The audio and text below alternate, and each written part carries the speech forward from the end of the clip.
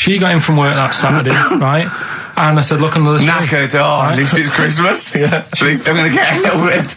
I said, look, you got some stuff under the tree, right? So, did you give her a sugar lump? Right, she was really chuffed with that. But she said she was a bit puzzled because I didn't know we had any wrapping paper, right? So I ended up using wallpaper. You didn't take it off the wall, though? You had some... No, it was some left over, right? So she said, why have you used wallpaper? I said, well, I didn't have any paper and you were getting in a bit and I wanted you to have a surprise. So she said, can I have a feel of them? I said, the presents. You thought, right, I've got the right thing. Yeah. Right. And then Christmas Day, I said, no, don't get carried away. It's nothing really good. You know, we said we weren't going to buy each other much. So there you go, open them. Yeah, go on. And can I just ask, had you received your present from her yet? Yeah. So what had you received? What did he have? Had some shoes. Nice. Right. Getaway game for PlayStation. Nice. I'm just tightening up the value of those. Go on, yeah. And just also think about how much fun and pleasure you get from them. Yeah. Although, of course, condoms, I can see the appeal. Well, okay. So I think also add to that bit 150 quid for a meal. If you're going to start totting up, 150 quid for a meal. I bought some shoes, 72 quid. Yeah, that was after the event, though. Doesn't matter. All right, so you received these, dare I say it, thoughtful and nice gifts. You handed over the box of condoms. They were wrapped up. She unwrapped them. Yeah. Go on, take us through it. Walk us through it. Well, it's not something you play with on Christmas morning.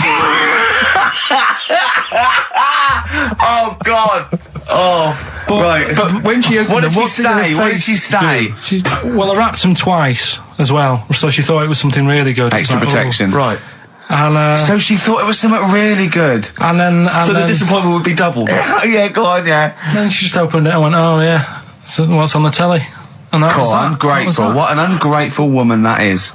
Well, fancy not wanting... I told her... A box of economy condoms from Boots. I said to her about the thing about, you know, it's all about the surprise and that, innit? Yeah. You explained that to her? Yeah. What, after she'd unwrapped it? Yeah. Thoughtful. And she was alright about it.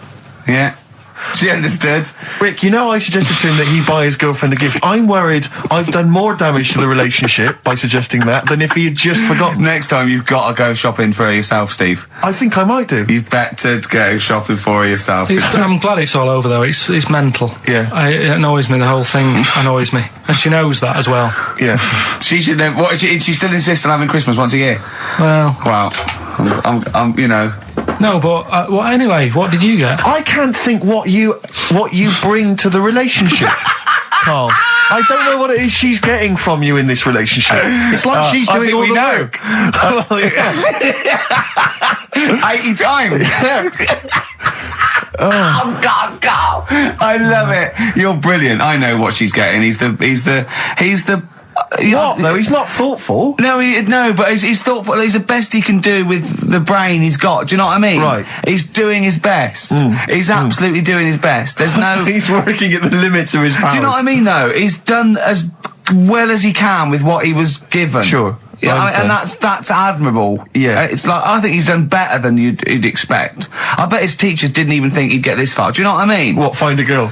No, well, yeah, a job, a girl. Yeah. Do you know what I mean? Clothe himself. He's done really well. What do you think, Carl? You think you've done well? I think I've done alright compared to some of my mates. What are they doing now? Probably not that much. Do you know what I mean? Mrs. Matthews said I wouldn't be an high flyer. I think I'm doing alright. Yeah. Do you know what I mean? I have a holiday every year. Got somewhere to live and that. Yeah. Got a new flat, haven't you? Yeah, so where are they then, the condoms? Did she show them to her family and friends? No. Take them into work? Look what Carl got me? I'm surprised she told Ricky, actually. I was a bit disappointed in that. Yeah. Because I didn't go shouting around. Well, she was so excited, Carl, clearly. She was just so pleased and proud. Yeah. All right, play records, we'll come back to it. No, that's it now. Streets, Don't Mug Yourself, XFM 104.9, Ricky Gervais, Steve Merchant, Karl Pilkington, a regular Santa Claus. I'll leave it. Oh, dear. Right, listen, right, yeah, New Year and all that. He's great, isn't he? Rockbusters is on the way. We're getting some good stuff coming in. I have to say, I'm amazed. Every answer I've had so far has been correct. I listen to the clues. I've got no idea, and I know you, Carl. I spend time with you. Have you seen the XFM listeners? Well, of course they're the same as Carl. Sure. Of course they've got the same mindset. Yeah. Oh. Right. So what did you do for New Year, incidentally? Well, I cocked it up a bit. Right. You're joking. Go on, You're here we joking. go. You're joking, mate. Go on. I went and booked a You table. got the wrong day. No, right. Booked a table at a restaurant that was shut.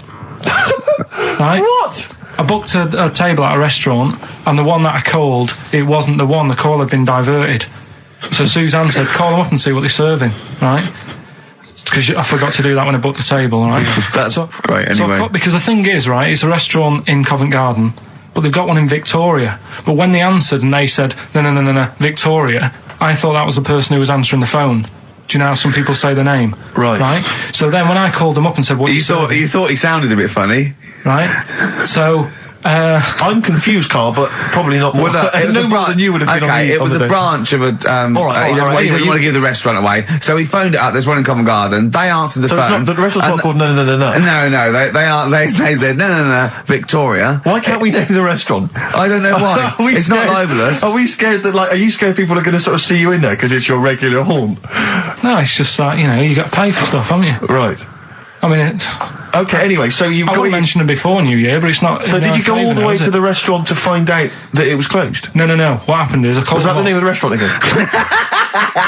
Right, the restaurant's called Christopher's. They've got one in Covent Garden, they've got one in Victoria. He phoned up, he went to book, it's a lovely restaurant, I've been there often, I recommend it to him. He phones up, said, can I have a table for he said, no problem, sir. Right? And then, Suzanne said, oh, you better call up, see if they've got any haddock on the, menu. And he went, hello, and they went, hello, Christopher's. Victoria went, Victoria? They went, yeah, he went, oh no. That's it, innit? So then I just said, no, forget it. I'm not going all the way over there. So I cancelled it, right? So then I called up Suzanne and said, look, I've made an error. The place we were going to is shut. Was she surprised again, or? So we're not going. So she said, oh, try some other places. And I did. They were all booked up, right? I was fed up anyway. I hate New Year. It's always like this, isn't it? So I said, look. You know the common factor in all these stories? You hate Christmas, you hate birthdays, you hate New Year. It is you. Right? Yeah. So I said, I'll sort something out. Yeah. So I went to Tesco. Leave it with me. Went to Tesco's, boots were shut. Got a lovely plate of condoms. Did you just stay in and play with her Christmas gifts? Blowing them up. I've done some balloons. Well, it was. I think we did stay in. And I watched that thing that, 100 Greatest Moments, which was annoying me. Did you see, there was a nudist on it? You know how I feel about them. Yeah. Right? Did you see him? Man with two knobs. There was a man with two knobs on it, and a nudist who just wanders about the house. But it said, and when he visits people, I was thinking, who lets him visit? I go, exactly, yeah. But he must go there with trousers on and go, hello, lovely to see you. Can I just pop all these off? Well, not really, no. And I tell you what annoyed me the most, they had a white sofa. If you were a nudist, you'd get a darker one. Right? So anyway, right, so we ended up watching that. That annoyed me. And then I was tired by about 11, and I said, oh, let's go to bed. And she said, you can't. And that annoys me, the fact that because it's New Year, you got to stay up. And it's like, well, why? Can't we just... They should bring it forward, so in case you want to... quarter to 10. Well, you stay up, and it's like my eyes were dead heavy, and I was like, oh, I want to go to sleep. So just stay up, and then it's midnight, and you go Happy New Year, then you go to bed. Yeah. Well, not everyone, Carl. Some people have a little party. So it's over with anyway. Yeah. Sorry, are you 86 years old? It just gets on my nerves. Do you ever enjoy it? You never seem to have any fun, Carl. This is what disappoints. This is what worries me. I feel like you're going to die. You're here, young, you're here, Carl, with us two. We've got three, as I was just saying to Steve, three of the greatest comedy minds ever in one room, and Steve pointed out, since the goodies. True. Do you know what I mean? Well, I mean, it should be party central. Yeah. So anyway, right, so this is when I spent time thinking of new ideas. Right. We've got Rockbusters, that's rolling. There's people coming in, they're getting them right. I don't understand it myself. As ever, Rick, you'll be amazed and confounded. So I don't know the answer, and I haven't looked at the answers. I just like that moment. It's like when you go down Christmas and you're excited about a present, and it's like some condoms. You know what I mean? Well, I love that. That moment. Yeah. I don't know how he's going to top that next year. I don't know how he's going to top that. All I can think of is some corn plasters. Right. It's all right, love. The batteries are included. Got you a pumice stone. Right, now, and then we went on to a whole thing about homeless. He wants to do a game show with celebrities being homeless for a week. What do you think? Actually, I've got to say, that's not bad at all. It's not bad, is it? No. Right, do you know how, Lenny Henry went to the jungle? Yeah. Right? And you've got, You've got who else did it? Joanna Lumley made slippers out of a bra, right? So I'm thinking, like, get a celebrity and say to him, no, just because. I'll tell you why, right? I'll tell you why all this came about. When I was walking back from that Christmas meal that I bought my girlfriend for 150 quid, right. Lest we forget, right? I was walking down Mortimer Street and there was a homeless fella there, and it was like, oh, you know, it's really, really bad. But the weird thing is, it was about, I don't know, probably about 8 o'clock. Yeah. No, about 9. Right. And he was asleep. And I just thought, do homeless people ever think, you know, I think I'll have an early one tonight? Right? That's what got me thinking. It's a bit weird, the whole lifestyle of it, the fact that he had an early night. So, the fact, what if it's a bit weird that he's sleeping not in a home, but on the street? No, it's just that if I was homeless, I'd probably stay up quite late, because it's not nice. Do you know what I mean? What are you talking about? Just being homeless isn't a good thing, is it? No. People forget how bad it is. Yeah. Right? But surely sleeping gets you out of reality. They sleep because they're tired. They can't sleep very well, so they need all the sleep they can get. Yeah, but sleeping's nice if you've got a nice big bed. What, you think that they can go, I'll stay up, I'll go to bed at 2, I'll go straight to sleep, and I'll pop up at 8 when the alarm clock goes off? Well, it's just what I was thinking, right? So I was thinking how bad it is, and it's, you know, especially this time of the year, you know. Yeah, it's terrible. It's the really worst thing. And to sort of give it some publicity and get a bit of help behind it, get celebrities, someone like Phil Mitchell, maybe, off EastEnders, who's a big fella, he can look after himself, put him in a shop doorway, have some cameras set far away in a building or something, they can film him, and it's up to him how he raises money for food to eat. He could sign autographs. Well, they wouldn't know him though, would they? Because you never look at a homeless person. You get, what's her name? Gail Porter.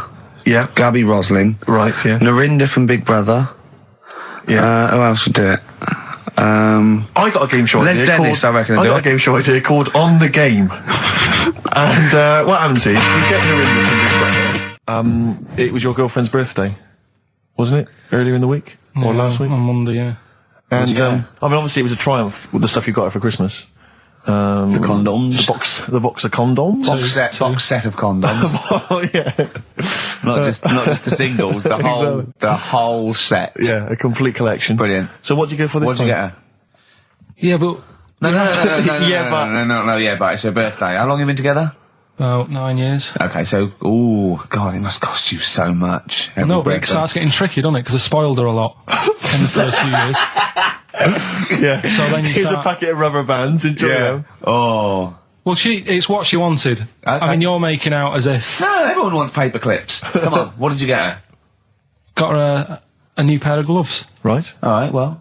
And? What, nice leather ones from Selfridges or Harrods or something? They were good ones, the sort she likes, so... They weren't... Well, they weren't the little woolen ones that she had. Yeah. I thought that was a joke when she said he got me these, because I laughed. No, but I know that's the one she did have. When they said it was his birthday, right, it was her birthday Monday, and me and Steve wanted to get her, and she went, he got me these, because she had those little woolen gloves on. I laughed, because I thought she was joking, Carl. That's what she wanted. Right. I've told you before about buying presents. Did those gloves have your name sewn in them?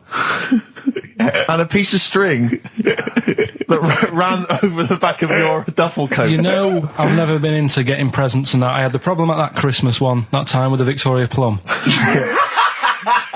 Yeah, we'd hate that. We'd hate to bring that back. We've done that. Because you talked about the book, because it's kind of to do with your dad, isn't it? He's a very bad gift buyer, was that the problem? Well, yeah, my dad just wouldn't bother.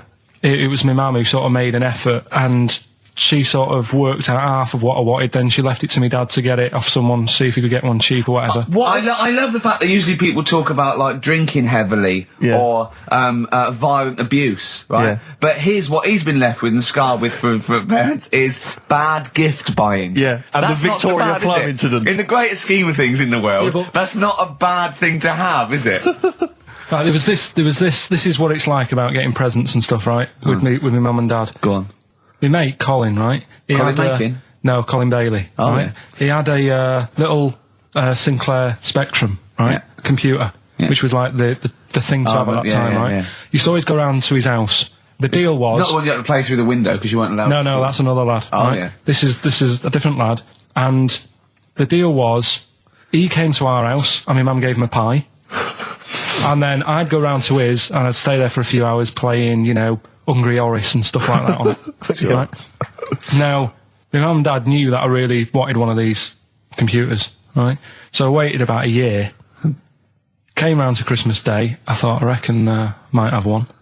Turned out they bought me the wrong one. They bought me a ZX81 instead of a Spectrum, right? And Christmas Day, I'm there trying to load the games up. It's not working. I'm thinking, what's wrong, right?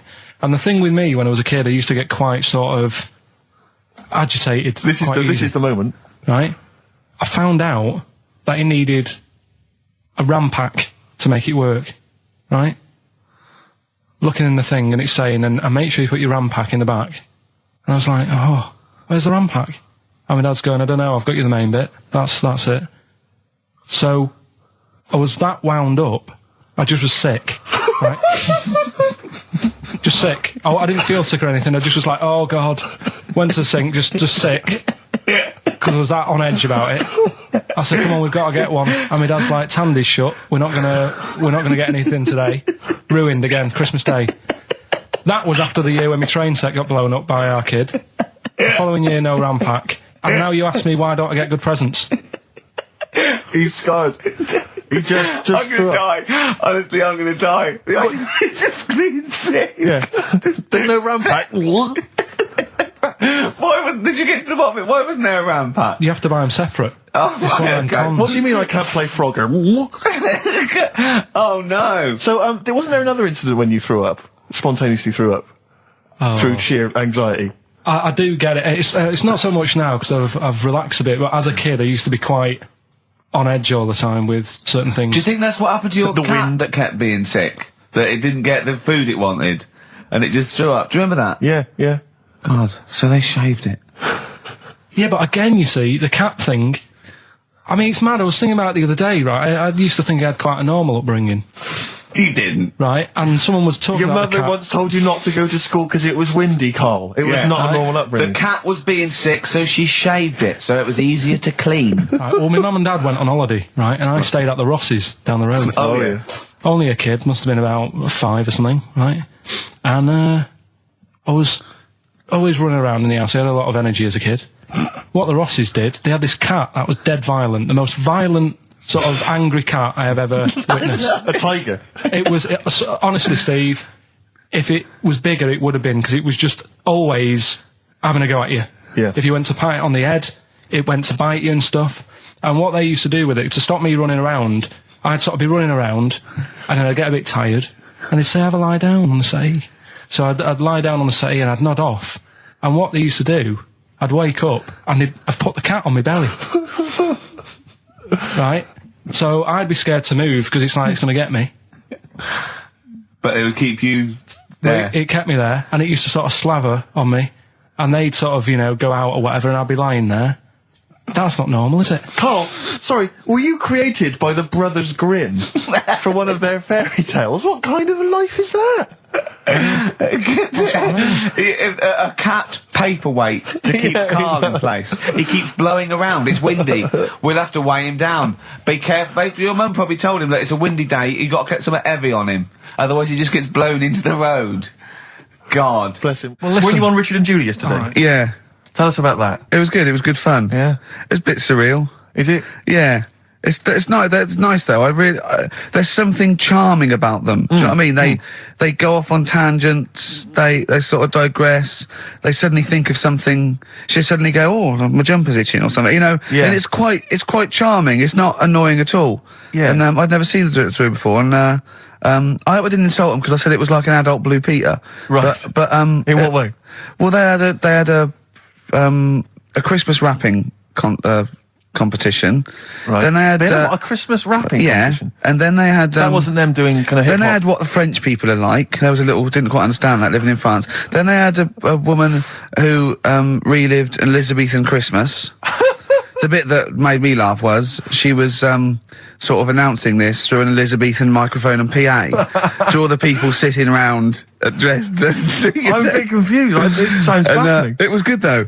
And at the end I said, next week I'll be washing a tortoise and that. Yeah. And the producer said, if you do want to make something for the show, we'll definitely feature it. So I might make some of those things that you spoke on Blue Peter, like send in sort of, you know, I remember they made a chest of drawers out of 3 matchboxes. Yeah. For Barbie doll or something, or Action Man. Roll Over DJ by Jet on XFM 104.9. I'm Ricky Gervais, with me Steve Merchant and Karl Pilkington. All right, Karl? Yeah. Bit miserable today, Karl. Let me explain why. Go on. Steve, and to you, the listeners. Well, we came in to a big bunch of stuff. Dropped off fights. Was it Becky from Marks and Spencer? Just like lovely stuff. Food, presents for the cat, books, just, you know, to Ricky and Steve who do the show, right? Ricky Gervais and Steve Merchant. GQ presenters of the year. Creators of The Office, right? Award winning. Carl's looking over. I go, well, maybe, it's not for you, no. And then he told me why he's grumpy anyway. Go on. Do you know what XFM are giving everyone? How long have you been here? About 6 years. What are you getting for Christmas from XFM? 2 CDs. Is that of your choice, or do they choose them? There's a list of about 30. Right. Tell them what you chose. 30 CDs. I've gone for Kings of Leon album. Yeah. And the best of Bob Marley. Haven't we, like, given them away in the past or something? Or you could have burnt them off, couldn't you? You could have done copies. Illegal, but you could have done that anytime you wanted. I don't think Bob Marley minds if you bootleg his CDs. It's out of order, though, isn't it? It is bad. Although is that always the case? Has it always been the truth of all the time you've been here? No, it has been better than this. Yeah, although you do get paid quite well and you do have an easier time. Yeah, but don't give me the CDs then. If it was a milkman, you don't go, I have 2 bottles of semi-skimmed. Happy Christmas. Yeah. That is a valid point. Do you know what I mean? Have you complained? Who is it who made this decision? There's no point. No point, is there? Why? Just no point. I don't like moaning anyway, just... Ah! Has it come from up top? Is it like from the capital people? Just everyone. That's what everyone gets. Yeah. Yeah, but will Christian get 2 CDs for getting up at 4:30 every day for about 5 years? And keeping the station afloat. Probably. Yeah. So that's why I'm a bit fed up. What you listen to first, Marley or Leon? Well, you have a bit of Marley. I'll tell you what Marley's good for as well. You're going to have a little beach holiday, aren't you, over Christmas, going to Lanzarote? Listening to that on the beach, you'll realise how wise XFM are in the long run. You know, you go, well, look, they could have given me 400 quid, right? Well, I'd have spent that. But this is, you know, the legend lives on. It keeps on giving. So you're probably, you know what I mean?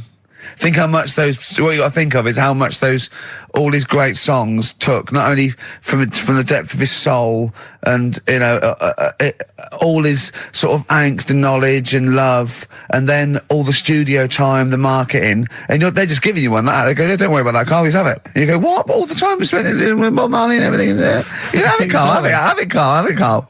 And Practice. Yeah, have that. Thanks, well done. Carry on. We're still going to pay you for the work. Yeah. That's just something on top. Here's a little piece of Bob, free. Yeah, so don't moan, it's extra. So, they didn't have to give you it at all. Play a record, you ungrateful little swine. Some people, like the homeless, aren't getting anything this Christmas. This is my favourite Elvis Costello track of all time. It's Alison. This wasn't on the list. Right. Elvis Costello? Alison on XFM 104.9. So, that's it. Maybe, I'll tell you what, a good idea, Carl, just beg, just ask for other things. What do you want? What do you want for Christmas? You must have a big fan base out there willing to make you things. Maybe like a little, I don't know, pair of gloves. A little woolly hat. If you want to send a necklace in for Suzanne, that'd be handy.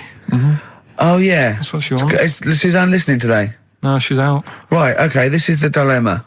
Me and Steve, yesterday, were trying to convince Carl that it would be a good idea to buy Suzanne a Christmas present. Okay? Now, why aren't you going to buy her a Christmas present? Explain, Carl, why you don't think you should buy her a Christmas present.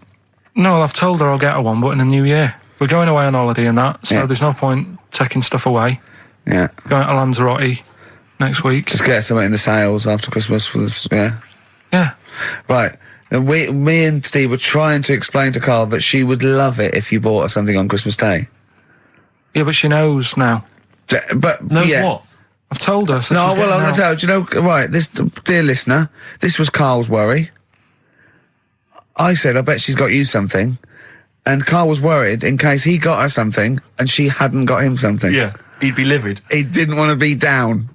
He didn't want to be a present down. Yeah. Look at his face. So buy her a nice necklace. Don't spend, just spend £100, you know, just a little token. We're going away. We're going taking her away on holiday. No, you're not taking her away, are you? What, you're paying for it, are you? Yeah. Are you really? Well, half and half and that. Right. So you're paying for you to go on holiday? That's good of you. So the gift is your company, really? She's done all right. She's done all right. Why do you talk like you're 60 years old? And you've been working down the mines. I don't know, she's done all right. Do you go home to her and say, Suzanne, you're bloody lucky? I mean, You've fallen on your feet. to Look be who fair, you've Rick, got. What? I'm not sure she has done all right. I don't want to be critical, but... Oh, dear. So what are you going to get in the sales? What are you going to get her? Yeah, it depends. I'm thinking, I mean, I'll give her the choice. She can have Kingsley and or Bob Marley. Right, I'll let her decide there. Oh, dear. I can't wait to see you. Where are you going, Lanzarote? Yeah, Where's that? don't know. Suzanne sorted it out. I said, Lanzarote, I said, is that Africa or is it Spain or Portugal? Just thought you don't know. I went, what do you mean don't know? I goes, well, what's the currency? I went, don't know. I said, Suzanne booked this one, did she? Yeah. I thought, where is it? Is Lanzarote African or? Foreign. like Somewhere foreign. I was looking last night, and doesn't look that good. Like one of the highlights of the things it says you've got to do is go and have. Apparently, they've got restaurants in caves, and that's like one of the things they say you must do. So, if that's a highlight, do you know what I mean? So I'll do that. Go and see what that's like. Yeah. When you're on the beach, Carl, do you wear the very, very tight Speedos? No. Do you walk What do around you with wear? them? Sort of longish shorts, Yeah. t-shirt on, probably with a sort of a light shirt on top of that. Right, sure. So quite wrapped up then. Covered up. Do you wear a hat? Because obviously the bald head, there's risk of sunburn. No, I just put a bit of lotion on it. Lotion on there. Yeah. Just have a bit of a wander down the beach, have a look. Yeah. See if there's any old blokes with their tackle out and a backpack.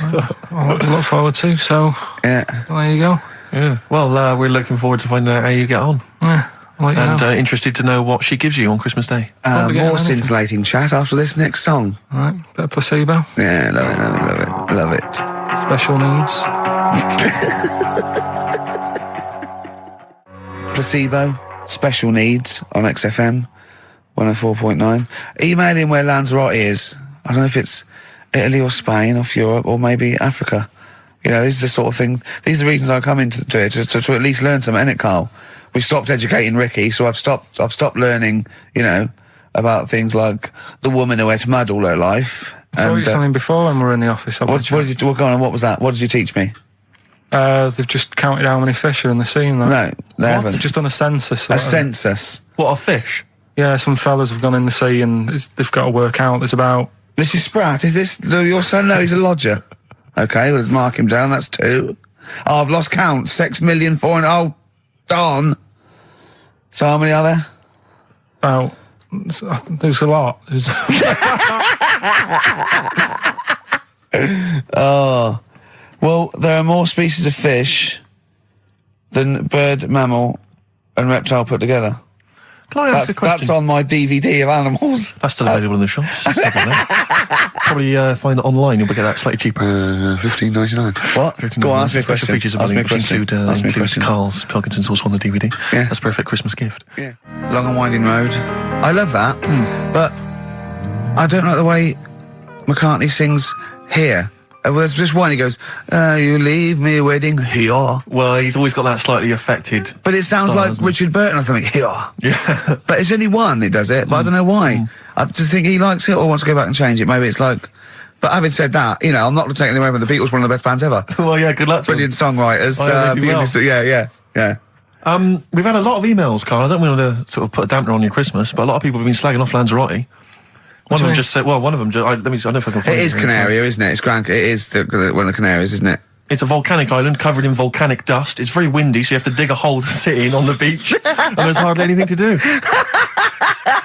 That's from Mike Godham, he says, unless you like quad biking. Well, you know, you've seen what happened to No, Ozzy don't Osbourne go this quad week, so don't do biking. that. Not with your little head. There's no protection at all, is there? I don't know what you're thinking. I don't know. At least Rick Mann and Ozzy had lots of hair. Yours would be like Humpty Dumpty. It would crack like a little egg. And then we'd seen, there's no kings or kings horses. So, Well, they couldn't do the job anyway. No, shouldn't really send them. They're not really qualified. Horses not equipped to put send back a medical man like Neil Fox in yes. to mend but not eggs. some kind of military horse. I bet he's had egg on his face a few times, hasn't he? What, Foxy? Yeah. Most of the series are Pop Idol. Right, Carl. Lanzarote, good or bad? Well, you got to give it a go, haven't you? Yeah, well done. Give everywhere a go. Exactly. That's what I was saying. Don't just take the word for it. I mean, if it had said an Alanova, Lanzarote shit, he'd have believed it. Sure. If he'd have overheard it in a pub, Lanzarote a crap, he'd have believed it. He'd have seen it on a website that was mainly concerned with monkeys and witches, he'd have believed it. Yeah. As it is. Everybody raves about New York, and when I went there, I thought it was rubbish. Well, you're an idiot then, because that is possibly the greatest city in the world, along with London. Subjective, though. That's why they have holiday programmes and that, innit? So you see it and you decide for yourself and that. Yeah, but you saw Venice on a holiday programme, as you put it. You went there and you went, it was rubbish, full of black bin liners. Well, it is. Right. Didn't they show them? It stunk. Didn't Judith Chalmers say that? Oh, it stinks here and there's loads of rubbish everywhere. No, she didn't. Did she mention that? Oh, that's what I mean. So it depends what you want from holiday, doesn't it? Well, yeah. So you're an idiot if you don't like New York, so next. Anyway, come on, break up, guys. Kiss and make up. Right back, just for Christmas. Brilliant. I've only got two, really, what? because I was trying to work one out before, right, in my little room. Yeah. I was looking at different band names, thinking, what can I do? Yeah. Couldn't concentrate, because Ricky was in there, trying to spray deodorant all over the place. Right? Well, you should have done them yesterday. You should have shut me out. Right. So there's just two. Brilliant. Well, Okay. I've kind of got an idea for the third one. fine, I'll yeah. have a go. Yeah. Right, so anyway, the first one... Should we play a record and come back to this? Cause We'll do it quickly, we'll do it quickly. No, play a record. This is then. rubbish. Yeah. Rubbish. Libertines. Useless. Give me the gifts. Let me have a look what prizes you've got. Libertines, Don't Look Back Into the Sun on XFM. Well, the general public are getting involved with Carl's holiday, and I mean, this has been a damning report on Lanzarote. There's not been a positive word written about Lanzarote so far. Wow. It's volcanic, there's no natural water supply. Apparently there's no natural water supply. It's You all have to sit in a imported. hole. What do you think of this, Carl? What do you think of the people that want you to know that you're going to a rubbish place when you can't change it? What do you think of that? Rubbish though, will it? What do you mean? Be all right. What do you mean it'll be right? Because I'm going to go there thinking, oh, there's no water and that, and there will be water. No, they didn't say there's no water. What did they say then? There's no natural water supply. Whatever. I'm not bothered. It doesn't bother me. All right. I'm going to have a good time and that. What are you going to do? What's your plan to do? Got a book. What book you got? Rich Hall book. I'm just going to read that. So, Brilliant. And the weather's better than here, isn't it? Yeah. So... have a good time. Someone emailed just now. They said they're listening online and there's a problem with their computer and everything's sped up. The music's sped up. Our voices, Rick, are sped up, except Carl's. That's how slow he speaks. So when everything's sped up, he sounds a normal. Right, we're doing Rockbusters. Yeah, come on. What rubbish. I wonder why we stopped this game. Well, I think it's probably exhausted him. He needs to go to some kind of volcanic dust island for a holiday. With no water, Yeah, exactly. just to dry out and get some new ideas. Oh, I'd love to see you sitting there on these black ash sands, just sitting there going, I'm thirsty, Suzanne. There's no natural water. I've finished my Rich Old book. I can't focus. I'm going blind. I need some water. Oh, brilliant. Oh, bless him. Anyway, happy Christmas. We said we weren't getting out, didn't we? Right, go on then. It was the premiere. Did you see the coverage? There was a premiere of Lord of the Rings Part 3. I can't be bothered. I mean, man alive, I'm sick of Lord I of the watched Rings. the first one and I was actually I've never been into all that sort of stuff. Never liked it. Gollum and Dungeons and Dragons and No. gatekeepers and weird magic and Harry Potter makes I want to punch his face in. I know what you mean. But I mean, it's sort of like, Well, Lord of the Rings, when I was at school, if you were into that sort of thing, you were a nerdlinger. They would beat you up, they'd shout Exactly. heckle abuse, all that sort of thing. You know, I wasn't a fan. I actually don't know anyone who admitted they were into that I know. nonsense. It was shameful. It was embarrassing. Now, the whole world's gone crazy for it. Even the tough guys, the hard nuts, the streetwise kids, they're loving it. Can't wait for the third one. I see people raving about it. It's Jonathan Ross, all these people going, it's the best thing I've ever seen. It's It's 3 hours and 10 minutes of trolls and goblins and magic spells and large feet and magic rings. I'm loving all that crap. What's wrong with you people? I will smite you with my sword. It's just interminable. The orcs and the Norks. I saw some people playing this game. They had a big manual and a dice, and they're in a pub, and they're all fat with beards, right? And he threw a dice, and he looked down, he went, and he said something like, outside them, 3 miles to Mumra. And they went, oh, well done. I know. I want to go and say, what is this game? Yeah. What? It's absolutely extraordinary. Well, they showed some coverage of the Lord of the Rings premiere on TV, and there were people dressed up as some of the characters. Yeah. There was a girl chatting saying, well, I just think Gollum's hilarious. What? People talking about telling me Gollum's hilarious in this new film. How is he funny, my precious? Oh, my precious. What's funny about this? I'm losing it. I'm genuinely... Is he like Yoda? I don't know what the joke is. I'm missing it all. And when the walking trees started talking... Oh man, I love it. Gollum's the little one that looks a bit like Gandhi. Yeah, exactly. The computer animated Gandhi. Yeah. Yeah. Is that all right? Yeah. I think that's how he's described in the book. But this is the other thing. I say, then they go, well, Tolkien, J.R.R. Tolkien, he's a genius. You know, he created his own language. Whoopee! Carl comes up with a new word every week that he's made up. He's not a genius. Yeah. Well, the bloke, a look of frighteningness came across his face. Frighteningness. Yeah. Carl's new word. No Blue Sky, The Thorns. That's beautiful, isn't it? On XFM 104.9. Carl, you're losing your rag a little bit. What's the matter? Nothing, go on. See? What's the matter? What's the matter with Carl? I've got something to cheer him up. Someone's emailed in, Emma's emailed in, she said that for those that know, those in the know, they referred to Lanzarote as Lanzagrotte. Brilliant. He's a bit fed up. He's got 2 CDs for Christmas from a company that's been with for 6 years. He's a little bit grumpy about having to answer the phones. He wouldn't go and make Steve another cup of tea immediately. Selfish. Yeah. Carl, what are you thinking? Nothing. Go on, what were you doing? Come on, Carl, you're getting paid for this. Project. Out. We'll take one of those CDs away. All right. Right, okay. Are you in a film this week, Carl? We're doing that now? Yeah, go on. Get it over with. Hang on a minute then. Get it over with. Let's get this show over with. We can go home. You can go off to Lanzarote and sit on some ash. Some charcoal. He's not happy about that. That's annoyed him. The listeners have all ganged up on him. Yeah. XFM giving him 2 CDs. We've had more calls for his resignation this week than ever before. What do you think of that, Carl? What do you mean? There's another reason. Do you know what I mean, though? Because he's grumpy. He's not just giving it. He goes, well, I can't help it, can I? I don't want it. You're being paid well to do a job. People have tuned in to be entertained, to have good songs. Me and Steve are working here. I'm pressing the buttons. I'm paid to press the buttons. That's what I'm doing. Has every CD started on time? Then why would they give you Monday off if you just paid to press the buttons? Don't get every other Monday off, do I? So have you stopped doing that now, have you? Well, yeah. Why? Because there's work to do in that. But I'm not moaning about it. Let's get on with it. Right, Scrooge, right, is the film that I'm in. Thought I'd do a Christmassy one. Okay. Right? Yeah. Get people in the Christmas mood and that. Yeah, you have. Yeah, you have got people in the Christmas mood. You're like Santa visiting them. So it's you in the film Scrooge. Yeah. Which version of Scrooge? The old one. Is it? If it's just you moaning with bells, I'll be annoyed. Right, that is essentially Scrooge. Yeah. Right, Scrooge. Listen to this, and then there's some question at the end, and you can win some stuff and that. Yeah. All right. Yeah.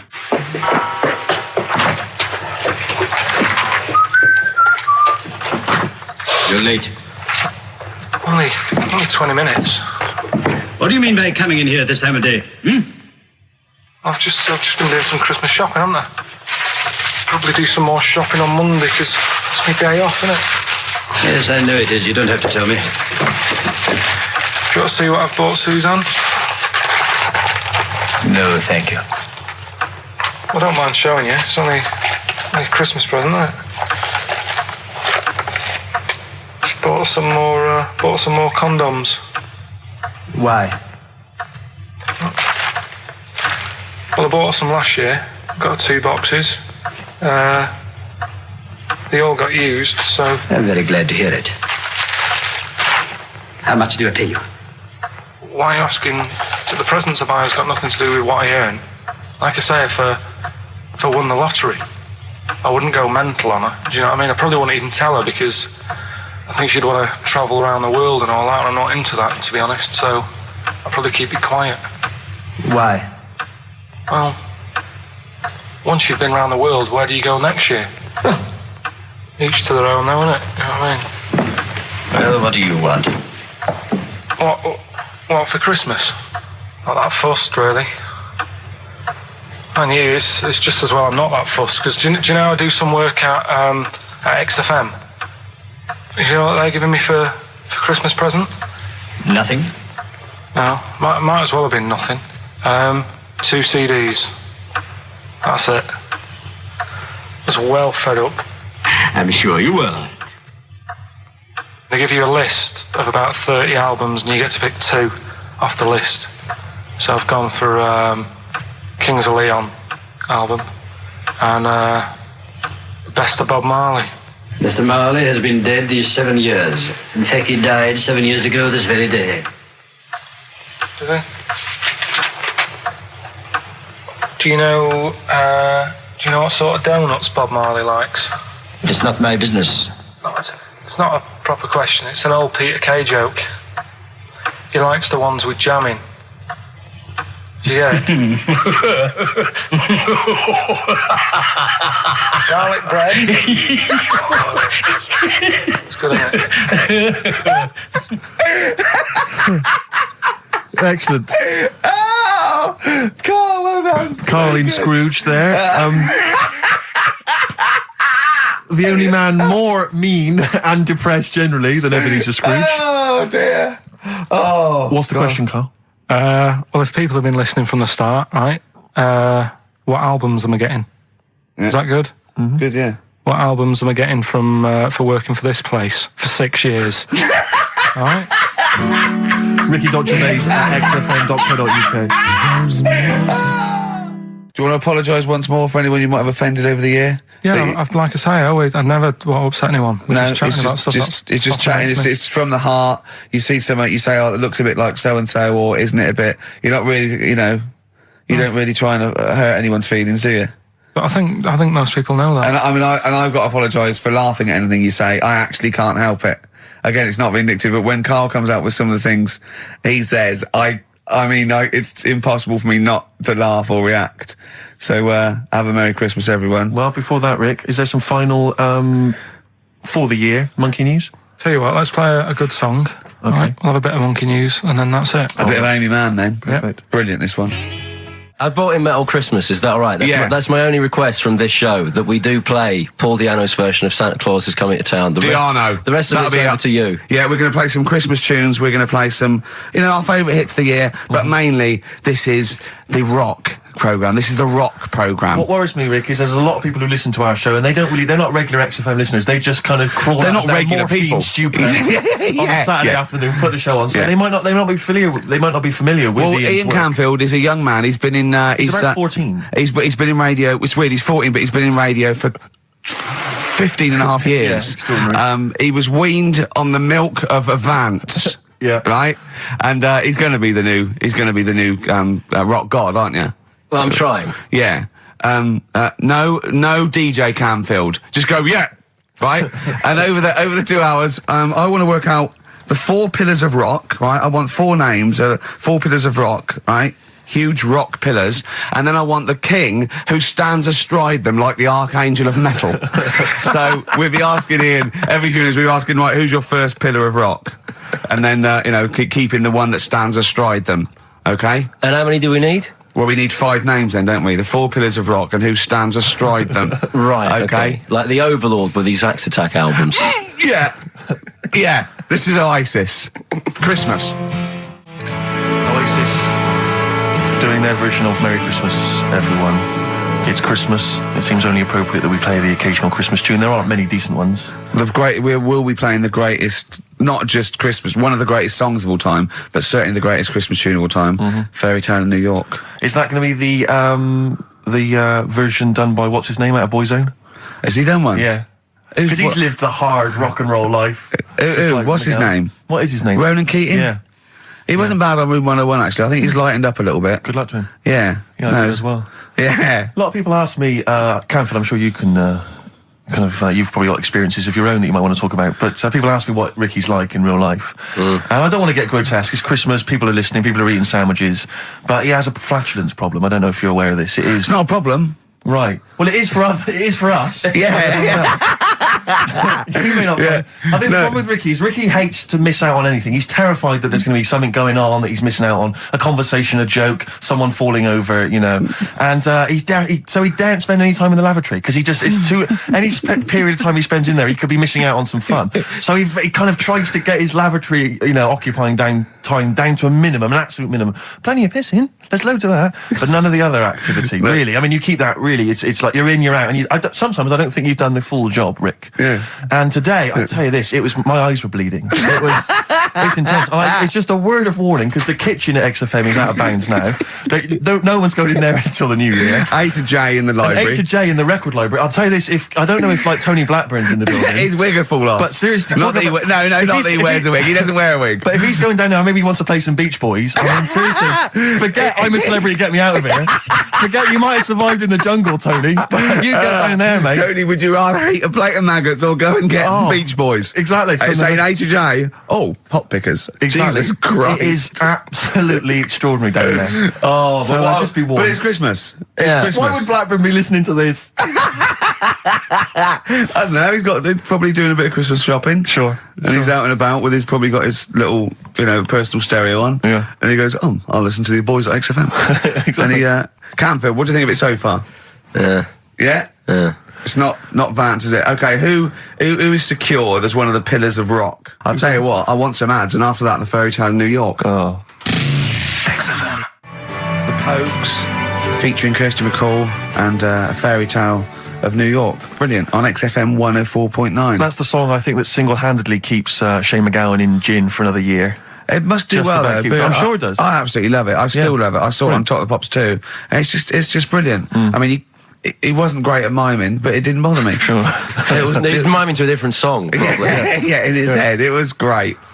I had a little visit in the week, Rick. I think you missed out. A little Christmas visit from, I know he's a friend of yours. He's a friend of He's a friend of the nation. Go on. TV illusionist Darren Brown. Oh, yeah. Yeah, he's bought a new pad. Yeah. And he just came around to tell me about it. Yeah. And it's interesting because... Somewhere to keep his guns. Exactly. And he... I can never know kind of how much, he's just playing with your mind, experimenting. But he was telling me about the place, and apparently... Say he loves you? he's got a B-day in the house. Now, we were discussing B-days because... Never understood that. I've never got my head around it. To this day... He's not meant to. Well, no. But I don't think I've ever met anyone who's used a B-day. Oh, Darren Brown does. He's known as the cleanest arse in Modern Magic. Yeah. I think, Rick, I was the subject of a Christmas con in the week. What, you mean you bought something for £4, then saw it for £3.90 as you walked home? That would make me livid. Because I've seen you really livid. I'm absolutely furious. When I bought my PlayStation, I saw I could get it for £5 cheaper down the road. I was absolutely And fuming. you'd already walked to about 19 places, I remember. Yeah. I actually left you after about an hour. Yeah. No, I do. I'm furious because I got to get a bargain. I hate the feeling that I'm being ripped off. Yeah. And I'll tell you this, I'm loving online shopping. Oh, the savings I'm making, Rick. Really? It's crazy. Really? Getting 15, 20 quid off some things. Is it really? Oh, amazing. But these things, I might point out, are like Jaguars and Mitsubishi cars. Exactly. Yeah, but it's worth shopping round. No, this was not so much a con. It was a con, but it wasn't so much one of those just a missed bargain. Yeah. Doorbell rings, answer it. It's a couple of girls. They must have been 13 or 14, maybe. Now, I've always had a problem with teenagers. I'm intimidated by teenagers. In case they call you a dork or something. Well, I mean, I told you before, I was walking down the street once, and there's two guys coming towards me. I mean, real losers. Do you know what I mean? Glasses, the spots, greasy hair. Do you know, really pathetic. And I was sniggering to myself. I was thinking, look at those losers. And as I passed them, I heard one of them look at me and say to his mate, look at that geek. I was furious. I was thinking, I'm allowed to call you a nerdlinger, but gee, I didn't expect it back. I was really furious and upset. And so, as I say, these teenagers are at the door, and they were quite aggressive, quite aggressive girls. And they had a piece of A4 paper, and they went, "We're doing a sponsored thing." Yeah. But I didn't quite catch what it was they were doing that was sponsored. I think they sort of fudged it. They went, "We're doing a sponsor." Oh yeah. And I went, right. And they went, "Do you want to sponsor us?" Boy, they picked on the wrong person. I was a bit intimidated. I don't know why I said no. I was worried maybe it was part of some kind of, hidden camera show, Yeah. And so I said, yeah, all right, I'll sponsor you. So they handed me this form, and I always thought you were supposed to have quite an official-looking form for any sponsorship thing. But this was literally a piece of A4 torn out of a notepad. It was the back of a Gareth Gates poster. Exactly. And, with some blue tack on it. Yeah, well, and I looked at it, and I didn't really absorb it, but it had things like, Mrs. Jones, Mrs. Smith, £5. Yeah. And then no one's actual address, just Finchley Road, nothing too specific. Yeah. So I wrote my name on, and put down £3, because a lot of people were giving $5, but I thought, I'm not made of money, it's Christmas. I've got to buy gifts and stuff. So I gave him a £5 and asked for change. Yeah, well, I gave him £3. I said, I'll sponsor you for £3. Best of luck. And they went, can we have the money? And I said, well, aren't you supposed to do the thing? And the woman the girl just looked at me, she just went, no. So I gave her £3. But what difference does it make? Well, I'm assuming, though, that it's not going to any charity. It's no sponsored thing at all. But then I'm not being funny. The charity that it's not going to, you wouldn't have given to it anyway. It's true enough. So all that's happened is you're £3 down. But I'm £3 down. Yeah, but if it would have gone to charity, it'd be £3 down. The fact that it hasn't gone to charity doesn't matter because you wouldn't have given it to charity. Yeah, but if it had gone to charity, Rick, I'd have felt a little bit superior, a little bit smug. That would have kept me going for another 6 months. Whereas now it's just gone to a couple of weeks off the street, who are scamming people, possibly old people, Rick, and that's who I feel sorry for. They've not got a great deal of money. That's why I'm not worried about myself. I've got a bit of cash. What about the old people? Yeah. Although you are £3 down, which probably still hurts, doesn't it? It's still stinging. That's why I just like to tell you now, get off my chest. It's Merry Christmas. Thing, yeah. Just be careful. If you're living up in North London, be careful. There's 2 girls that are going around. I expect, they might come to your door. But they might be wary. Be genuine. No, I don't think so. No. They were common. They were very common. Do you know what I mean? Was the giveaway things like, Santa Claus had given £10, Exactly. Tony Blair had given £1? Yeah, I know what you mean. Yeah, I think you were conned, mate. Yeah. Right. Won't Get Fooled Again by The Who. Ian, I'm going to ask your expert opinion. Is that not one of the greatest rock songs of all time? Yeah, if you'd have played the proper version of it. I know, but it's 6.5 minutes, and we usually do, but we just thought, it's Christmas, people want to... but have him or Jonah Louis. Yeah, but we could have played like the full 8 minutes rather than making the show sound like strolling round to your local Asda with the Christmas songs with a little bit more racism. That to me sounds like fighting talk. You want a rock challenge, Canfield. You can't handle the truth. The trouble with that song is, don't know about it. It could sound like he's saying something to do with bell ends. Well, yeah. What? Heaven forbid. What? You think he meant that? Did he? Probably. No. That's The Darkness on XFM 104.9. Bellend. Yeah. What other rude words are there? Cock. Yeah, that is rude. Yeah. Especially at Christmas. Especially at Christmas, yeah. It's time for families. I know. Now listen, time for family. Now, Ian. Yes. Who is your fourth? We need a lead singer in this mega group, the monoliths of rock. Who we got? Lemmy, Keith Richards. We've got Keith Richards on guitar. We've got Lemmy on bass. Yeah. We've got Keith Moon on skins. Right. Some terminology coming out there. Yeah. Who's doing the Vox? Who's given Golden Tonsils Award? Robert Plant. He's gone for Plant. He's gone for Plant. A lot of trap names there. There is the group. The lineup is Moon, Lemmy, Richard, Plant. Okay. Now our competition, Steve. Name that group. Okay. What's the best, heaviest rock name ever? Sure. This is obviously not a name that already exists. No. Okay.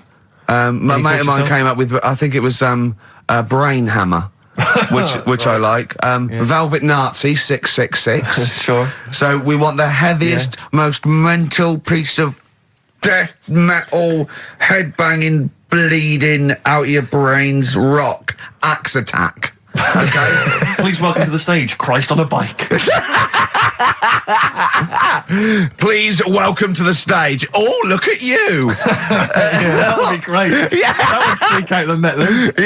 Yeah. Cheeky. Yeah. Oh, now listen. They need a manager. They need someone who could introduce them. They need someone to stand astride them. Who is the leader now? Who is the king of all that rocks? Well, it's obviously Tommy Vance, isn't it? Do you know what worries me, Rick? We've said Vance a lot today. I'm wondering if the kids today, do they know Tommy Vance? Are they familiar with him? If they don't know, they shouldn't be listening. Okay. Fair enough. So Vance is their manager. He needs to. They're on at Wembley. He's got them on at Wembley. They're the greatest rock band of all time. We need the name. Please please welcome to the stage. What are they called? Phone in, email in, and the prize, we're going to get some... We'll rummage through the bins as Carl normally does. Get some old tat like Carl does, some VHSs, some CDs, greatest air guitar ever. Betamax. Yeah. Do we need to give out the numbers and stuff? Well, can email, don't can't get them to phone in. You don't want to talk to him, Ian, seriously. No, you don't want to, you know when, what's his name says to Agent Starling as she's going to meet Hannibal, don't let him inside your head. Yeah. Don't talk to the listeners, Ian. Exactly, it's very much the same Please thing. I'm a bit concerned that my email's going to be besieged by people sending you links to how to clean out the B-Day. Well, that's all right. But what's the most mental head bleeding, banging brain hammer operation this band can be called? Call in, Rick, because it always amuses me. I know it's cruel to put you on the spot, but some of your former band names have always amused me. Well, the worst. The worst one. Right, I'll just leave this. Ricky's had a number of bands over the years. What was the worst one? Ready? Get ready to play that record because I don't want any aftermath. No, hang on, before you tell me, what was the one? Because these pictures of you, like when you were New Romantic, keep on being published. That was Shauna dancing. Yeah, but someone that's pretty bad. But someone told me, they were like, "Oh, ask him about when he tried to be Bon Jovi." Can you imagine such a thing? I know the name you're thinking of.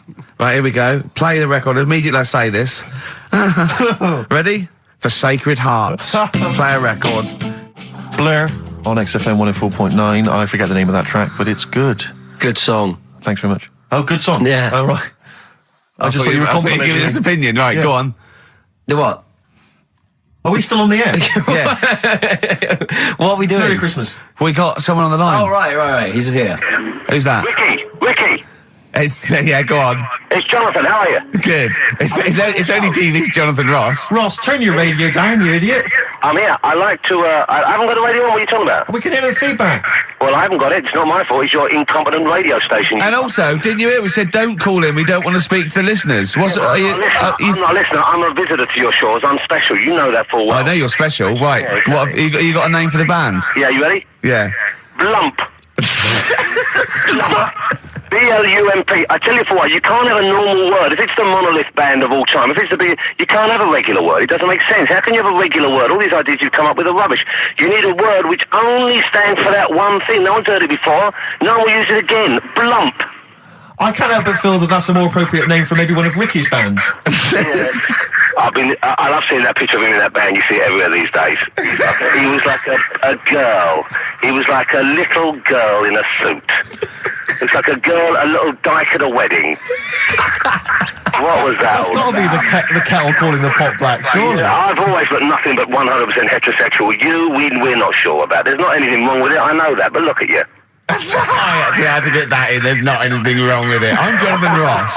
Oh dear. I was thinking the other day, right? Oh, yeah?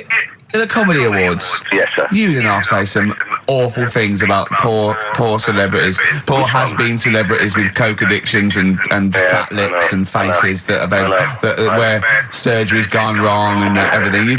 And when they're on the show, they're going, "Oh, you look lovely." Yeah, I'm nice to them. Well, I'm nice to them to their face, but obviously when I'm not with them, I like to let my true feelings be known. What's wrong with that? That's how everyone. Well, I'll tell you what, you can get anything off your chest you want on this show. Any celebrities you want to talk about? There's no one listening. Yeah, it's just between me and you. A lot of people listen. They listen to my show, and after they've had a few hours of good laughs, they like something bland to just cool them down afterwards. So they flip over. We know this happens. Did you mention my DVD on your radio show? You know what? I forgot to. I forgot to mention it. Christ! I meant to mention by the office, but I forgot to mention it. And then I thought afterwards, it's not like he needs the cash, is it? You know, it's not like he needs it. It's not like it is, but he's probably earned more money in a short space. You're like a lottery winner, and you've got about as much taste. You're like one of those burglars who's won the lottery. I have. I'm dressed like an Albanian window cleaner at the moment. Burglar from Reading who won the lottery, and now he's fritting it away on what? I do feel sorry for my neighbours. I've moved into a really nice place. I feel like it's the hillbillies. No, it's nice he's moved in though, because it's nice. He's given them something to sort of talk about behind your back. You've united the whole block. Right, go and play with some Japanese wind-up toys now. I'm going home to play Mario Double Dash with my son. It's going to be a good afternoon. I phoned you once after I finished my show. It was about 5 minutes past 3. Yeah. And I don't mind if you I said, "How you doing?" You went, "It's brilliant." You said, this is what you said. You went, "Everyone's out. Jane's taking the kids out. I've already masturbated twice, and I'm playing with a new Japanese toy." I'm masturbating now. Play record. I just wonder if there's one more contender. I don't know who this was, Ian, that phoned in with it, but possibly it's topical. Deathly Hem. Yeah. Deathly Hem. It's brilliant. Oh, it's Deathly Hem. Please welcome to the stage, Deathly It's Hem. Deathly Hem. Who's that? We've got to give it to I don't know who that was. Oh, but, well, if you came up with Deathly Hem, email again. Deathly Hem. It's the greatest name for the greatest rock band of all time. Will you please welcome to the stage, Deathly Hem? It's Golden Tonsils. Isn't it?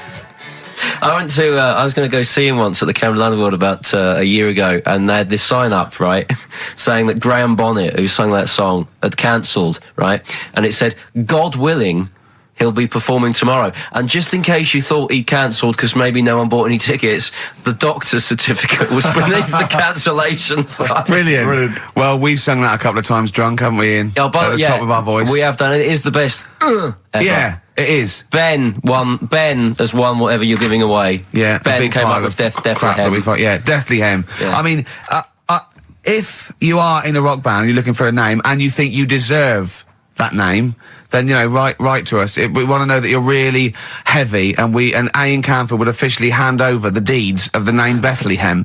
Deathly Hem? Deathly Hem, yeah. Deathly Hem. They only play at Christmas. You only play, like, big venues at Christmas, and it's all things about, like, fighting, like, good versus evil, and God versus the devil, and you got to write songs like that, yeah. Deathly Hem on XFM 104.9. Perhaps that the debut should certainly be a concept album based on the Nativity play. Yeah, Nativity, yeah, that'd be just good. the whole kind of Old Testament in kind of rock form. Yeah. With, like, it'd be extraordinary. It's the battle for humanity. Yeah. It's called Humanity Manatee, and it's a fight in the ocean of hell. Yes, sure. Yeah. Sure. Yeah. I'd like to see a serpent maybe pictured There'd somewhere. Be a serpent, in isn't it? Track four. Track four. Yeah. I think we should give massive props and suitable regards to Ian Camphor. He's come in, he's pressed the buttons. He stood in for an idiot brilliantly. He has stood in for the retarded. It's a shame that you've not displayed some of the usual incompetence that we've come to love and expect from Carl. It's a shame. Okay, well, you are the greatest DJ in the world, though. The way you sort of like drop press these buttons, but you know. Every time I've pressed a button off air, Ricky's been going, "Oh, what great DJ!" It's great because he ends it. It's just brilliant. I mean, we're lucky if we can talk with the mic on. That's the title, not talk over a record.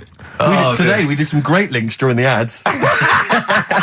Yeah, and of course, Jonathan Ross masturbating live on air. Just looking back at some of the highlights. You of this don't get that on Capital Gold, do you? Like Tony Blackburn getting a call from Fluff Freeman going, "All right, mate, I'm knocking one out." Yeah. Well, have a lovely Christmas. Have a bloody great Christmas. Have a bloody great Christmas. It's the best of next week. Yep. The best of the last few weeks with some tat, you know, Carl's put together. We're back in January. We're playing some of our favourite songs of the year. I'm looking forward to seeing Pilker's tan and pictures from his holiday. Covered in ash from the beach. Yeah. And we're back on the 3rd, I believe. But Ian, do you want to introduce one? This is Ian's choice for the day. Yeah. We'll see you next week in spirit, and then we're back on the 3rd with Pilkers.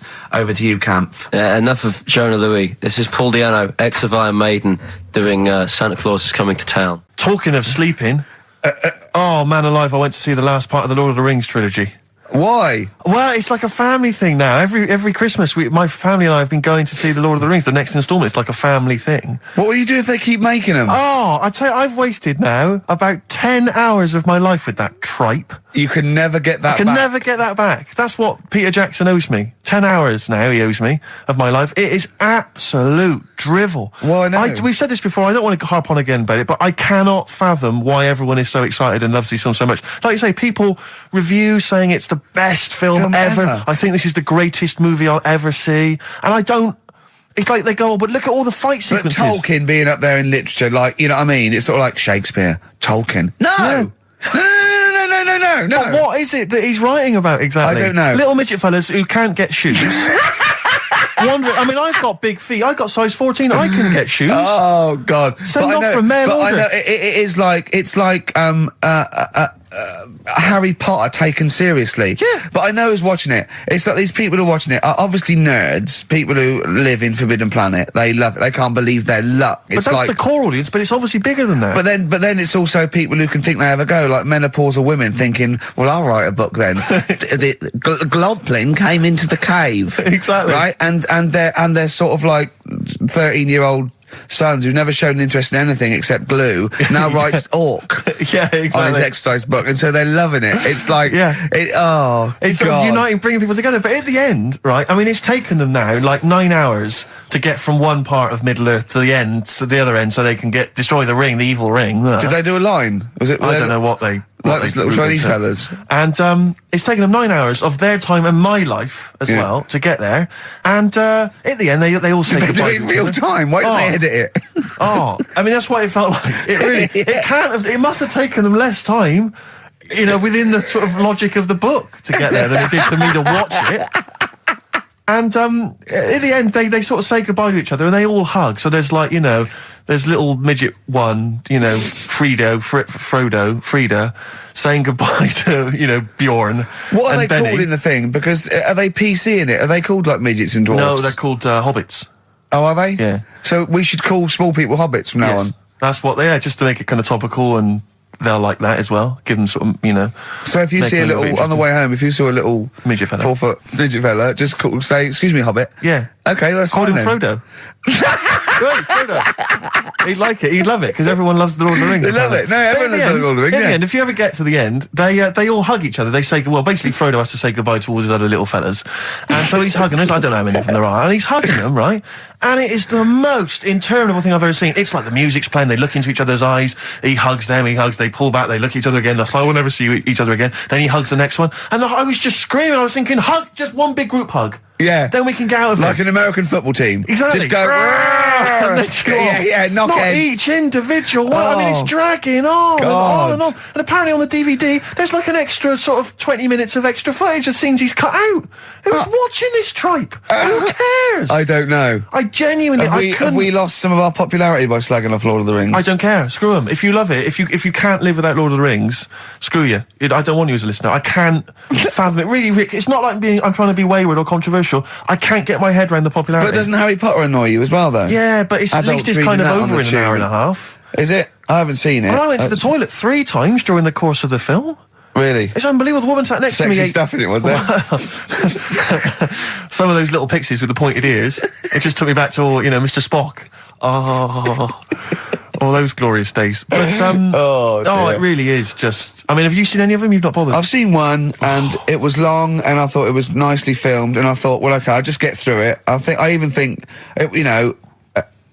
it was just a list of, and here come the orcs. Exactly. Right, okay, we see the orcs now. Yeah. But it's like people go, look at the amazing fight sequences, the amazing immense battles. And it's true, he's got thousands of actors and stuff on horses, brilliant. But I'm not impressed by good time management. No. Well done, he's got all those people together, he's orchestrated it, well done.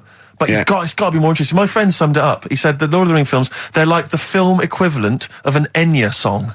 Yeah. And that to me is exactly right. Lots of billowing dresses, slow musical moments. That's good. People riding majestically on horses. Enya. Constantly riding majestically everywhere. Dido's taken over from Enya in that. Well, so I've got a confession to make. Go on. I like that latest Dido song. I'll play a song. Let me just, I know. I thought I'd never. I don't Rick, know what to say. Let me explain something to you, mate. Oh, God.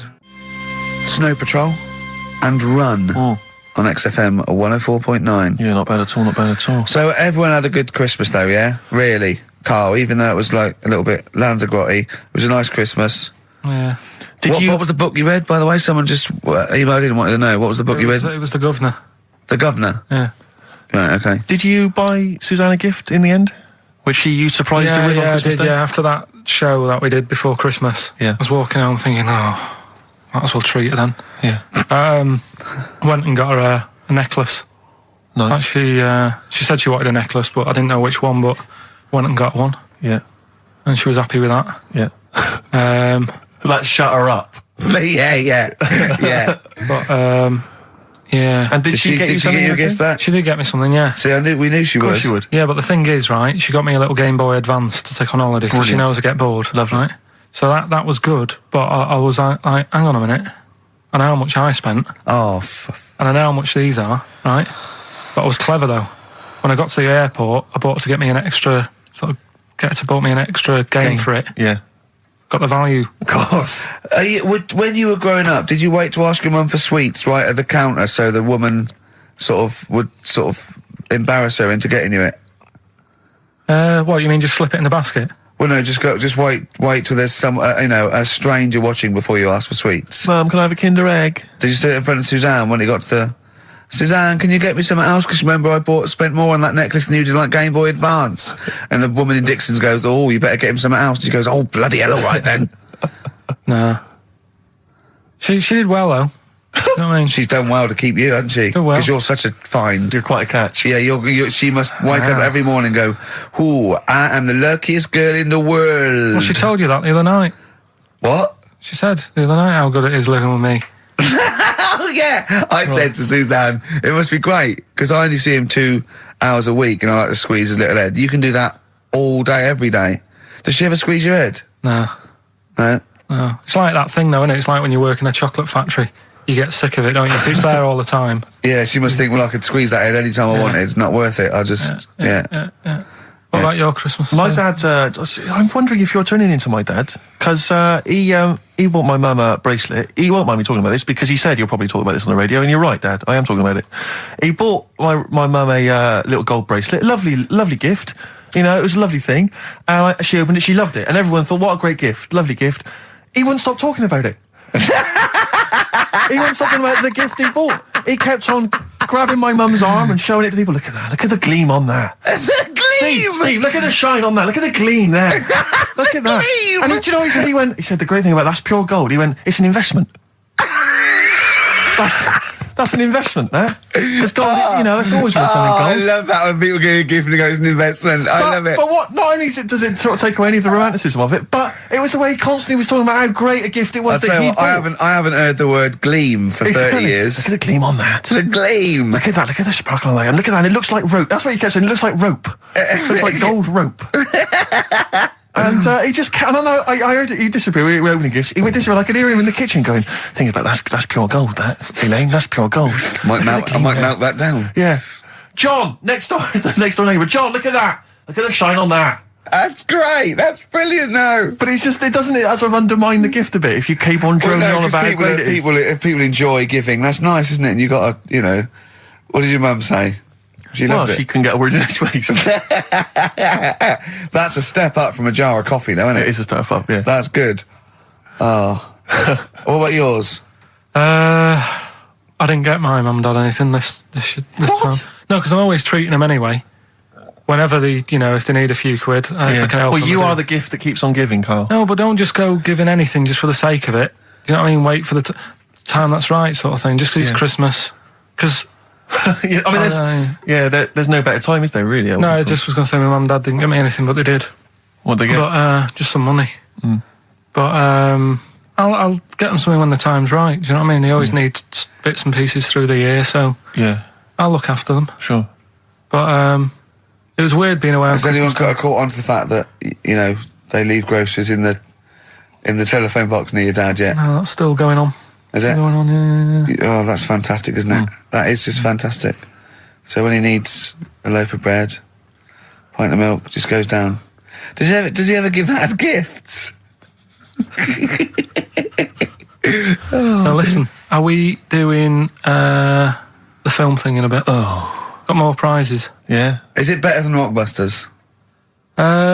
It's all right. I did it in a bit of a rush because I was only in yesterday, wasn't I? Sure. Well, yeah. If you take 3 holidays a year, then there's not enough time for the work. Me and Steve like to, you know, put our priority into, you know, doing the work, coming up with a good product, and getting a holiday when we can. You know, I haven't really. I'd love a holiday, Rick. You know, I love a holiday. But I don't do the holidays for me. It's for Suzanne, isn't it? She's the one who likes going away. With you? I'll just go. Yeah. So I'll go with her. Do me bit. When you were playing Game Boy, right, and you'd looked in the hole. And you were reading your book. What is she doing? She'll make things seem more interesting to me. Do you know what I mean? So like when we're at the Owl and the bus driver said you got an hour here, I said, why have I got an hour here? I go to a funeral with someone who I loved in the ground and don't spend an hour around it. Why do I want to... Do you know what I mean? Why do I want to spend an hour looking in this? Wasn't that terrible when your auntie just shot up in all this magma? Yeah. That was terrible, wasn't it? That was the worst funeral you'd ever been to, wasn't it? But she'll I'll tell you, that would make funerals more interesting. If they just... It was a cremation and a burial. Yeah. You just put them in a volcano and they go 2, 3, here they go, whee, up to heaven. I was having a conversation with my flatmate about songs that would be inappropriate to have at your wedding, at your funeral. And Horny, surely is one. It, yeah, was what we were thinking. Really? Yeah, that was the first one we came up with. I'm horny, horny, horny, horny. That was the first one we came up with. Isn't Robbie Williams' Angels one of the... Yes. Biggest and ones. I think Wind Beneath Your Wings, Yeah. I think is apparently quite popular. Oh, yeah. Yeah, I play that on Auntie Nora's, can't you? Bit of Boston. Yeah. A bit of who? Busted? Boston, more than a Boston, feeling. right. It's much more than a feeling. Boston, more than a feeling. XFM 104.9. Well, another big moment here. We've had Rockbusters. Now we're going to have Carl's film quiz thing, isn't it? Yeah, it's a film quiz thing. I've done Planet of the Apes, right? Because one of the things we did in Lanzarote, went on this tour with sort of 3 northern blokes, and they didn't really know what they were talking about. Joking. You're joking. Northerners not knowing what they're talking about. You're having a laugh. No, they'd obviously sort of not had much luck here, right? And thought, let's go over to Lanzarote, buy some vans, right? Get people in it. We'll do a tour of the island. And whenever someone asks the question like, what year did the volcano happen? They go, oh, we'll take you to the visitor centres. You can read about it there. So they never actually answered anything, right? So they were useless. But one of the things that they told us was that Planet of the Apes was filmed in Lanzarote. Right, okay. Right? That makes sense. A bit of it. Well, does it? Does it make sense? Well, what do you mean, well, maybe does it was, maybe it wasn't. Okay, anyway. No, I mean, if they wanted to show sort of an barren, sort of post-apocalyptic sort of subject, choose where you went on holiday. Yeah. Obviously. Yeah, but when we were there, he took us to this sort of beach, and I said, "Is this where they did it?" And he was like, "Yeah." I said, "What? Right there, yeah." And I watched it, and I couldn't see where I was. Yeah, you know that if you watch a film from 1968 and you've been to the same place, you're not going to feature. You're not going to see you in the back walking along the beach. It's a new one, new Planet of the Apes. Oh, the recent Planet of the Apes. Yeah, that's what they said. Yeah, right. So I thought I'd sort of. Now that sounds a little bit more far-fetched. I'd have thought that was probably a lot in Hollywood. Yeah. Well, anyway, is this the current Planet of the Apes or the old one you've done? Current Planet of the Apes. This is the recent one. All right, there'll be a question at the end of it, so listen on that. Is this entertaining to anyone, this? I mean, just take the last 4 minutes of conversation. But seriously, Rick, who cares? I don't. Do you? No. I don't. DVD's selling well. Exactly, what do I care? All right, go on then. All right, so Planet of the Apes, question at the end of it, listen and win some stuff, all right? Hey, where am I? What is this place? Hang on a minute, I'll have a look. According to the Lanzarote guide, we've been dropped off at the volcano bit. Apparently there's 36 volcanoes here to be seen. I hope you don't mind my saying, but this is a waste of time. I know what you mean. Don't know why they need 36 volcanoes. Just keep one. Fill the rest in. Like a car park or something. Excuse me, guide. Why's the bus drops us off here? What's so special about this place? Well, according to our holy writings, that is where creation began, where the Almighty breathed life in the time before time. Wow, it's amazing that, isn't it? All this has been stood here for years and years. What about the coffee shop there? Is that old, is it? Well, nothing. You're out to rip us off. I raised about £4 for a coffee there. Always ripping people off. That's what annoys me with these trips. You get us in the middle of nowhere, we die in a thirst. Well, I'm not able to do without. The reason I've come here, I believe this is where they did Planet of the Apes, innit? Love monkeys. Especially the ones in Planet of the Apes, because they talk and that. Talking monkeys can't exist. Joking, aren't you? Of course they can. Getting up to all sorts of stuff. I read about a monkey the other day who worked on the railway. Right, there was another one about a chimp that did a bank job and went off to Spain to sort of... Shut up! Oh, hey. What is that? Little monkey fella. It's come from that little coffee shop. It's been serving coffee. Now that is worth paying £4 for. No, you're teasing him. I'm not teasing it, it's working, isn't it? It's serving the we want some coffee. Get us some coffee. I've heard about this. You can buy coffee that's been sort of hand-picked by monkeys. It's like Coffee Mate, except it's more sort of coffee primate. Yeah? Hello, little fella.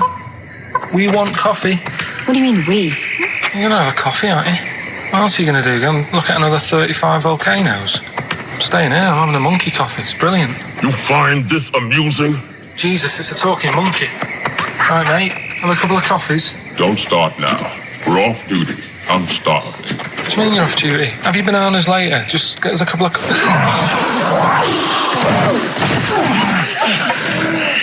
I understand that you're tired and you've probably been on your hands all day.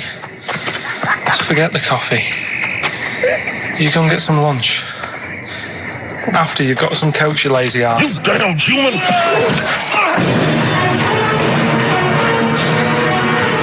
Powerful. Lovely. Excellent. So, what's the question? If you've been listening to the whole show, how many volcanoes do I think's on the island of Lanzarote? Okay. Yeah. I might have it wrong, what I've been saying, but it's roughly around that. Yeah, so what have you been saying? Yeah. Yeah. All Brilliant. right. Ricky.gervais@xfm.co.uk. You're more likely to win the prize if you leave your address on the email. Yeah. Because otherwise we can't really be bothered to phone people or email them back. So, Good point. Put your address on there and you could win some crap. In a jiffy bag. Carl's theme tune there by Placebo. Special Needs on XFM 104.9. Alright. New Year's resolution, Carl? I don't know. I don't do it. Really. So what about something like, I don't know, start smoking? Do you mind? There must be something. No, it's a waste of time, isn't it? Don't bother with that. Right. You, Steve? Yeah. Me, no, I've never really made any New Year's resolutions. I just be good to people. Just treat everyone as you want to be treated yourself. Give to charity. Hate crime, racism, famine, sexism. I know you're going to keep to all those, except the give to charity. That's... Me and Carl find that a little bit hard to believe. Never gonna happen.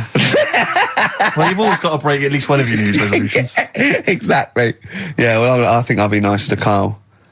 What about learn more? I was thinking that. I want to learn always more. teaching you stuff. I watched, I'll tell you what, Christmas telly was dreadful this year. I don't know if I've hit that age where I think consciously I thought this is worse than usual. Yeah. And I ended up watching Discovery Channel and History Channel again, and I watched 4 episodes in a row of this fantastic documentary, 1418 War, narrated by Dame Judi Dench, and it's brilliant. I just can't get enough of it. I hated history at school, and now I want to know everything. Yeah. And I think that's mine. Learn all the stuff about stuff. I like learning though.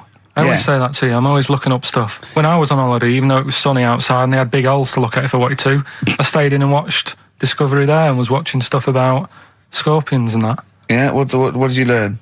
Well, nothing, because it was all in Spanish. But I just watched it. What I found out, right? What I found... Scorpions, have you get it? It's only about the poison you get with. What I don't understand is with scorpions, right? They have like this sort of weapons, don't they? They have the poison and stuff, right? Yeah. Which can kill a man. Yeah. But there was a couple of little animals and that were its sort of enemy, Yeah. and it stung them, and it didn't kill them. So what's the point? Well, firstly, not all scorpions kill a man. Some of them, This one did, they said. Yeah, well, they range from like bee stings to so much venom it can take down a horse on things like spiders and snakes and scorpions. So it depends. But a scorpion that will kill a man would kill a rabbit. So I don't know what you're talking about. No, there was a snake that it stuck its thing into, and some sort of beaver, and they were just like running about. There's nothing funny about that, so why are we laughing? Well, the snake wasn't running about, was it? Well, it was slithering about a bit. Yeah. What was the beaver doing when the snake... Just sort of, I think it ate it in the end. What? Ate what? Ate the scorpion. Just wandered off. Well, it wasn't a beaver. There you go, There's you've no learned that. way it was a beaver. All right, an otter. It was This is what you've pieced together from a show in Spanish. well, I'm just saying though, how come he can't kill something that small, yet there's someone on holiday that's no sort of danger to that scorpion, we're not going to harm it, right? And yet it can kill a man. So you say, but I don't believe it.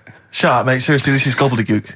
Taught you something again though, that's what I'm saying. What have you taught us though? What is the fact that's come out of that? A scorpion can kill a man, but the beaver was dancing with a snake, then it ate it. You do that That's all the not time, a fact. though. That's put not a everything fact. down. New Year's Eve taught him something, right, about dead people. No. You know, the things that taught me, I was saying you're talking shite. He says they found out your soul weighs an ounce. Your soul? Yeah. Your soul weighs an ounce. Right, who found this out? I read it. Your arsehole weighs an ounce. Yeah. There's no such thing. A soul weighs an ounce. You're talking drivel. All right. Have you got any monkey news? So what did they do? They measured. They weighed someone who was alive, and they would wait for you to die, then weigh you again. There was someone you've lost an ounce. Yeah, oh, sorry, it must be your soul shooting off to heaven. It was someone who was really ill, and they said, we can't do anything for you here, but we've got a bit of an idea that we want to do. We've been wanting to do this. Stuck him on some scales. He said, right, you weigh 9 pounds and an ounce, or whatever, because he was wasting away. He died, 9 pounds. Right? Fine, well, that's proof if proof be needed. Nearly got to wrap it up. I think we've got to do the Rockbusters winner and give someone those lovely prizes. Monkey news, then we're out of here. We'll maybe come back, maybe do some Christmas specials. I don't want to make any promises. Right then, first one. Chewing breaks. Fishing for a dream. That's what we're fishing for, isn't it? We're fishing for a dream today. What's that mean? Poverty. I don't know what I was talking about. It doesn't matter what you're saying, Rick. No one's listening. No one's listening. Well, we've got to finish anyway. Think about the fact that think how small our percentage of listeners is anyway. Anyway. And then you two are on stage at the moment. This is like broadcasting during Christmas dinner. This is the same. It's just on the hospital radio. Yeah. Yeah, exactly. Where everyone's got an iPod for Christmas. Yeah. On the ward. yeah. Well, we're going to go through now till 5:30, and I've got to rush off, I'm afraid, to Live 8. Don't apologise, mate. When people see the glam that you're bringing to that event, they don't even care about the people introducing it. Comedians going, ladies and gentlemen, just get on with it. No, I agree. No, I've got a good joint here. Two blokes will get on with it. Bring on Madonna. But we're going to give it to them, Carl. We're going to go through to the end. We've done everything we have to do. Monkey news. The final monkey news of the year, possibly. It's been a joy. I'd just like to say, on behalf of myself, Steve Merchant, and this little bald mank, it's been a pleasure. Yeah, speak for yourself. Yeah. I feel drained today. Do you? Go on. This is the strangest radio show in the world. Yeah. Isn't it? Yeah. Because when we can do that, we can talk about this and go, I feel drained today. Just like he's not, like no one's listening. Because that's the sort of thing you say socially and no one listens. Like just when you're watching up, I feel drained today. It's rhetorical. Yeah. You're not expecting anyone, not even your loved ones, to go, oh really? They just go, that. But to do it live on air, no one's listening. What I mean is just give us a jingle. But the exactly. But the truth is, the contempt we have for our poor listeners is unbelievable. The listeners aren't listening, and we don't want to be here. So it really is one of the most pointless things ever. No, I would have been quite happy to do a full show. But you know what? The flow of it's just. I would love to listen to this back in 10 years. This actual show. Let's keep this forever. Let's keep this show forever. The show we went early. We were bored. It was a day we're trying to save Africa, but we're a little bit annoyed that no one's listening. Yeah, right. Right, once and for all, the final monkey news of the year. Oh, go on. What were you going to say? No, I was just going to say, if you're not into the Live 8 and you're gay, you're not listening. Because you're on a walk. Game went on for hours, right? No one's listening. The terrible thing is that not even we're listening to Carl now. I know. Literally no one is listening to Carl. Insulting. There was a lot of smoking going on. It's going on. A lot of eating and nuts going on. That was a bit weird because they don't normally get through as many, but for this night. So, come on, let's just play Bruce. Goodbye, everybody. See you maybe at Christmas time. Goodbye. Yeah, right. Lucky Man by The Verve on XFM 104.9. I'm Ricky Gervais, with me Steve Merchant and Karl Pilkington. Karl, what's the problem with gay Yankees? You played Bruce Springsteen last week. Yeah. Right? Yeah. And you said he had got a load of trouble on his hands when he had a hanky in his back pocket. Did I say that on air or? Well, we were just saying that famously on the cover of the Born to Run, Born in the USA album, It's just him, isn't it, with his backside, basically, with a red handkerchief. I wasn't looking. Well, I just... well, I did it for research purposes, for this amazing link. Yeah, he had a red handkerchief, I think, in his right-hand pocket, and apparently that signifies homosexuality. Apparently, I don't know. Oh, I thought it was which way you take. I don't know. These myths, aren't they? Right, yeah, well, exactly. I don't even know if this is... No, well, I read up about it. Okay. Right. Just research. And, it's all sort of, you've got all different coloured hankies. Are they? Right? Yeah. Right. And, it depends what pocket you put it in as well. So you've got, like, the different colours, different pockets. Yeah. And, sorry, how many variations are there? Different pockets is what? Well, you've got, like, your back pocket, your right back pocket. But what do they mean? What do you mean? Well, what do they signify? You can't just tell us they signify something. What do they signify? Well, some stuff that we don't really want to talk about, to be honest. What? Sort of, stuff that gays are into. Right. What do you mean? Barbara Streisand records? Yeah, yeah. Eurovision. No, like, a couple of things that were there that I know we can mention. He said something about... I love what he thinks he can't mention. I love it. Decency. What is this? 1956? No, but I mean, it isn't just, having it away. This is... Having it away? I love him! No, having it away! You get up to some weird stuff. I love the fact he didn't want to offend, but he's offended a lot more people by saying they get up to some weird stuff. Right. In your opinion? Yeah. What do you mean? No, but don't if there is something that I don't know about that it's like you can't say on the radio. Yeah, I'd rather not. But what do you mean weird stuff? Well, one of them, right? If you've got a red hanky, right? Yeah. In your right pocket. Like Bruce? Yeah. That's exactly what Bruce had, yeah. Right, well apparently then, Bruce is an armpit freak. An armpit freak? Yeah. No. Really? No. But that's very specific. Carl. Seriously. Well, what? Right, okay. What else is there then? Sorry, is there some kind of homosexual body that sat down and came up with this at some point? Well, you said this is getting crazy. You've got, like, a blue handkerchief in your top breast pocket. I don't know what that means. You need to sit down. There's some kind of summit, figure out what it means. Yeah. It's just that you're not free from it either. So if you were to go in like a gay bar, which, you might do if you're straight anyway, because they're, good places, I think. Mm-hmm. Right? You can't actually go in there if you've got a cold, because every coloured hanky represents something. Right. So if I was to go in, had a bit of a sniffle, I could get into all sorts of trouble. Right. What, pull out a Marks and Spencer's white linen hanky, that means you like to be tied up and whipped. Yeah. There was another one, armpit freak was covered.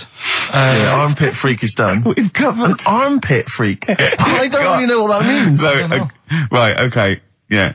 But there was just one other thing, like a blue and white one, is if you're into sailors. To sailors? Yeah, if you have a little blue and white hanky, that's in your left pocket. Yeah. Right. Blue and white equals sailor. So I wanted to ask you something. But again, we've got to be careful here. You know when, you wouldn't leave the building that was on fire because,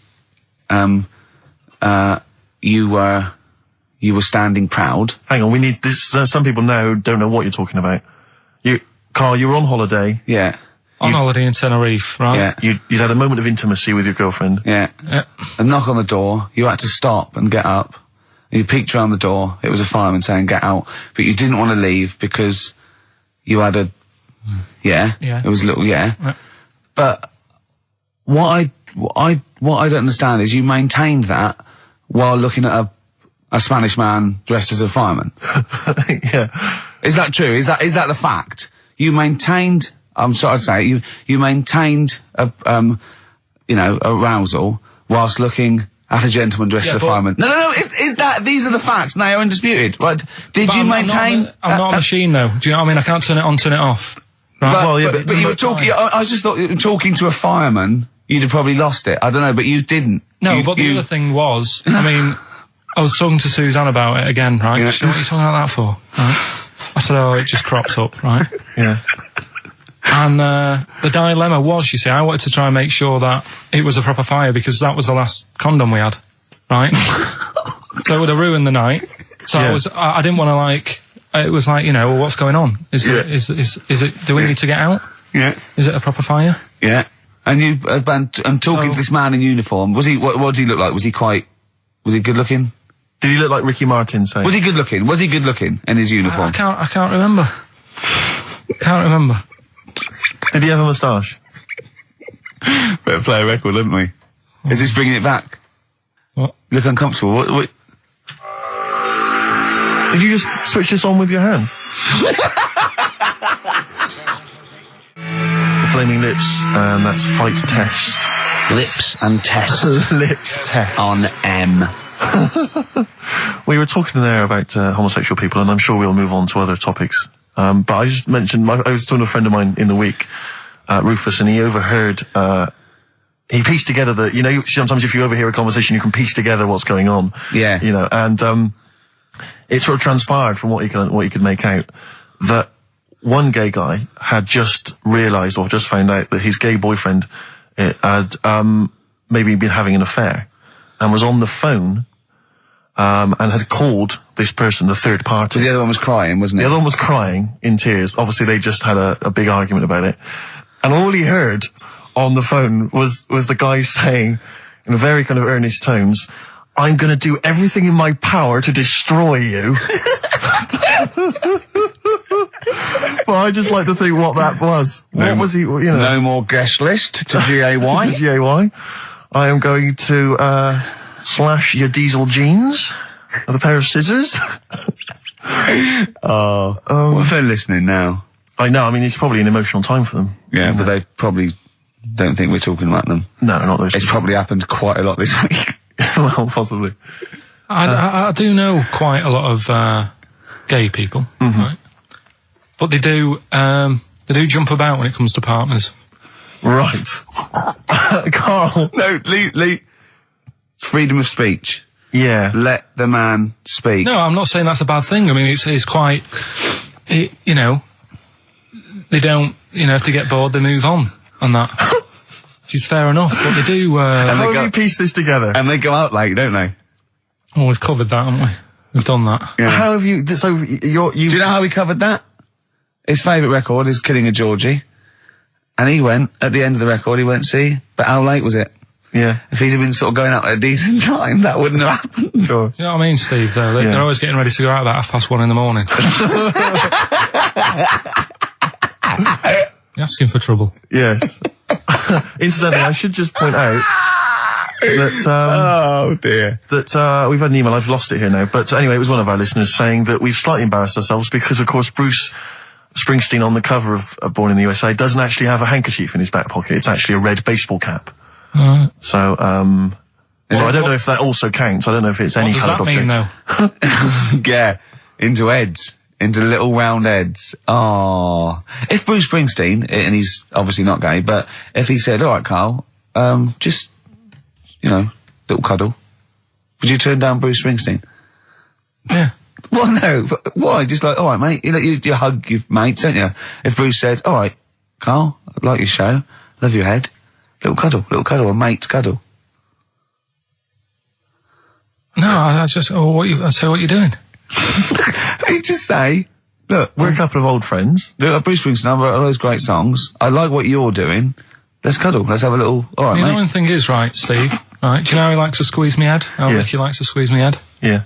He had an old mate over this week. He's got a similar shaped head, apparently, as mine. Yeah. Right? He's hardly gave me a call or anything, because he was busy with this other fella's head. Oh, you feel quite bad about that. Well, this is a better head to squeeze, I'll tell you why. Because he shaves his every day, right? He's got the same sort of hair problem with him. Shaves every day, right? Problem?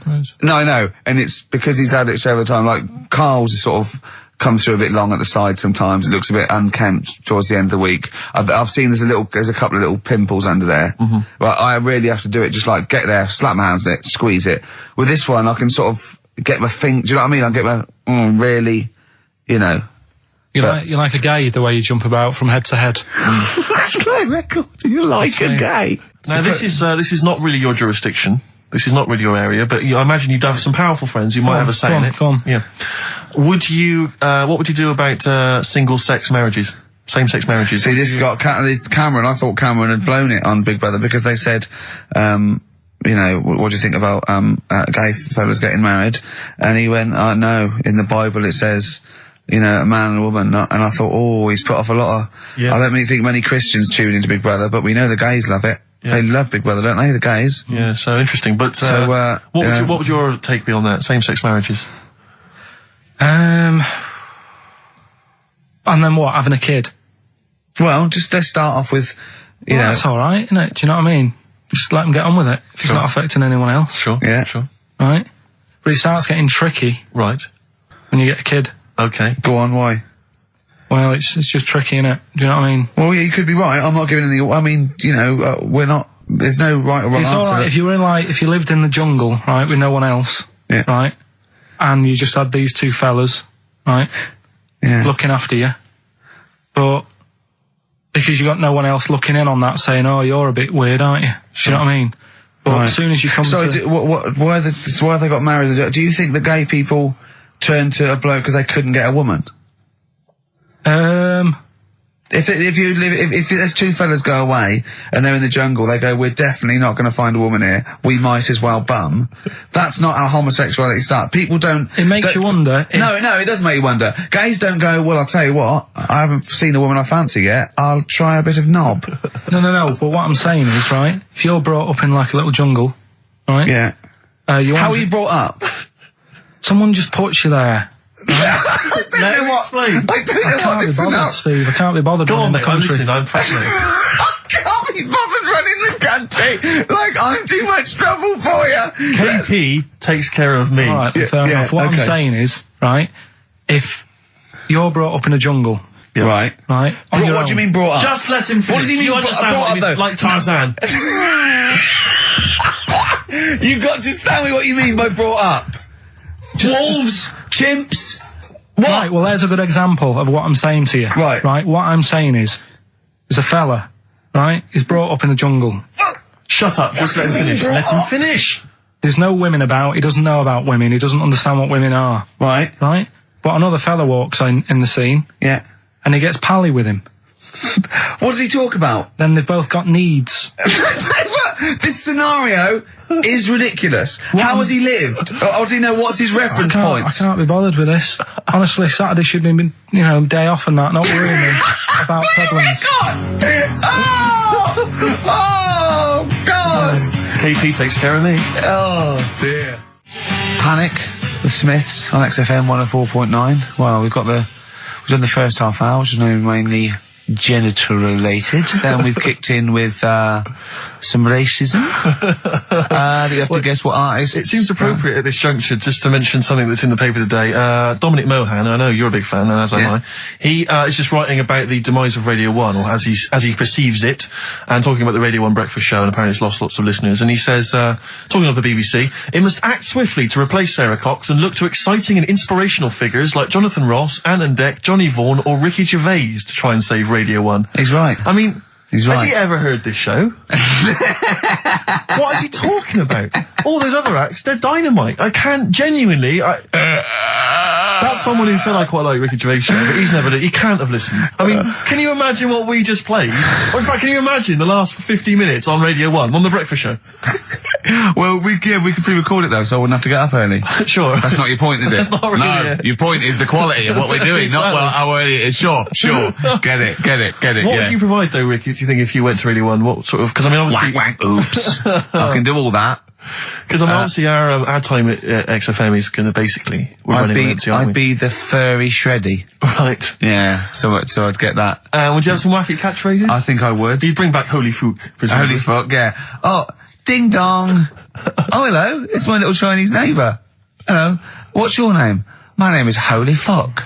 Hello. Look at Carl, he's just going, oh, God. I don't know, you didn't even do the Chinese accent that time. Well, that'd be racist. Okay, sure. I mean, yeah, sure. It's just his name's Holy Fuck, and there's nothing wrong or funny about that. So, yeah, you'd have that. You'd have crazy comedy characters. You'd probably have some wacky quizzes. Yeah. Oh, look, it's Dirty Old Queer. Oh, no.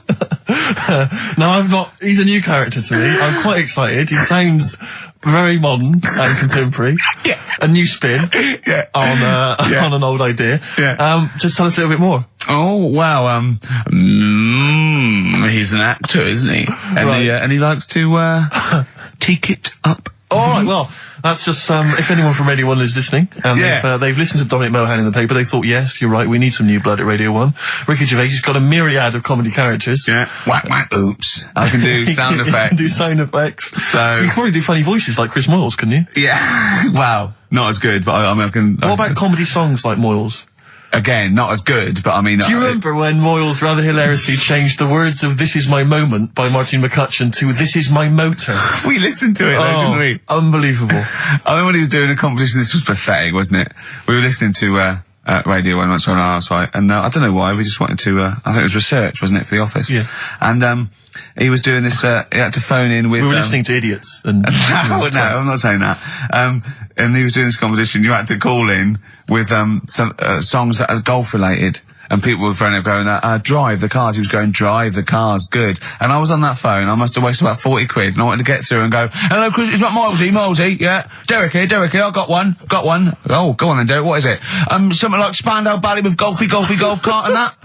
And I just wanted to do and I waited. I thought the joke's on us. Yeah. I waited on phone bill just to say something stupid. Yeah. Oh, dear. Oh. His show's better than this. Yeah, anyway, if you've got any hilarious golf-related song titles that you'd like to email in. What's the number? Oh, I'd like them emailing.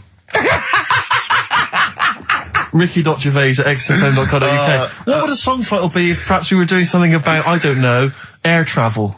Yeah. If you've got any crazy ideas, email in. We'd love to hear them. Yeah, brilliant. I've got a thought of another golf one. Okay. You know, Duran Duran? Somewhat down the fairway or something, if they wrote that. Alright? Girls on the putting green? Yeah. Or something? Alright? Yep. Oh, hello. Have you introduced you? My name's Holy Fuck. I'm Dirty Old Queer. I could do all that. Ding dong, whack whack, oops. I was happy the other week, right, when I was going up to Manchester on the train, nice quiet carriage, I'm sat there reading about sharks and that, right? Nice and quiet. And I got annoyed, I texted you, didn't I? Yeah. When two fellas got on. Can we talk about it? Well, yeah, you've started it. Two gay men got on. Go on. Two gay fellas got on. Yeah. And it wasn't the fact they were gay that bothered me. It was like, you know, each to their own. Let them get, you know what I mean? Let them do what they do. Yeah. And, behind closed doors. But they started talking really loud, right? And they were going on about, that's annoying anyway. That's annoying whether you're straight or gay. Talking to But do you know what theory I have about they go out late? Yeah. Gay people always go out late. Yeah. Yeah. Right. When I mean, what time do you go out in the evening? 7:30. If you go out about 7:30, you know, if I'm out of work, I might go out about 8 o'clock or something. Yeah. I guarantee I'll sort of be in bed by about 12:30. Sure. At that time, they're still sort of ironing the jeans, right? And the funny thing was, I've always said this, right? Dancing along to ABBA. You sort of said that's rubbish. I'm sat on the train reading about sharks. These two are talking, and they're going, "Oh, we can't wait to get there." And his phone goes, and he goes, "Hello," and on the end he goes, "Anyway, I'll see you at 1 then," right? Right. So I thought, well, maybe that's tomorrow. Could be 1 in the afternoon. That's when most people would meet. Yeah. And then he carried on talking. Most people would meet. Carried on talking, and he goes, "Yeah. So anyway, like I say, see you tonight. 1 o'clock is meeting someone."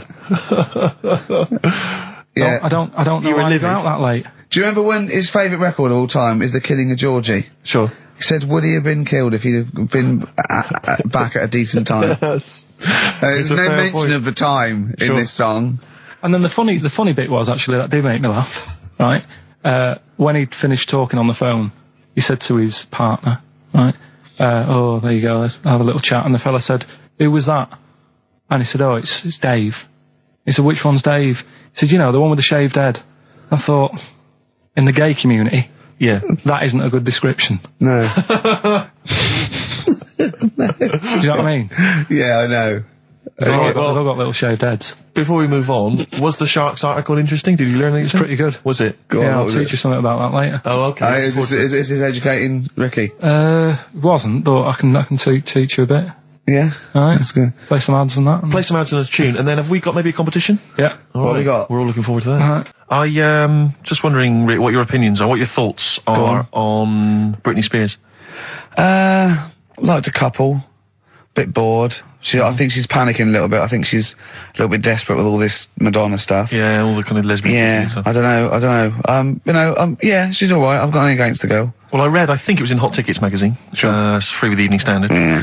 I might get some free Evening Standards now. I've plugged that. Yeah. I just reading in there that I don't know if it's still going to happen, but apparently she was going to do a little cheeky appearance at GAY. GAY? In London. And obviously I was quite excited because I'm a Spears fan. Do you know that's what that spells, don't you? GAY? Yeah. Gay. Yeah. Yeah. Well, I think it is a gay club. Oh, sure, This is what I was ascertaining from the article. Oh, because they've called it what it is. Exactly. Yeah. And it was apparently she was going to be previewing some of her new album live on stage at GA1. And that's an intimate venue. Normally you'd have to see someone like Spears, probably at Wembley Arena, someone like that. I'm thinking I'm a Spears fan. Get a couple of the gang together. Yeah.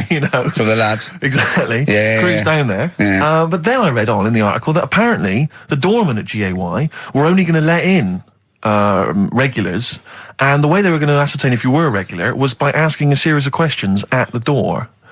What, testing if you're really... Now, I don't know if the questions would be about the interior of GAY. Or the interior of someone else. Yeah. Or just general kind of... What, do you reckon you'd have passed the... Well, that's what I was wondering. So you'd have had to pretend to be... GAY to get in to see Spears. Now Can you say gay on the radio? Yeah, I think so. Yeah. There's irony, isn't it? So you're pretending to be gay to get into a club to see a bird that you like. Yeah. I'll give you a little quick test. Right. Shall I? All right. Sorry, what's your name, mate? Paolo. All right, Paolo. Yeah. You haven't done a lot with your hair. You just sort of let it grow out. I mean, would you be putting product on a bit later? Because I mean, you don't look very. You look sort of quite masculine, Yeah, well, sort of like you didn't care, like you have no care about how you look, like you're normally it would be shaved, of course. Oh, okay. Yes. We would say normally that looks about like 3 months growth there. Why haven't you... I've been ill. Nothing serious? Nothing serious. Okay. No, that's why I let it grow. So it's grown. Okay. Yeah. So what time would you normally be going out then, Paolo? Normally I'd go out about about 8ish.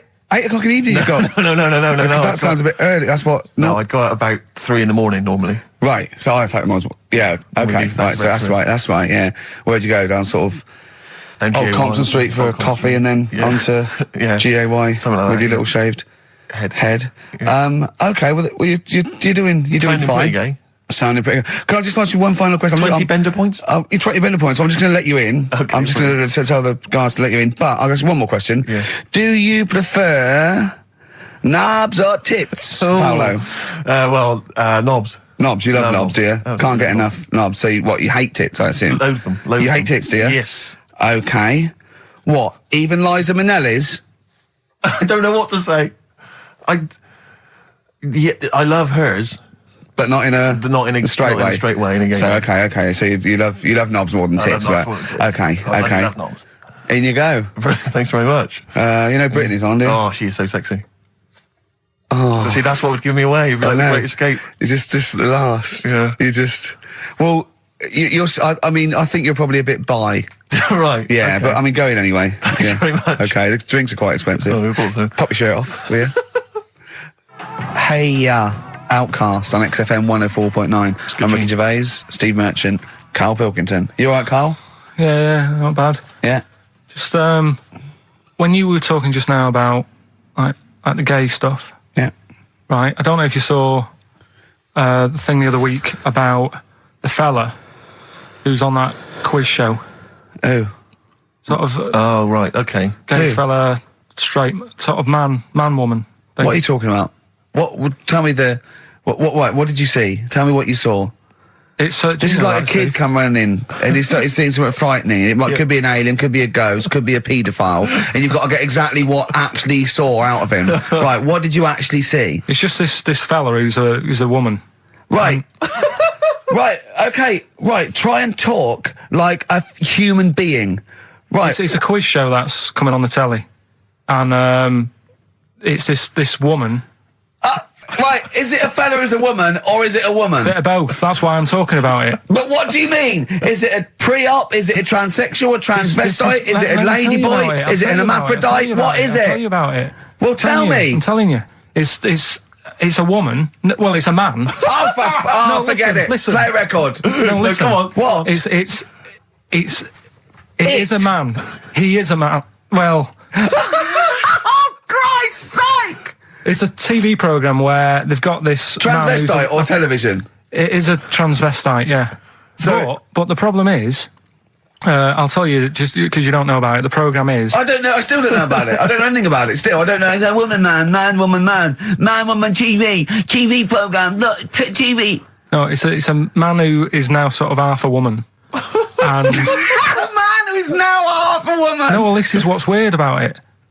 He's got the top half, but not the bottom half. What do you mean? sorted He's out. got breasts and a wig, but he's still got his boys downstairs. He's Why got do you do that? his caps and the boys What are do you do still that there for? with his Y fronts. Why But is that? upstairs, he's got a lovely pair of dumplings. Why do that? Well, he's halfway through. But why not get it all done in one go? Maybe he couldn't afford it. Well, wait until you've got all the money. That just looks a mess.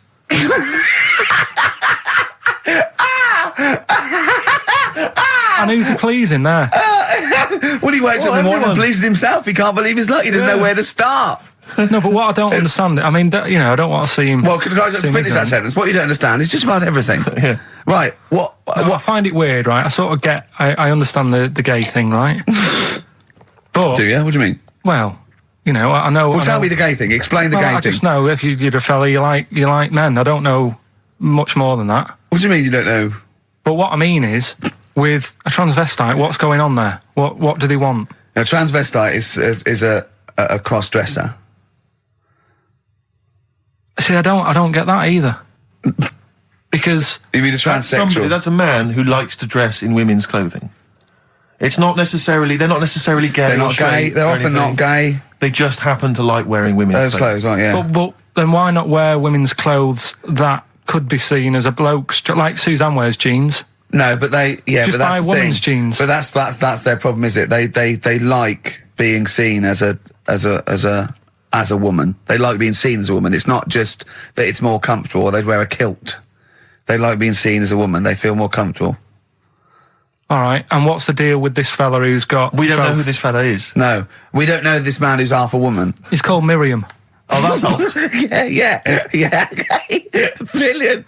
I love this scientific basis. No, I so think- all he's done, he's had the tits done. He's probably had the hormones. Probably lived as a woman for a while. The last step, because you can probably reverse the breasts anyway, because they're probably implants and hormonal things. And whereas you chop your knob and boys off, that's you come back the next day and go, so I didn't mean that. I wanted my ears pierced. It's a bit more of a bigger operation to put them back. So doctors are probably making sure that he's just Surely absolutely. if you've had the top half done, you're not going to go back on what you've said. But no, what's the top half being done? I could get you breast implants, give you a bit of hormonal treatment. Now and that you would be a could great idea for next week. and you could reverse it. What you can't do is grow a knob back. Well, you can. Last week you were talking about growing one on your arm. Yeah. We've done that. We can. So that is possible. Listen, Oh, he's perked up. Yeah. Oh, he's back in the area. Well, you got something to no, say? I was kept quiet in the first hour. I'll let you get on with that now. What you got to say? Anyway. Is it just have a guess? Is it about monkeys, Chinese people, or little gay fellas? It's about little gay fellas. Is it? Of course it is. Go on. Yeah, but not because I like Sorry, I'm taking just the mick making in a that. tally. Let me just note that down. Yeah. No, but it fascinates me, doesn't it? All stuff like that. That's a bit sort of different. Yeah. Yeah. And that. You What, were showing me. like monkeys and Chinese people? Well, and that thing you were showing me before, the half woman. No, you weren't impressed with that. Well, no, You know that come woman that's got two pieces of genetic makeup in her, where it was two separate sperms and two separate eggs fused, and she came out as sort of a normal person, but she had this residue of genetic material, and so she's had two children that aren't genetically the same as her. Yeah. Right?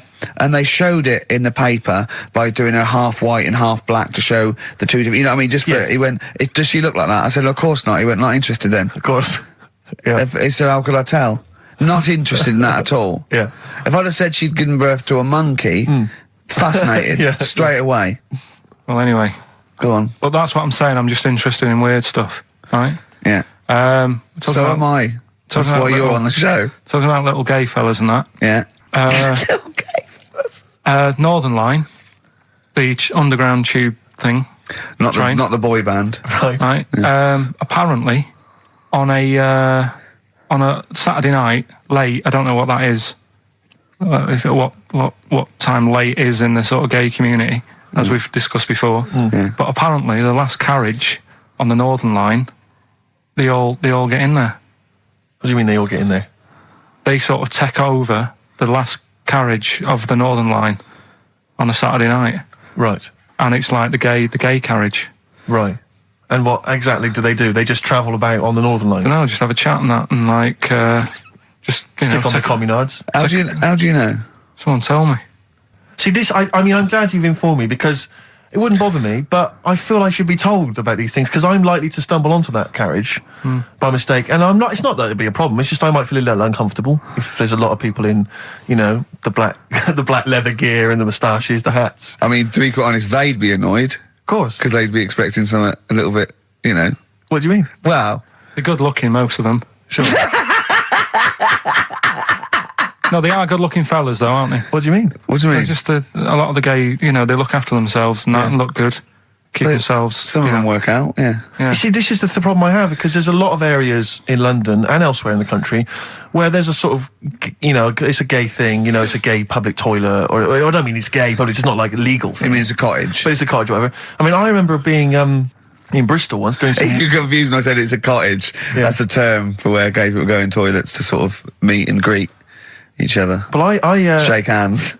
I was at the public library in Bristol once doing some studies from a sixth form, and I think the toilet was closed in the library, and I was dying for the toilet, and I popped down, there was a public toilet behind the library. I thought, I can't believe my luck. Dashed down there, it was about 6-ish in the evening, I was working late, I was studying hard. I went in there, and I swear to God, I saw two fellas. With the... Is that unusual? Or? Well, no, they were up to some hijinks. What they're sort of like... Do you know the thing that struck me? What? One of them had bright red underpants. What do you mean? They were actually doing, you know, they were having some kind of, you know, they were having relations. They weren't even in a cubicle, they were out in the... Where were the underpants? Around his ankles? No. Yes, I swear to God, I'm not going to make this up. What old were you? I don't know, like, how old you are in the sixth form? 16 or whatever, 17? Yeah, and what did you do? Well, I actually said... you just joined in, what else did you do? You might as well. I actually swore, I said, oh, F me. And then I went, oh, no, don't. No, I did, I swear to God. I did. I went, oh, it's me. No, don't, because I was panicked and I ran out. And as I was walking out, a guy was coming in. I went, oh, hang on, mate. And then I thought I better not tell him. I let him find out for himself. He might be going in there to join in. He might have got a call. Come down. We're going crazy on each other's ass. Come down. It's a conspiracy, a Bristol but conspiracy. What annoyed me my was, lover. Want a bit of car? What angered me, Rick, was the fact that I wasn't notified, that there was not... I didn't know there was no sign. And afterwards, I spoke to other people about it, and they said, oh, it's a famous gay haunt. But what annoys me is I feel that they should put an ad in the local press, a big paper, like once a week, like, you know, when they recall cars if they're damaged or there's a fault, or Currys might bring back stuff if they're sort of faulty goods, they say recall and we'll give you money back. They should just put an ad in the gay community, should put an advert in that just says, these are the hot spots, this is where you're likely to find us doing some stuff. If you're not gay and you might feel uncomfortable, avoid them. And just list them, or little pictures, or, you know, a map or something. Anything, because like the gay tube thing, I don't know that's fun. 1, 2, 3, railway cuttings. Well, not that. It's more of a sort of social awareness thing. Yeah. So people, you know, don't feel uncomfortable and... But they don't want it exactly to be like, sort of walking in under a neon sign. But why? It's legal. yeah, big arrows. Oh, as if. What do you mean? What's wrong with that? Because, well, it's actually a public place. I don't think cottaging is... strictly legal. But they don't even have to specify what they're going to do. But some people, they're not, some of them aren't, I don't think it's probably seen gays, is it? Yeah, but it's not the people that go out and they say I'm gay and I like Barbara Streisand. It's presumably the sort of people that do that are people that either aren't quite out yet, or, do you know what I mean? Or they're doing having a quick away to their wife and kids. Yeah. I don't know. I don't know completely how it works, but I'm sure there probably isn't a place like free bumming here tonight. No, there is kind of. What? Because I was walking home one night through Soho, right? Just because that's the way I have to go, not because do you know what I mean? I wasn't going there on that, right? So I'm walking through, right? And I was handed like a card, which was like a gay event, right? Now, that's a bit weird, isn't it, that straight away he's presuming that because I'm there that time of night. Well, and you got a shaved head and you sort of like, you know, you sort of like quite look after yourself and you got some nice clothes. Yeah, but it's still... And you look can't like a really little bit presume. rough, don't you, from Manchester? It was You look like a northern rent boy who comes down to stand outside McDonald's. But the card was rubbish, right? What do you mean? Had this fella on it, right, all sort of greased up and that. What would you look? Just having a look what he'd handed me and that. Right. Just having a look. Picture of him, sort of sailor's hat on, tan body, like, just his arse out, like that. And rubbish slogan, right? The best bum in W1. Is bum there a noun or like a verb? What do you mean? Well, to bum. Is it like, get the best bum you've ever had? Or he had the best bum? I think it's just I don't like suppose you asked. No. I don't suppose you called the number to check. What do you mean exactly by this? Does it mean you've got a great arse? Do you mean I will be well bummed? Or do you mean you've just got a good... Come on now, let's Can I just a final point about, because I asked my friend how it all works up on the Heath, because I live in Hampstead Heath, near Hampstead, and I was where I didn't want to go walking and get myself involved in anything. How can you get involved? No, again, I didn't want to walk. Sort of like, is it like, oh, I can't believe it. I couldn't say no. Oh, my wrist, it's knackered. What do you mean? Well, I was there for about 2 hours. I must have gone about 43 of them. But, I didn't like to say no, because they were so pleased to see me. Oh, well, it's God. not so much the fear of that. It's not good skiing practice. I was doing 2 at a time for a little while. It's not the fear of that so much as the fact that, again, you don't want to gate crash someone else's party. Do you know what I mean? No. You don't. If there was a straight couple having sex, you'd want, oh, I'm sorry, and you'd want to avoid that area. Of course. But I was finding, so someone told me how it works, and apparently you just go in, like, sit on a bench or something, and then a guy just sits on the bench, and they just look at each other. There's not really anything said. It's just a kind of nice evening or whatever. I guess it's like 2 a.m. or whatever. And then they go off in the bushes and ding dong. But it's like, I don't know how that culture's developed. I love this programme now. Why can't that be the case with women? That would be amazing. You just go out to the park, and like 1 a.m, you just sit on a bench, you just... Be like a scene from Gigi. Exactly. Just walking along with the perambulator. Yeah, exactly. But that would be a joy if there was none of this formality. You've got to talk to them, buy them dinner. Oh, you're joking. Romance. Oh, no. Just this kind of informal thing. It'd be great. So what would you do then? You go up to a woman and go, come on. Yeah. Let's stop mucking around. We know why we're both sat on this bench. There's a nice bush over there. Yeah. Let's have a bit. Yeah, and then she'd go, yeah, great, thanks. I'm killing some time before I, pop into town. Yeah. That'd be perfect, thanks. You make my weekend. So you're jealous of gays as well as me? In a sense. In a way. What do you think, Carl? Let's put a track on. Why? Are you getting scared now? You brought it up. Is it getting too close to the bone, so to speak? Jet, are you going to be my girl on XFM 104.9? I'm Ricky Gervais, with me Stephen Merchant. Over there, little roundy bald head of Karl Pilkington. Good news and bad news. Good news is, boys are back in town. We're here for 2 hours. Hello. Bad news is, we have no monkey news, gay fella news, or little Chinese fella news. Really? We're going to try and, leave that for a week, and then maybe come back to it. Yeah. It was Why do I get the feeling that within 20 minutes we'll be talking about little gay Chinese monkeys? Thoughts on B-days? Have you ever used one? Well, no, you told me all this, but you still haven't got to the bottom of how you use them. No, I don't know. I don't know how to use it. Do they come? You need to ask their own brand. Does it come with like instructions, like a flat pack? I think you're supposed to know. I think you're supposed to. If you've bought a B-day, the assumption is you know how to use it. Imagine someone installing it and going, there you go, it's a B-day. Go, could you show me how to use it? Well, you like this? Well, no, go to the toilet first.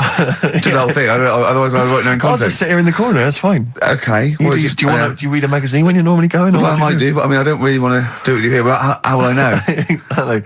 I need to know how you transport yourself from the lavatory to the B-day. Do you remember when we were trying to offer Carl money to have a shower with Johnny? Yeah. just some of the highlights of the year. That's a weird thing to do. Yeah. We nearly had him there, and then he didn't want us to watch. Yeah. We said, well, how do we know that you've done it or not? Yeah. He went, you are definitely bent. That's his conclusion. What we got lined up? Well, hang on, let's just say, if anyone's got any idea sort of how to use a bidet... Any idea for anything to talk about on this show? Well, that doesn't involve crapping or farting. We've done that. We haven't done little Chinese fellas or the gays yet. That's still to come in the second hour. Ian.Canfield@xfm.co.uk if you've got any thoughts on bidets or just, lavatories generally. Richard Ashcroft on XFM, Check the Meaning. I think it was out this year and we enjoyed it. So I suddenly had a thought then that, someone like Richard Ashcroft, who's really cool. I mean, I think one of our greatest rock and rollers, really. He writes great tunes, does great albums. The Verve, you know, already in history. I just suddenly thought of him listening to this and thinking, I wish they wouldn't play my songs because I don't want to be associated with that drivel. Yeah.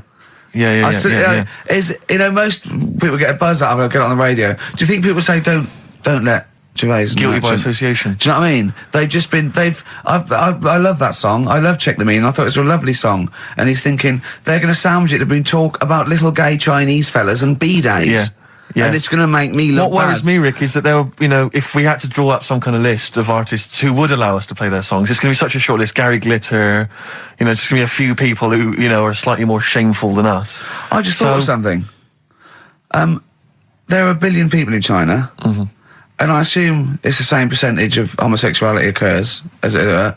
That's 1 billion, 1 in 10. That means there's 100 million little gay Chinese fellas running around. Richard Ashcroft, if you're listening, I apologise for that last... Think about it. John Lennon, you okay? War's over. I heard a DJ in the week, I won't say who it was, but sort of like a cheesy sort of housewife choice DJ, and he played that, and he went, weird one that, isn't it? What do you think of that the first time you heard it? Strange one. John Lennon, Yoko Ono, war is over. Here's the moment at least out there. I love that! What does he mean? That's exactly what I want from a DJ. That kind of insight. We were talking before the break about how many little Chinese fellas there are. Yeah. Brilliant. An awful lot of them. Brilliant, good. More the merrier. Are you familiar, Rick, with the scary fact, I don't know, Camford, if you're aware of this, and it's chilling.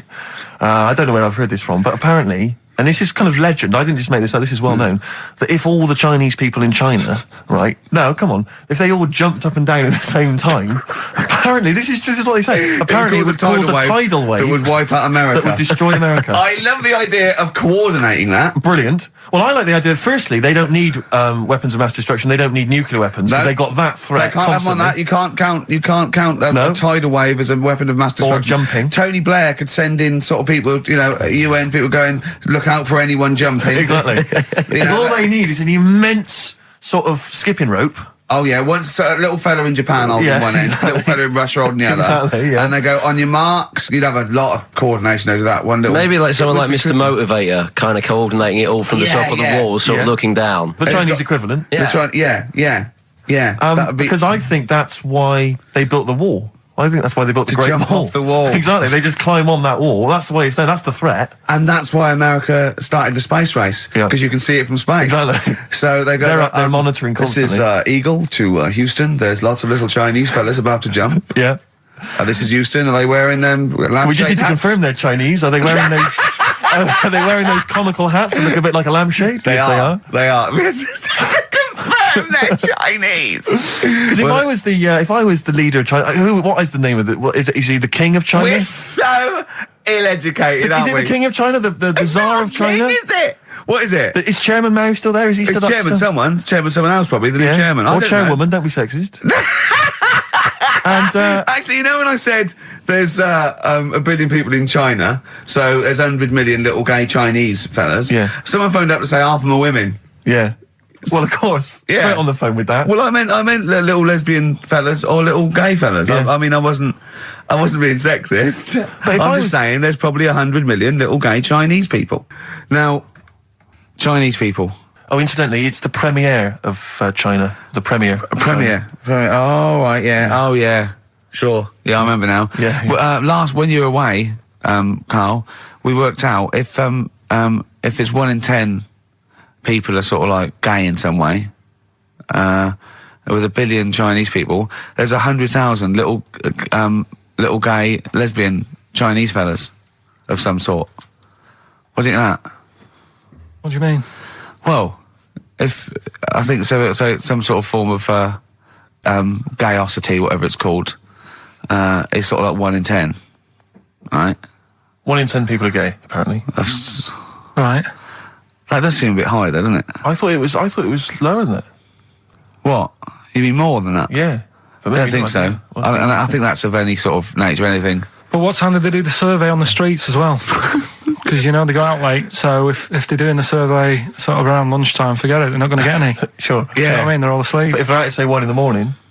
Wow. It's going to be higher, isn't it? Yeah. Well, the thing is, you know Carl's favourite song, The Killing of Georgie? A little fella, a little gay fella goes out and he gets beaten up and that. Carl went, yeah, but would it have happened if he'd have been going out at a decent time? True. But clearly in the lyric, it says, Georgie left the theatre before the final curtain fell. Yeah. Now, theatre's finished about 10:30. Yeah. So even giving him half hour, I reckon it was only about 11 o'clock. So you're talking rubbish there. Are you sure that wasn't his curtains in his flat and he's closing them before he goes out? No, he was at the theatre. But I'll tell you what, I just realised something. Maybe where most people were going home after theatre, he was just going out. Exactly. That theatre to him is like a matinee. Exactly. Isn't it? He's off out clubbing, isn't he? He's off down, he's going to get some ammo, he's going to get a couple of butt plugs, and he's not even going to start dancing till midnight, is he? Have any of us ever met any gay people?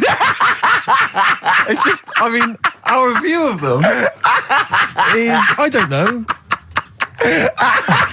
Email in if you've met a gay person. Tell us where we're going wrong. Yeah. Have you ever met a gay person? I mean, the way we talk about it is just like, have we ever met Chinese people? I've seen them out there wandering the streets, but I don't think I've ever had a conversation. Now, here's the irony. I definitely know and have met more little gay fellas than little Chinese fellas. Yeah. Have you ever had any little Chinese friends? There was a girl at school who was Chinese, but she was kind of inscrutable. I couldn't get close to her. She was sort of mysterious. Right. Rockbusters? Yeah, brilliant. Right then, this is where I give you a little cryptic clue and some initials, and it sort of makes up a band or an artist and stuff like that. Yeah, sort of being the operative phrase there. Yeah. Let's see how he reads this clue. Yeah. This is going to sound like Oscar Wilde. Clue number 1. 3 different clues. Clue Oscar number Wilde 1. was Chinese, apparently. Was it? Yeah, it was illegal then. Right. Will you leave the entrance to my garden alone? Sorry? Will you leave the entrance to my garden alone? Are we back on the gay thing, or is this... This is the clue? That's the clue. Right. Clue for Rockbusters number 1. Will you just leave the entrance to my garden alone, will you? Right, that doesn't count because I know what it is. And what were the initials? What are the initials? GG. Correct. Yeah, right, but you've got to pronounce the artist correctly. I'll pronounce the artist, because I know what it is. Don't ruin it. No, but when the answer comes, I'll pronounce the artist. Right, can we just focus, please, on the quiz? Go. What was the clue again? Give it again. Will you leave the entrance to my garden alone? Stop messing with it, right? GG. Okay. Right? Next. Doesn't count. Next. Incorrect. Don't phone, but you can send a message on my mobile if you want, right? That's T. It's another little easy one. And the last one, we were sharing out the mail sheet. Right, that doesn't count either. Can we just I know what that is. I know what that is. I don't care. We'll come to that later. Yeah. And number 3, we were sharing out the mail sheet, and I think I got the best one. Right? DG. DG. Yeah. So quickly again, will you leave the entrance to my garden alone? Stop messing about with it. Yeah. Right? GG. Yeah. Don't phone, but you can send us a message on my mobile if you want. Right? That was T. And the last one, we were sharing out the mail sheet, and I got the best one, so that's good. Right? DG. All right, ricky.gervais@xfm.co.uk. Have we got any prizes? Do you want to have a look? Well, don't worry about it. This is don't worry about it. pathetic. Have we got any prizes? Just, look, the clues fine. are rubbish, the clues don't work, the show... this is pathetic. Play a record. That's what it should be called, and the clues don't work. And I watched The Office Christmas stuff on last Sunday. Do you enjoy it? I think it was good. Good. I think it was good. Thank you it very was much. up there with one of my favourites. The second one was good. Yeah, okay, your second one, there's more the paybacks in the second one. The first one's more set up. Yeah. So, I'd have thought people would like the second one more. Yeah. So that's nice. That's a nice critique. Thank you, Carl. But there was something in it you did about cavemen. Cavemen? You said something about, it was a fact about caveman, and you sort of only half did it. You didn't give the full information, like... What? Like I do in that. You just... Where was it? What bit was it? It was the bit when you were talking about getting a woman, I think, or you were talking about breasts or... Oh, the one when I said the reason women have cleavage is it reminds men of buttocks, because when we were cavemen we used to do you from behind. Yeah. Yeah, at the blind date, yeah. Is that a joke, or...? Well, I was hoping it was funny. We were Oh, you mean? No, I don't know. Yeah, I think I did. I think cleavage is meant to represent, in a sort of Desmond Morris pop sort of anthropology type way. I think I've seen that before, that cleavage represents buttocks. And I imagine, you know, cavemen probably did do it from behind. I don't know what you want to know, Carl, really. It's in a sitcom. It wasn't a documentary. It looked like one. Yeah. Brilliantly directed to look like one, I'll give you that. No, but what you're saying, so blokes like... Yeah, I think cleavage is represented like buttocks, because obviously buttocks were much more of a sexual organ. Evolutionary speaking, breasts were to actually bring up to suckle young, but and were a sign of sexual maturity, so you're ready to mate. But whereas, Carl, I'm not an anthropologist, mate. I'm struggling here. What do you need to know? But I imagine that the cleavage reminds you of an arse. Right. Well, if it's all about arse, why don't gays like a little bit of tit? No, do you know what I mean? You've done me!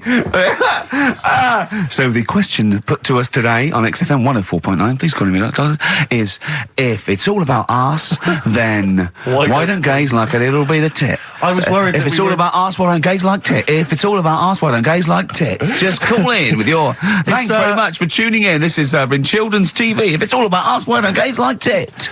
It's soon been an hour and a quarter before we got round to gays, so it's good to see they've made an appearance. If it's all about arse, why don't gays like a bit of tit? Is the question. What a brilliant question. Well, if you're an anthropologist or a psychologist, a doctor, a gay, please call in. If it's all about arse, this is the question. I'm not convinced by this whole cleavage looks like an arse. That's no, not Steve. Nor am I. It's a bit of mock anthropology. I didn't think it would be under scrutiny. I think it's more likely that the reason men find cleavage attractive is because they know there's a lovely pair of Bristols down there. Yeah, so they look at cleavage, they go, here we are. If that's what's on show... Exactly, imagine what's down below. If that's in the front window, right, what's she got in the back of the shop?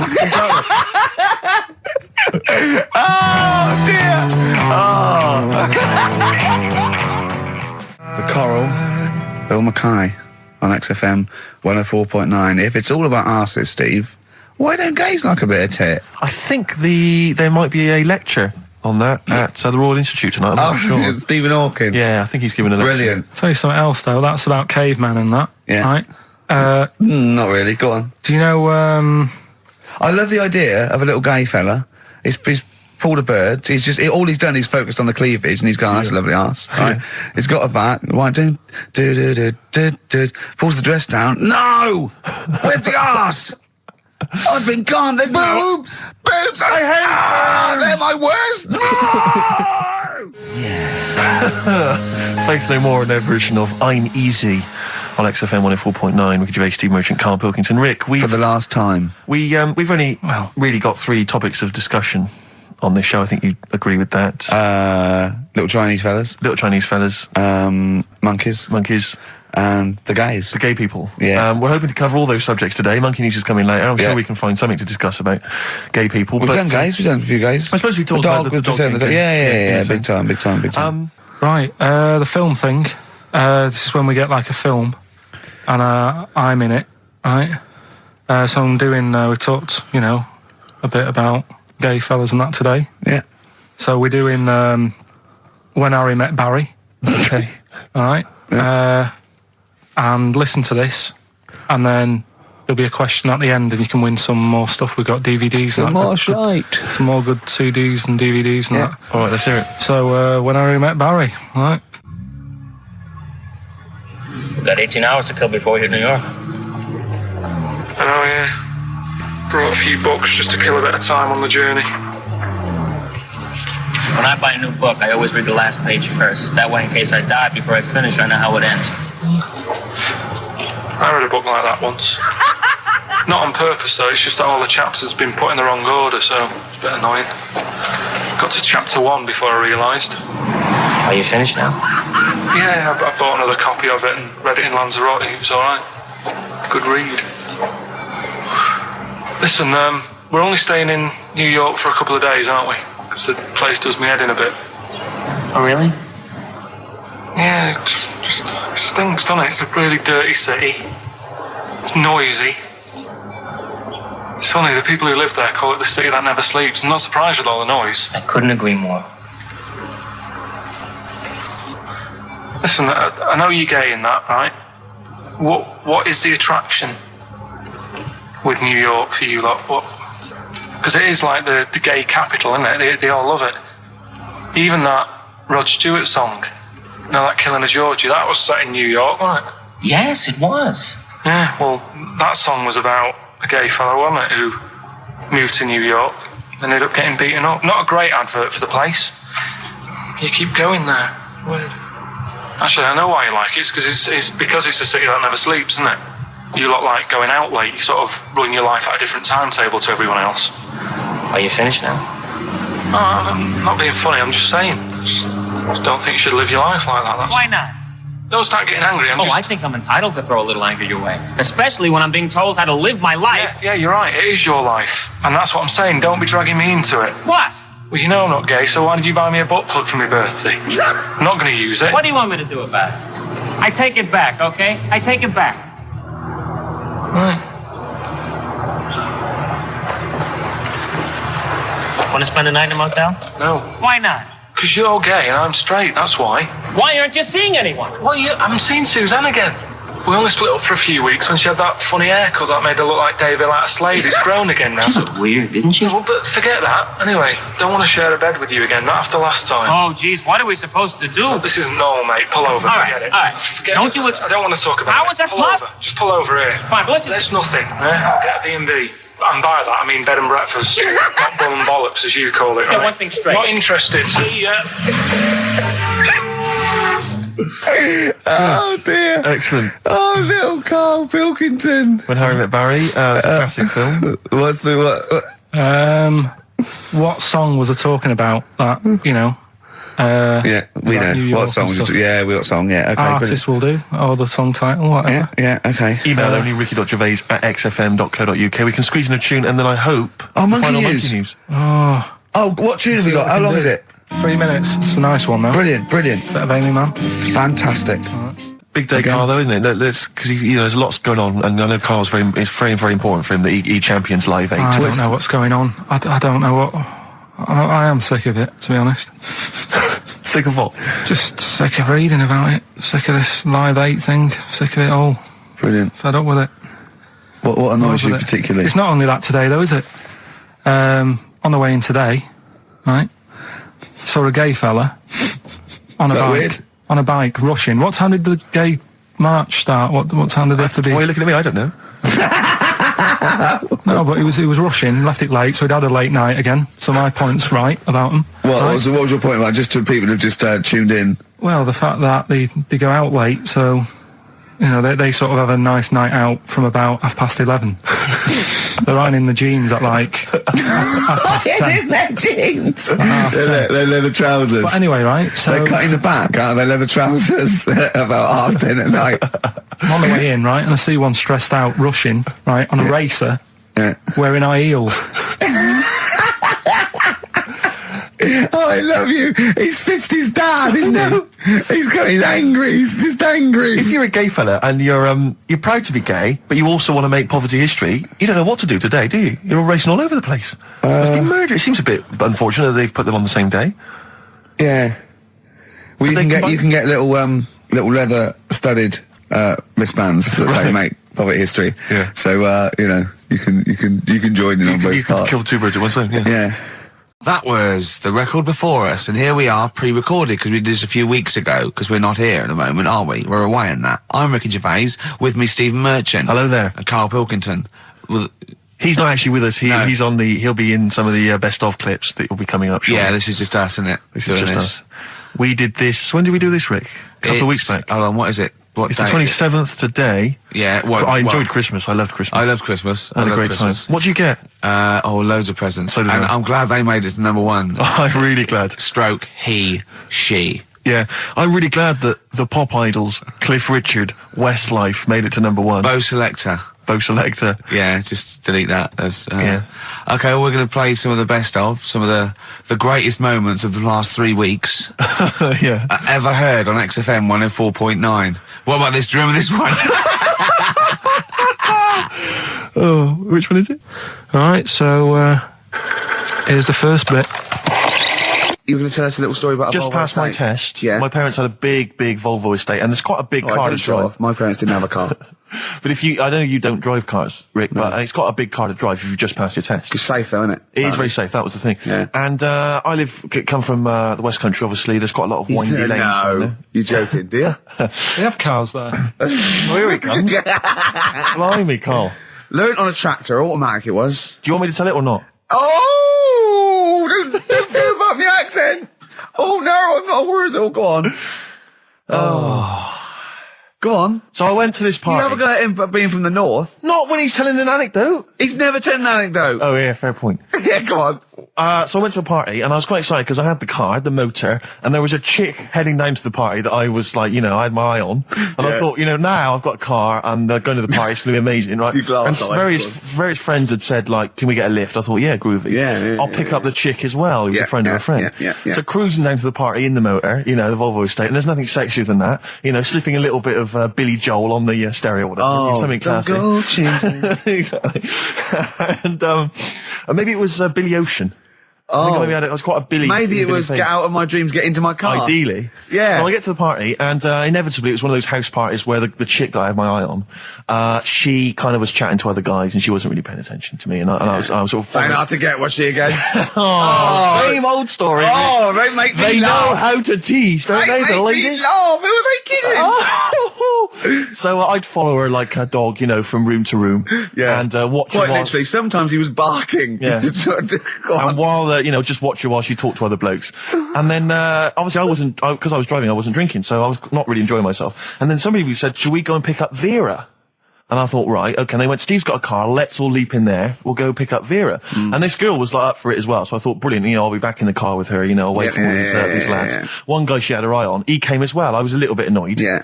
But anyway, he was in the car, so I'm driving down these country lanes, just driving along, and they're directing me, they're saying, go left here, go right. And then suddenly we stop, and one of them goes, just drive into that field, this pitch black field, right? And I'm sort of, well, it is my parents' car. Just drive in the field, Steve. I'm thinking, well, I don't want to, not seem like I'm a hard, cool, crazy kind of guy, because the chick's in the car.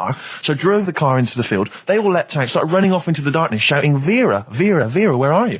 So I'm just sort of sat there in the car, waiting. Wasn't Vera Lynn, was it? Because she likes to hide in fields. Bizarrely, it wasn't. Right. It was just, I was just left in the car on my own with Billy Ocean, and suddenly, out of the darkness, they come back holding a Vietnamese pot-bellied pig that they had stole from a nearby farm, and they knew that the pig was called Vera because someone knew the farmer or something. Anyway, so they got this pig, so now they're going, I'll put the pig in the back of the car, we'll take it back to the party, it'll be hilarious. I'm thinking, well, I'm not sure I want a pig and all its, piggy crap in the car, right, crammed in there. But they say, yeah, so obviously I'm thinking again, I don't want to look like I'm, a nerd. I'm terrified of that, Rick, ever happened. Yeah. So, So you go, hey, bring the pig into the car. Exactly. I'm no nerd. Exactly. Yeah, go on. So now we drive off again. I got this pig kind of screeching in the back of the car. And, they say, stop again. Let's do some cow tipping. And they do that old thing, about the fact because cows sleep standing up, don't they? So you can push a cow over and stuff. Yeah. So they're having a wild time, hilarious. So this time, now we get to a sort of dead end in the road. And, they say, well, turn around, let's go back to the party. And I'm thinking, fine. Try and do a 3-point turn in this very narrow country lane, right? Get the Volvo estate wedged horizontally across the road. Can't get it out, just can't seem to sort it out. I don't know what, I'm panicking because there's a pig in the car, right? And, local disgruntled farmers, right? People drunk, partying, probably off their head on some kind of weed, Rick. Well, was it loads of blokes with, pitchforks and flaming torches Exactly. going, burn him. He's playing with our pig. Exactly that. And so that, I was so terrified that all I could think was they're gonna have to send a helicopter to lower a magnet onto the top of the car to lift the car up and put it the right way around. You used to read a lot of comics, didn't you? Yeah. Yeah. So, do you know what I started doing? What? Crying. Did you really? Yeah. Why? Just started crying, just very slightly, started getting upset. And the other guy that the girl fancied, he had to get into the driving seat and sort it out for me by slowly edging forward so and that's backwards. the worst bit of the whole story. Yeah. edging slowly back and forwards. He just sorted it out, just slowly worked the car back round, and then we were off. You were just gently weeping. Just gently where weeping in the back. The bloke had just taken the bird that you saw from a distance. Exactly. That was basically your wife in your head by then. Oh, yeah. Wasn't it? I can't We were believe it. happily married with a pig for a child. Don't joke, that could happen. I know. The pigs come, if you like. Sorry? What did you say? What did you say? What did you say? When you do what, Carl? What? What did you say? No, what did you say? Because I don't want to have to go to the radio authority again. What did you say then? Just remember. We are going out live, Carl. Yeah, remember Tom Binns, right? What did you say? What I'm saying is, why were they shouting Vera? Because pigs don't come to the name, do they? Hey? I don't know the ins and outs of pig, how to lure a pig into your trap. Can I just tell you some very, very interesting things about pigs? Please do. Right. One, everyone knows they have a corkscrew-shaped penis, right? A corkscrew-shaped penis. That's the tail, isn't it? Two, they can't look up. They can't put their head back and look up, right? Three, they can have a 30-minute orgasm. Rick, is it only pigs that have got a corkscrew-shaped penis? No, and landlords. Okay. Very handy. Right. Here's one for you. Go on. Like insect facts and stuff. Go on. If a man was a flea... You could jump over St Paul's Cathedral. No. What? Wrong. It's gone up now. It's... the big wheel. The big wheel. It's the Millennium Wheel. Now. It's gone up now. Play a record. You're the best. Carl, let me ask you now. Carl, you will be a little bit unnerved about this. Have you seen the film Jurassic Park? Yeah. You know what happened there? Well, according to the Sun here, it says scientists are planning to clone mammoths for a theme park. Look at his face. Look at that. He looks like a dog caught in the headlights of a car. He's terrified. I love Carl. He's sprung to attention Carl. there. Is that the best news you could have? Man moths.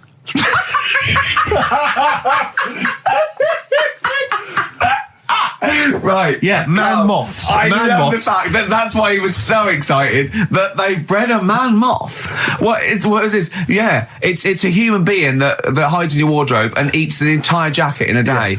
Yeah. What do you mean, man moths? Mammoths. Mammoth, the big hairy cow from the Ice Age. I mean, elephant. You're not so excited about that, then? You can take or leave bringing back mammoths to life, but a man moth... A man moth is a different matter. Oh. If we'd have never brought that up, he'd have gone and told someone now, they've bred an half man, half moth. This is how things start. This is what we mean when you hear these ghost stories. Are you slightly deaf? Is that it? When you hear these stories, is it... Carl, is English your first language? Are you actually foreign? Is that the thing? Yeah. Should we speak when we say slower? foreign, we mean not of this planet. Yeah. Should we speak slower? Would that be a help to you? No, go on. Next what do you make of that? Do you think that's good? That's good to bring back mammoths? Prehistoric animals. These giant elephants. They're slow, aren't they? It's not as if they're going to get out and run fast and they can't capture them. They'd probably be a fence, to be honest, Carl. They'd probably be a fence. No, but you're asking it as if it could all go wrong, but it couldn't, could it? Well, really? but the point was about Jurassic Park is they thought it wouldn't go wrong. They thought they had it all under control. Have you learned nothing from Jurassic Park, Carl? Dinosaurs would say, think about it before you do it. But with a hairy elephant, it's not going to... Not a concern for you. Would you go along to see him? Would you be interested in that? If it was in the area. He's great, isn't he? I'd love a queue, Nothing right? impresses No, him. but what I'd like to do is Carl sitting like Yoda in a little cave, and I'd just like to see people like Tony Blair and Stephen Hawking in a queue, and they go and say, "Carl, got a bit of a problem." And thinking of cloning a man and a moth. Problem? Not an issue. No, if I'm in the area, I might cruise around and have a look at it. Otherwise, just don't send it near my clothes. Oh, that's fantastic. So it's just for a second. As the words "man moth" came into your head, how excited were you? I mean, were you both terrified and excited? For the moment when you thought that they'd cloned a man and a moth? I pictured... what kind of face did he have? Did he have the moth's head, or was it a man's head? Just a little man head. Right, what was his face? What did it look like? He just was a bit shocked. Perplexed, yeah. So it was like he'd been grafted onto the body of a moth without his consent. And when he was asleep, he'd woken up. He just went in to have a goiter removed, and they said, "We've replaced your goiter with the body of a giant moth." Yeah, is that all right, Mr. Jenkins? So he had the head of a little. Was it a little boy or a man? Little man. Right. Okay. And he's just bumping into a lamp. He's just bumping into a lamp. If you went into hospital. and they'd done something. What's the worst thing they could do, right? What would you rather have done, right? You wake up and you've got lobster claws for hands. Right. You wake up and you've got duck's feet. Or you wake up and you've got one horn coming out of your head. The worst thing? Yeah. Probably the horn coming out of my head. Why? Get in the way. That'd be useful, wouldn't it? In fights and stuff. And for like parties, people play Well, I quoits. suppose the lobster claws would also be quite handy there. Alright, this is Carl, the producer of Ricky Gervais and Stephen Merchant on XFM 104.9. We're playing out some of the best bits, hope you're enjoying it. Here's another one. Carl, it was you that worked out the maths and worked out I was 28, because they just worked out I'm 27. You are 27. No way. Yeah, I asked you, didn't I? And I said... But what I sort of questioned was, I said, well, if you're 27 today, that means last week you were 26. Well done, yeah. That's irrelevant. So therefore you assumed that I must be 28 then? Yeah. Whereas I assumed you were using, your knowledge of maths, such as it is. I wouldn't do that. No, sure. Wow. I actually got lost in that conversation because I genuinely didn't know what he meant would mean last week you were 26. I don't know what that meant. I don't know what it meant. Wow. Well, it is Steve's birthday. But he would have been 26 last week. Sometimes you genuinely frighten me because it's those staring eyes. There's nothing behind him. It's this little bald head. Looks like Davros looking at me. Genuine fear on his face when he enters into a conversation with another human being. What bit don't you understand? If he's 27 today, he would have been 26 last week, and he doesn't look 26. He didn't look 26 last week.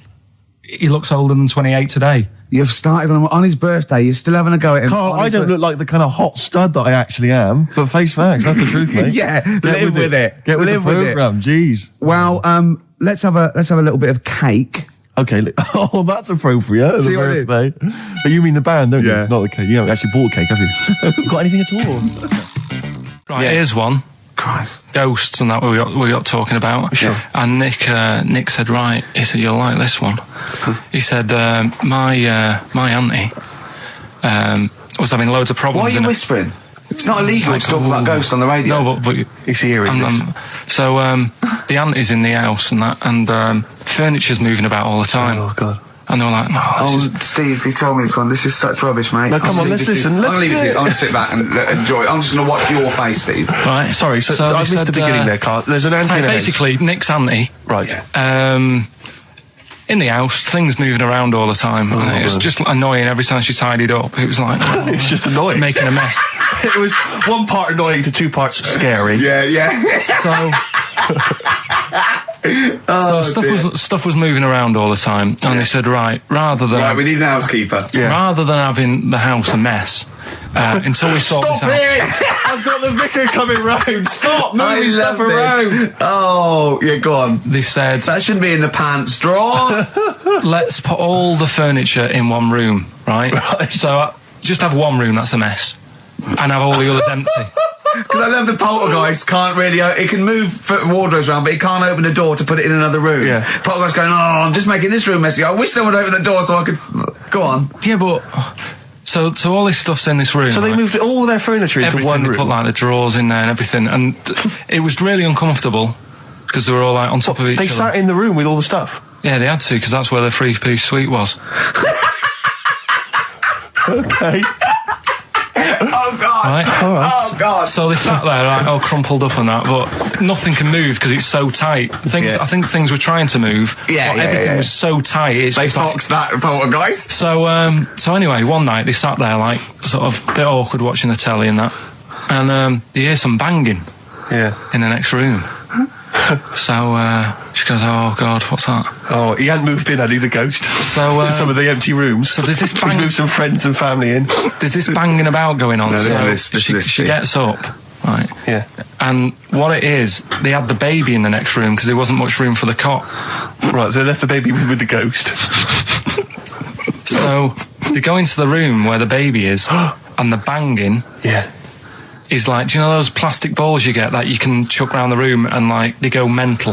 Right. The ones that you chuck once and they keep bouncing for ages. Yeah. That was bouncing around the room. Why? What, the baby had thrown it? Hitting all the walls, and the baby was there, stood in the cot, sort of laughing. Right. And looking at the ball, and wherever it looked, the ball went. Yeah. And then she said, stop doing that. and the ball just stopped. Did it? And it rolled a bit and stopped. Right. So the baby had thrown the ball and it was watching it as it bounced around the room. It wasn't throwing it, it was in control of it. No, the point is, Steve, the baby has been doing it. It's been the baby all along. The baby had been messing with the furniture. It was the baby that had the power. Yeah, it's the baby that had the power. Special baby. It's a baby that had the power. It's a baby that had the power. The power of telekinesis. Right. They were then trying to convince me that telekinesis was not like all the other stuff that I didn't believe in, but that was a science. Right. Telekinesis was possible. Yes. Yeah. It's not like ghosts and demons and all that stuff. Telekinesis is different. Yeah. That's science. But Nick's auntie saw it, and I love the fact that you're telling me that someone else's auntie saw it, so I should be satisfied with that. Yeah. I should be satisfied with that. I mean, no. So does she still live in one room with all her possessions? No, I think the baby grew out of it. Apparently, the baby grew out of it. So it doesn't use its telekinesis powers anymore. Well, no, it's like in Carrie, innit? She was upset for a bit, and then she got over it. Okay, I'm just gonna say one thing, Carl. That was a film. Do you want to play a record or? Here's a problem that someone's emailed in. We're taking emails today. If you've got a problem, a concern, or, just a general query that you think Karl could answer for you. It could be about anything. It could be about some of the big kind of philosophical questions. Yeah. It could be something to do with war or famine, anything like that. Or it could just be a personal dilemma, something that's happening locally.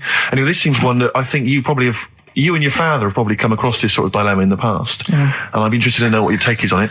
Let me see, this is from Lee Matthews by the look of it. He says, he lives in a suburban area where the local teenagers also live on the same road, and they're running riot. They're smashing wing mirrors off the cars, they're crashing into parked cars on their skateboards, and they're just generally making mayhem, night and day. What can he do to stop this going on? The parents of the kids don't seem to give a damn. Anyone who complains to them, they just say, oh, piss off. The police are useless because they never catch them in the actual act of violence, which is what they got to do to apparently convict them. So they don't know who to turn to, really. It's rather like when a little old lady went and got the A-team, and he was dressed as an elderly Chinaman. Exactly. She knew who he was. Colonel Decker didn't have a clue. Yeah. You see, it's weird because now it has got out of hand. Sure. Do you know what I mean? Like years ago when I was growing up on the estate, you had problems, but not like you have now. Do you know what I mean? Summers were nice as well, weren't they? Well, right. And police are getting shorter and younger. But you yourself kind of admitted in the past that you were something of a tearaway. You didn't do anything like these kids here. The thing is, I was scared that if I got caught doing it, my dad would go mad. Yes. And I remember smashing a car window by accident and legging it in the lounge and sort of pretending to go asleep on the settee. Right? Genius. And I heard a knock at the door. He chloroformed himself just to be unconscious when his dad came home. And there was a knock on the door, and I thought, oh God, this is a fella who saw me. I was chucking a stone in the air, seeing how high I could throw it. Of course you were. Did it keep landing on your head? That would explain a lot. And it came down. Chucking a stone in the air, love it. To see how far I could throw brilliant. it. So, I wasn't bothering anyone. Did you invent that game? Right? Did you get the stone for your birthday? Go and play with your stone. He gave one to Suzanne. Karl, go and play with your stone.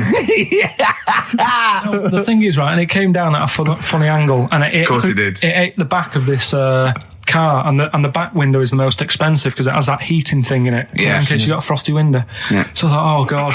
So I legged it in, got on the settee, went to sleep, knocked at the door. Genius. It's a brilliant plan. It's a brilliant plan. I couldn't be guilty. I'm asleep. So I love the idea. So the thing is, our lounge used to sort of, you could see in from the door, right? So this family who saw me do it, saw me asleep on the settee, and my mum said, go and get the door. And I sort of went, what? As if I'd been asleep. Yeah. I went to the door, like, rubbing my eyes, and the fella said, what did you run off for? I saw you. I was like, oh no. And I didn't see my dad. I went out. It was when he was working sort of evenings. So I went out so I didn't have to see my dad. And then the next day I came home from school, and my dad said, 45 quid. Ooh. That's all he said. He looked at me. And then you fell asleep when he went, wake up. You know what I said? No, 45 quid. Now the thing Carl. He didn't have to do £45, Carl. Now I know you were saving up for a brick, but you can't have it. Yeah. Just equally, if you're doing a bigger crime, a bank job or a murder. Remember to take the stocking off your head, because they wake you up and go, why have you got a stocking on your head? Just go, oh, I had a weird dream. Right. Some people emailed in the songs with stories in it. One of them was Babushka, and he went, what's that? And I went, that's Katie Bush. I went, what is it? I said, oh, it's about a woman who dresses up as another woman and seduces her husband. He went, they wouldn't work. Just dismissed it like that. Why do you think it would work? because you'd know. I mean, say like, right, Suzanne, right, who I go out with, right? She can see me from, say, if I'm coming down the high street. Yeah. She knows it's me by the way I walk. Right. So just the fact that this woman went and put a wig on, there is no... You haven't even heard the song! I know, but you're saying that she put a disguise on and he's like, oh, I fancy her, and he takes her out and he doesn't know it's his missus. You're not buying it. I mean, I'm controlling this. Whereas the flea with your brain going to Glasgow, perfect sense. Yeah, babushka, rubbish. Carl, can we have the tomato story after the next tune? Yeah. Bit of Coldplay. Yeah, love it. Yeah. You're listening to the best of, basically, Karl Pilkington. There's only one bird that has a penis. It's not a joke. No, it's not a joke. It's not a joke. This is a genuine trivia question. I'd say... I think I've seen one on this. Is it an ostrich? Right, you're going for ostrich, Carl? I'll go for ostrich as well. Right. Did you come up with that yourself, or? Yeah, I was going to say that before you said it. Well, guys, you went for ostrich. Chicken? You're both wrong. It's actually the swan. The large chicken. Yeah. That's a bit worrying then, because I thought I saw an ostrich penis, so what was I looking at? I don't know, were you just examining it closely at the zoo? I just... It's probably a strap-on. It was probably two leather ostriches giving each other one. Exactly. And that's how that can influence people. Things like that. Dirty, filthy leather ostriches can confuse a child if he's at the zoo and he doesn't know. A swan's got... That's really annoying. I'd never give a swan a knob. It's the little puffiest of all birds, isn't it? Yeah. Oh, I'm protected by the queen. But I need a knob. If I had to give a knob to any bird, Good question. I wish I'd posed that myself. If you could give a knob to any bird, what would it be? Phone in. Vulture. Of course, a vulture. They need a big bang stick. Yeah. What about yourself, Carl? If you could give a knob to any bird, and don't make it rude. Or if I could give a knob to any bird, what bird do you suit up? It's got to be a bird of prey or something like that, hasn't it? Cool. Just a robin, really. That would be amazing. That would be Christmas cards would be like. Yeah, but it's a normal human-sized knob on a robin. That'd be great, wouldn't it? And the other thing annoying about this is ironic, right? Now, the male of all bird species they're called a cock. Yes. Right. But the only bird with a cock, right, is called a cob. Is that what a swan's called? Yeah, they're cob and pen. They're not cock and hen. That's and he isn't a cock, but he's got a cock. Yeah. Yeah.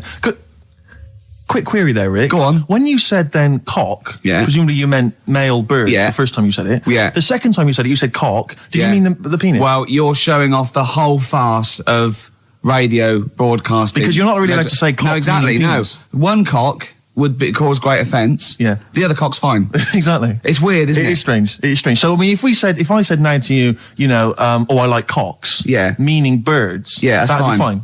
Yeah. But if I meant penises, it would be a problem. If you like cocks and it was that would be... Carl, do you like cocks? Do you like cocks? No. Right, okay, that's fine.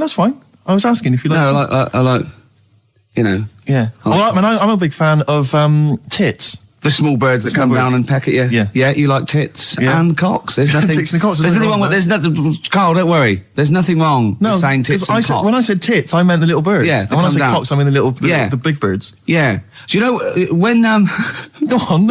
No, it's just that... It's when you're talking about tits. Yeah. At the milk. Do you... I like the fact they flutter away when they hear the milkman coming. Oh, come on. So when... What are you talking about? What are you talking about? No, when the milkman's coming, when he's walking up... And there was also a fella in the week who said that women shouldn't be wearing trousers. Why? Because they don't look good in them. What do you think? What do you think about that? It's rubbish. Yeah. These are the only things that have caught your eye over the last couple of weeks. This is the entire news. Galileo did something with light. A French fella said women shouldn't wear trousers. See, that to me wouldn't pass as education. It's not education. I don't know where you could ever use that. I don't know when that would ever be applicable to life. I just like reading stuff that sort of reminds me of... Do you know what I mean? If I read it and it gets me thinking, I think that's a good little piece. But I mean, surely can't you just sort of like sit near something that vibrates to keep your brain going, or shake your head every now and again? I mean, what does this do? You mean it makes you start using your brain? But what aspect of a Frenchman said women shouldn't wear trousers got your mind working? What questions were you asking? Because I thought that's a bit daft, isn't it? Right? Yeah. Okay, And I it was ends there thinking- with me. There's nothing else. There's nowhere else for me to go on that. He closes Your the mind's gate. still whirring. Yeah, go on. What do you think? Let's go through this. Oh, I wish we could download his I know, thoughts. I know. Just watch it. Yeah. Wouldn't it be great, like a DVD? Like a cartoon. Imagine that extra footage on the Office DVD. Yeah, Carl's brain. That would be With a commentary. amazing. Oh, What with I a mean is- commentary. Go on. Women wearing trousers and that, right? On the estate that I grew up in, on right? There was a woman about 4 houses down, right? Rough. Now, she used to wear leggings. Yeah. Now, they're a bad idea. They are a terrible idea. I agree with you there, Carl. If you're a lady of What the colour? normo Were persuasion... they pink? No, they were sort of black, but with all bits on them. Oh, right. Do you know what I mean? What, toast and Just horse bits. droppings? Yeah, go on, yeah. And she used to, she's quite a big woman. Sure. Pauline Quirk, I think Yeah, we described her as. Look like a light bulb. It is those kind of women that are attracted to leggings. Yeah, I know, yeah. They are drawn to them like a moth. To a flame. Yeah. She used to wear them, and that's what I remember when I read this piece. And she used to work on one of those sex line things. Right. She used to do that. But what was she, an engineer? the weird thing with her was, she had big eyelids. Right. Go on. that were too big, and this is what I was thinking. What right? do you mean she had big eyelids? How big do eyelids have to be for you to go, they're big eyelids? What was she shoplifting with them? Would she come out of Dixon's with, like, radio stored in them? What do you mean she had No, big eyelids? It was another one of them popular things round our way. Do you know? Like, What do you mean popular things? I They think didn't people go, have they go, oh, I'll tell you what, they're all the rage. Can I get some big eyelids, please? No. It was just like one of them things that people suffered with. Just big eyelids. They could hardly open their eyes. What do you mean? What do you mean? That's one of them popular things round where I grew up. People had big eyelids, they could hardly open their eyes. What does that mean? What sort of freak town were you born in? You had webbed feet people with big heads, you got women with big eyelids. What does big eyelids mean? Are you confusing her with the horse?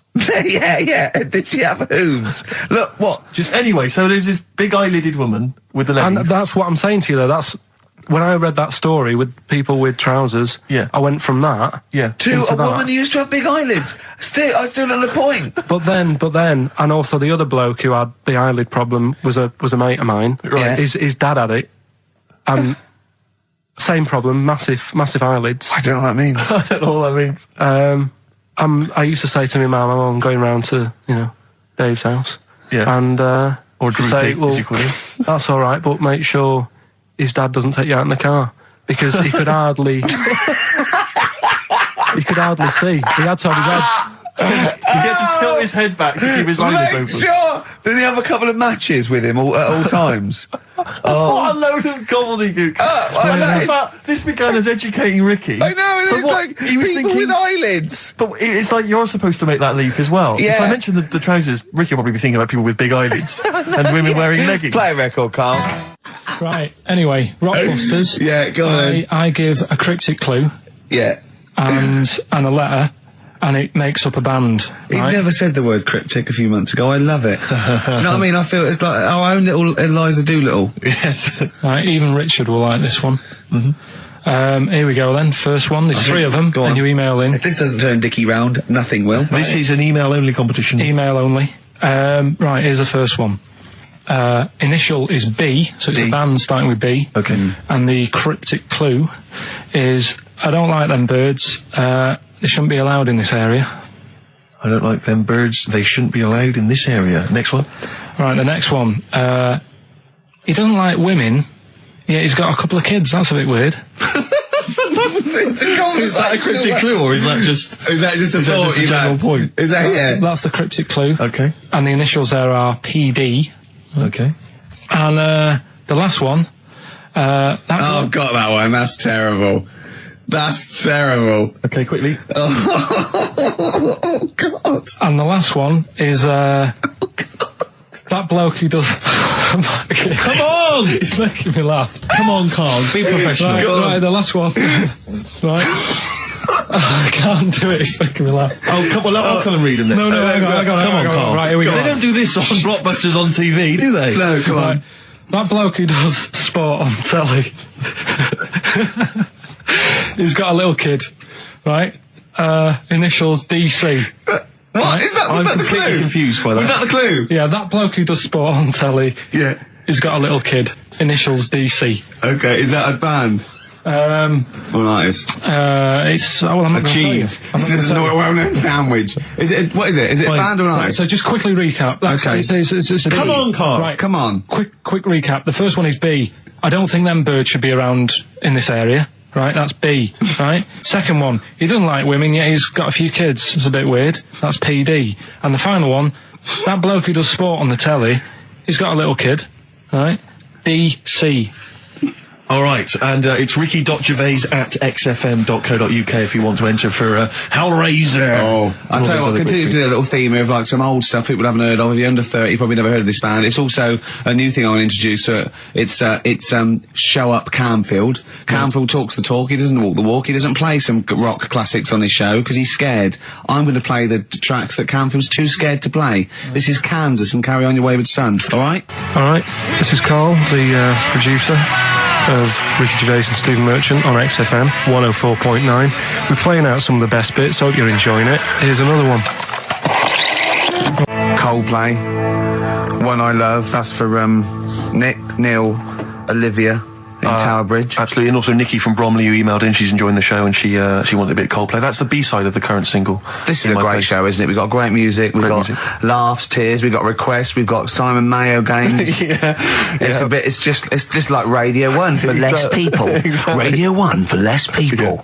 This is great, isn't it? So go on then. So listen, Guy, you were so excited about this game, weren't you, earlier? You came in with a hop, skip and a leap in your step. Although I must say, the phones are going mental. We're going to have to take some more calls. High and Dry is great. I mean, it works. That's it. Can we have a very quick... Just recap in case someone's just trying to... Can you make it so High and Dry doesn't work now? Give us a bit of information that makes it different to High and Dry, or can't you do that? So for those that have just tuned in, Carl describes in a roundabout way a story which somehow is representative of a song. Is that right? A song title. Yeah. Okay. So this woman, she's all right. You know, she has a normal life. Pretty much. Kind of. Yeah. There's probably a few things actually that she can't do thinking about it. But the main problem would be having a wash or having a bath or having a shower. Yeah. Maybe going for a swim thinking about it. Right. I think water is the clue, isn't it? That's the clue. Alright, so who's that on the line? Hi there, it's Mark. Hello, Mark. Hi, Mark. Right, What do you think? It Smells Like Teen Spirit, Nirvana. No, it's not. That's a great guess. Smells like Teen Spirit again. He's also brilliant. Thank you, Mark. Well done. No, it's not that. Alright. Hello, XFM. Oh, that's a dodgy mobile. Oh, that's a bit of a clue. A dodgy Hello, mobile. XFM. Oh, they've just given up. They've all been going for Smells Like Teen Spirit. They just hung up. Hello, XFM. Hi, is it, She's Electric? Excellent. She's Electric. It makes sense. That's fantastic. Oasis, Carl. She's Electric. Why does she smell? Because she doesn't have a bath and that. Because she can't have a bath or a shower. What's your name? Neil. So got there's it. that. So Neil got it. So did you get it straight away? No, only during the song. A process of elimination from all the other wrong answers. Yeah, basically. So she's electric. Rick, I have to say, you're holding your head in your hands, and it looks like you want to shoot off. But I have to say, I thought that was quite good. I genuinely thought that was quite good. But it's not a cryptic clue, is it? Because it's not. She smells. There's a few things you can't do. She's electric. yeah, but do you understand what I'm getting at? She's electric. I always understand what you're getting at, Carl. That's never been a problem in the years I've known you. Neil got it. Yeah. I have to say, Rick, I think you're down on this idea. I could definitely see that ITV1 replacing Celebrity Get Me Out of Here. Karl Pilkington hosting. Simon Mayo on the phone. Exactly. To the lawyers. Well, Neil, there's no prizes or anything, but well done. Well done, that was well worth it. Right. Well, you go away with the award in the knowledge that you've beaten Carl. Yeah. You can secure the knowledge that you thought how Carl does.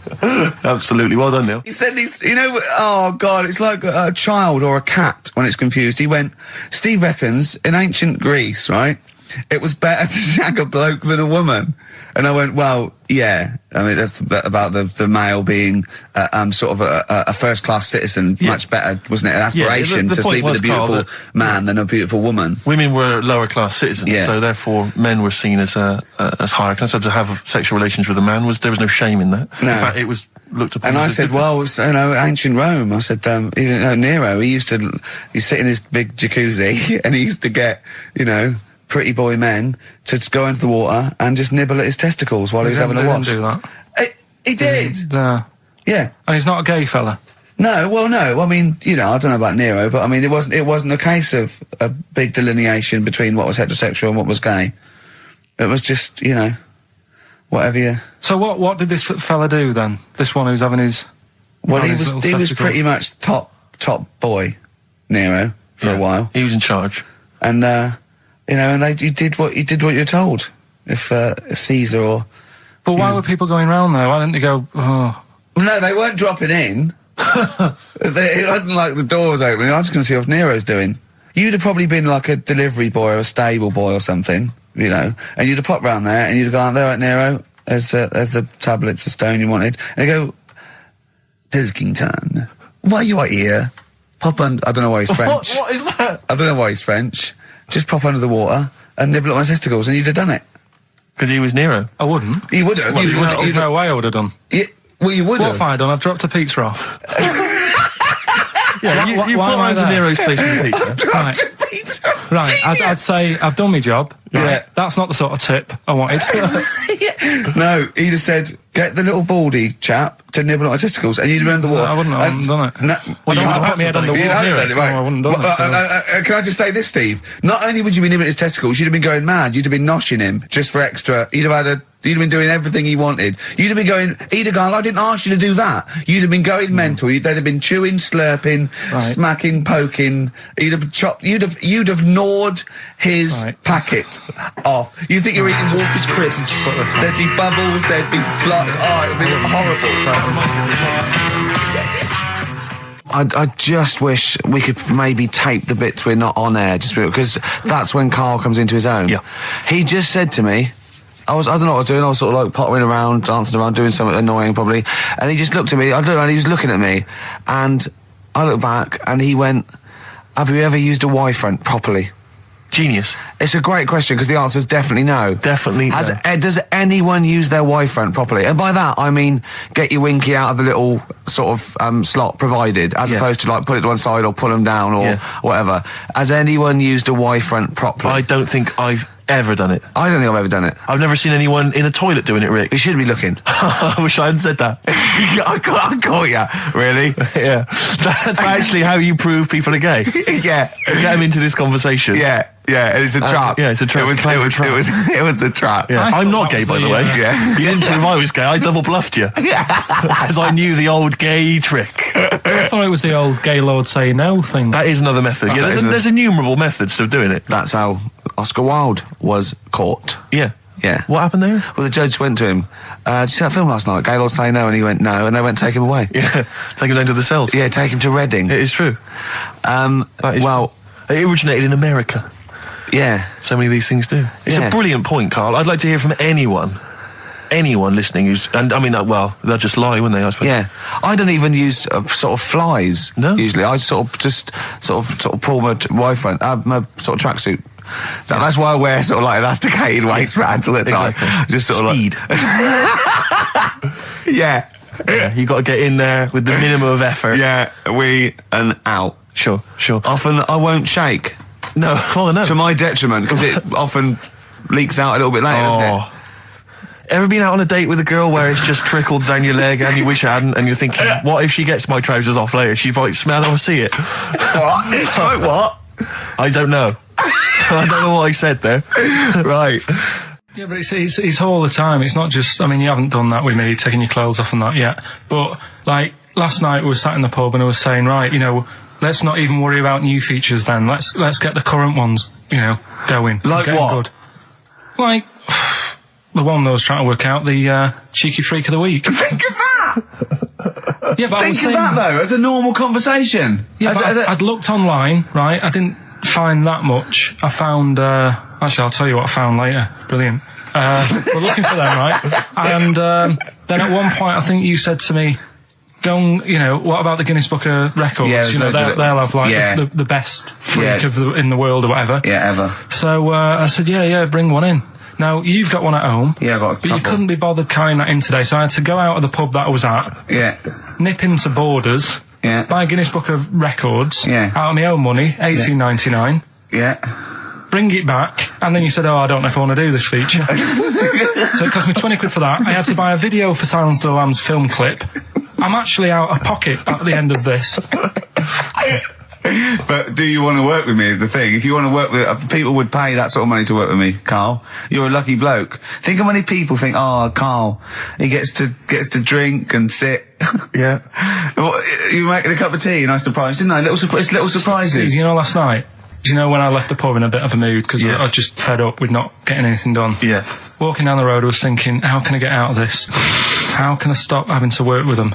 I'm thinking, I wonder if I leave, I wonder if they'll be funny and they'll go, and then my boss will be giving me stick. I'm thinking, how much notice have I got to give out? And all this is going through my mind. I'm walking home and I got in, said to Suzanne, I'm sick of it. She's going, you need to do it when I get a new kitchen. And I was like, yeah, but how big does the kitchen need to be? I was saying, do we need a big kitchen? Can we get a small one? Have we got enough for a small kitchen? Do we need so many cupboards? Can we just have wood instead of steel?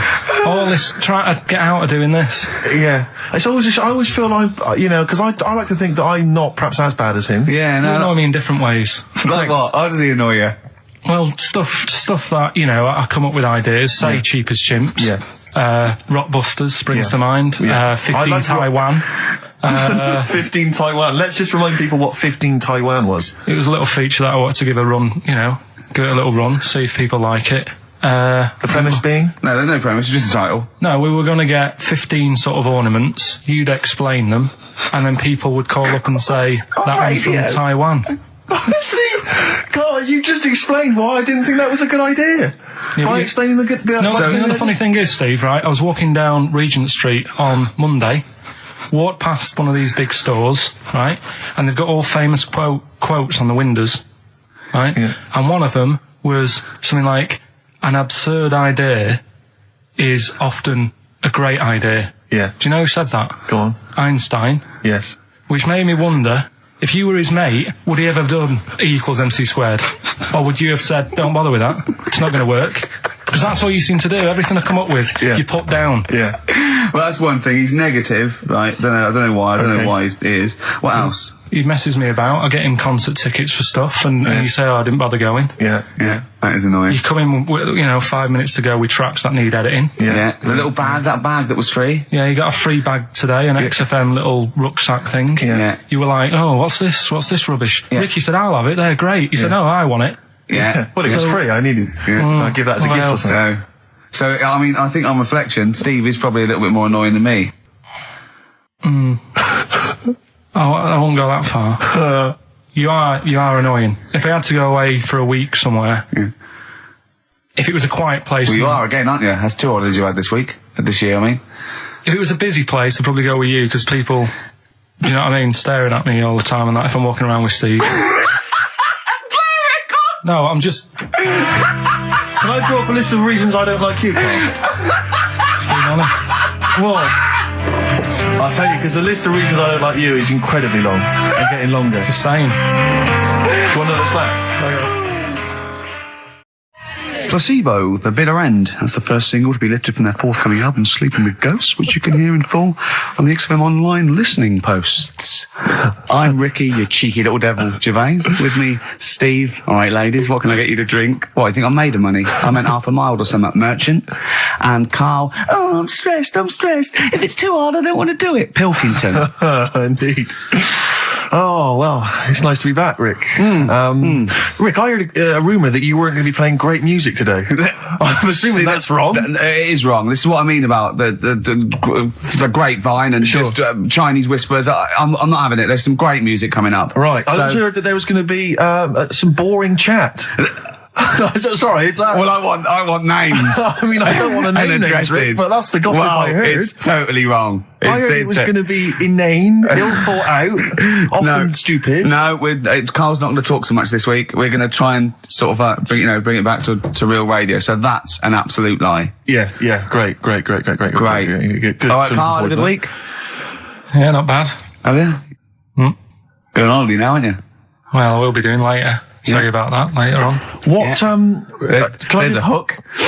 Can I just check? Because there are rules in place, aren't there? Yeah. There was a big bust up in the week. I'm only allowed to wind him up. I'm not allowed to wind him up socially now. I'm not allowed to. What am I not allowed to do socially? I think squeezing the head. Socially, has been crossed off. Right, okay, and I agreed to that because it got to a head where Carl was really upset and he was thinking of just giving it all in, weren't you? Yeah. Yeah. Why was that? Because you were just winding me up too much. Yeah. I mean, do you want to bring it all up again? I don't mind. What was I doing?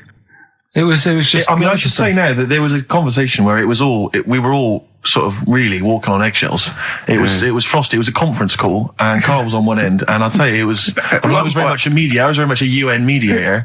What do you think it was difficult to sort of keep it serious when I'm saying stuff like, "I'm sick of you putting a Burger King bag on my head." Do you know what I mean? Yeah. There's a part of me that's like, I can't believe we're doing this. What I like about it is that I'm laughing and going, well, I won't do that anymore. And he's going, you can still do it on air. And like today, I came in, I went to squeeze Eddie, went at 1 o'clock. I love those rules. Yeah. I love those rules. Well, between the hours of 1 and 3 on a Saturday, you can squeeze his head, you can put a Burger King back on his... I can't wait. It's terrible. Oh, dear. That all started last week as well, really, because I got in a bit earlier to do an edit for you on some track that had swearing in it, right? Yeah. So I get in early, he comes in, first thing he does is go to sort of squeeze me head. And my reaction was, not now, do it later. As if it's all right to do it later. Yeah. So that's kind of what made me think this isn't normal.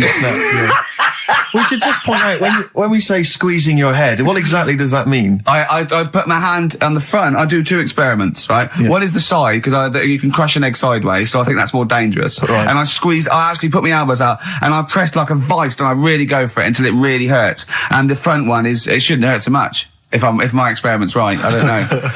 Well, it was all this that sort of, built up. Sure. And the research that you're doing there, Rick, is that going to be available online at some point? Well, that was the problem. That's what I was saying to him, because it kind of started last week. Well, it's been going on since we've known you. Yeah, really? Yeah, but I just upped it last week. It got out of hand a bit. I upped it to when I think it got to ahead on Thursday when I filmed it. That was it, yeah. That's right, yeah. I brought in a cameraman to film me torturing him. And there was some people from the 6th floor being shown round. Yeah, some management and that, showing probably clients round. Sort of, they've probably been on all the different floors, saying what all the different radio stations do. This is XFM, the sort of this sort of noise going on. Yeah. You see them all look down and saying, don't do that, right? Sure. They might want to spend a load of money. Yeah. Right? Yeah. And he's doing that, he's wrestling with me, he's filming it. So that's when I just thought, It's mad, isn't it? And then when we were having the argument on the phone, I was saying, has this been some sort of experiment? Yeah. He did. He said that, and of course I lost it. Yeah, but it's all good now. Do you want to squeeze his head before we play the next? I won't at the moment because we've got to get on. It's not right, and that annoyed me as well. Because I was trying to find out where he was going. I was filming him. I was going on waiting for Carl. Told Johnny he's meeting a mate at 6, which annoys me on 2 counts. And I'm just doing it to the camera. So I'm gonna follow him and just turn up and go, all right, where you been? But then when I came in, he went, I'm meeting a mate, and he told me where it was. So I told him that spoils my fun. Of course. Because you'd want to just track him down. I don't want him to like it. Yeah. Which is pulled the rug under my carpet now that he's going to let me do you know what I mean? It's just, it's a little bit annoying. It's that thing though, you see. This happened years ago to me, right? When, you get pally with someone and then you wind each other up and then there comes a time when you just go over the line. Yeah. Right? What happened? Well, it was this lad called Anthony, right? He was my mate. Yeah. And, we used to sort of always have a little fight in the toilet and that. Sure. Right? Punch each other. No, I want to wipe it. And the punches, used to get harder. Yeah. And stuff. And then, so he hit me harder. Turned out into a proper fight. Yeah. I chipped his tooth on the sink. Right? Right. This happened at school, and it was time for assembly, and I thought, and he's in the toilet crying. I thought, go to assembly. There's police in there, in the assembly that day telling people about unnecessary violence. And you thought they were there for you? So I'm like, oh no, Anthony's going to come in a minute, like crying with all blood coming from his mouth. I'm going to get arrested. Yeah.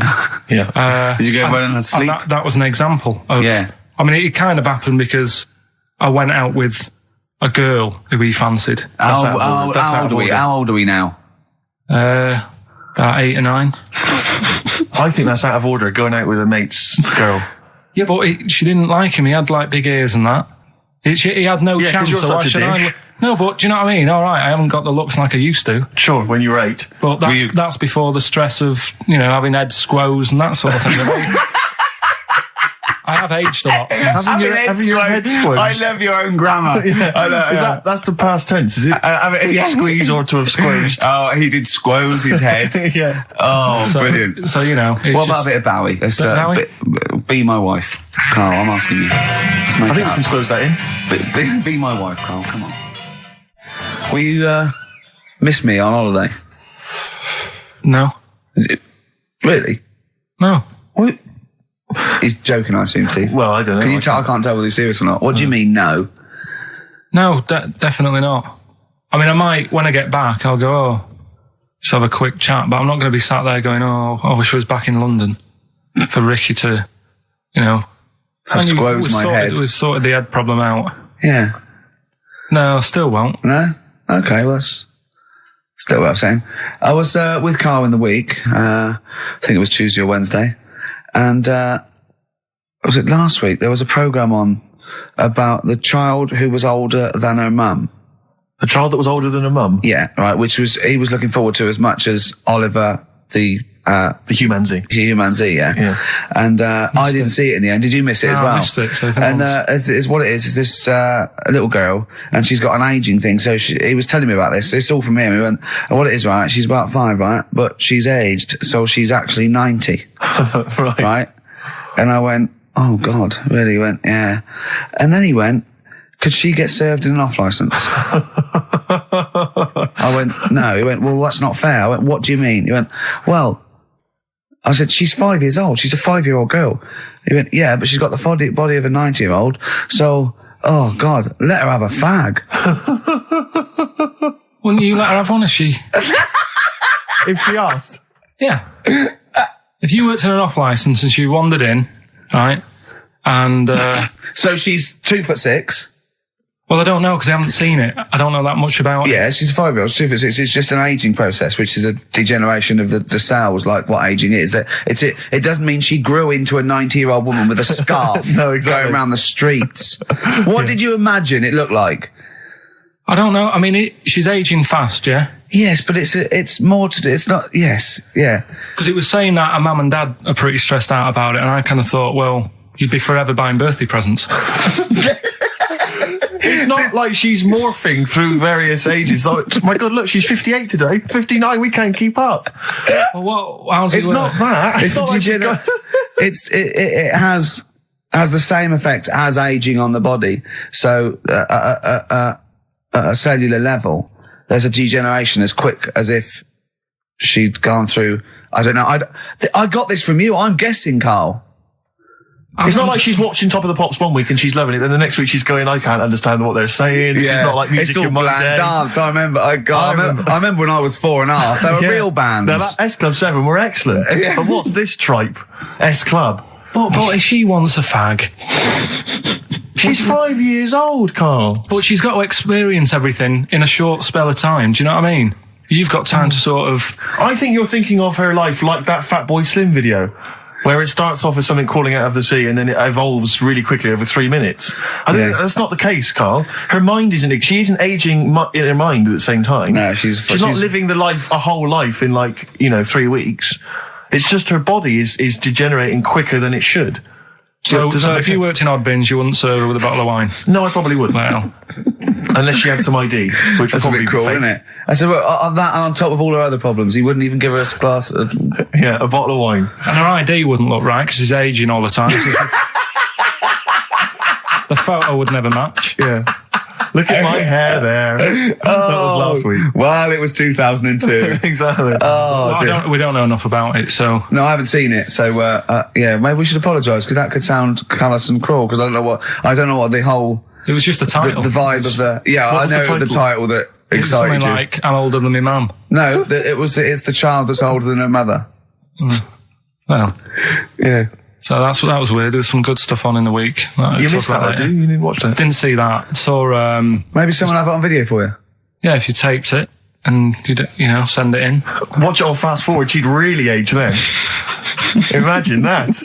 Whoa! Well, we've got some weird stuff to talk about, though. What? Coming up later. What? Darren Brown. Oh, yeah. That was interesting. I know the fact that the track, we've just talked about him asking me nicely not to squeeze his head when people are around, and a girl who ages so quickly she should be served in odd bins, and he goes, but we've got some weird stuff coming up. That's Carl's world. Yeah. That's our song, isn't it, Carl? Leave all this misery behind, isn't it? Touring breaks, painkiller. That's what I could do. I could sort of give you a little local anaesthetic and squeeze your head and see how far it would go before... Style, I want to get back off holiday. Oh dear. Rick, I was watching music television this morning just before I came out. I love it. I kind of agree with Wyclef Jean. Yeah. That just because she dances loco, it don't make her a hoe. No. But I can't help but feel she's not helping her case. I mean, she's there every night, basically, getting them out for the lads. I know. For money. Yeah. I mean, I don't mean that she's a hoe or a whore, as we say, but I can't help but think if you think people are slagging you off, calling you a whore, get a different job. Because I'll tell you this, you like the money. Yeah. She likes the easy money. I'll say this. If... basically exposing and sort of wobbling round your minge, tits and arse doesn't make you a hoe. What does? I don't know what does. Look at Carl's head, just went down there, He doesn't like this sort of filth. He's thinking about Maxine. Who's Maxine? That's her name. Pot on your red shoes, Maxine. Oh, is it? Yeah. It's a moving song. What's the horse about at the end? Horse, I've never understood that. Is Wyclef doing alright? Is he? I'm always a bit concerned about the Fugees, because I heard Lauryn Hill's her new album's apparently not very good. Nas, or whatever his name is, I don't know what's happened to him. He's disappeared off the face of the earth. I've got a soft spot for him all. I think he popped up too much. I think it was a bit ubiquitous, jumping up on everyone's...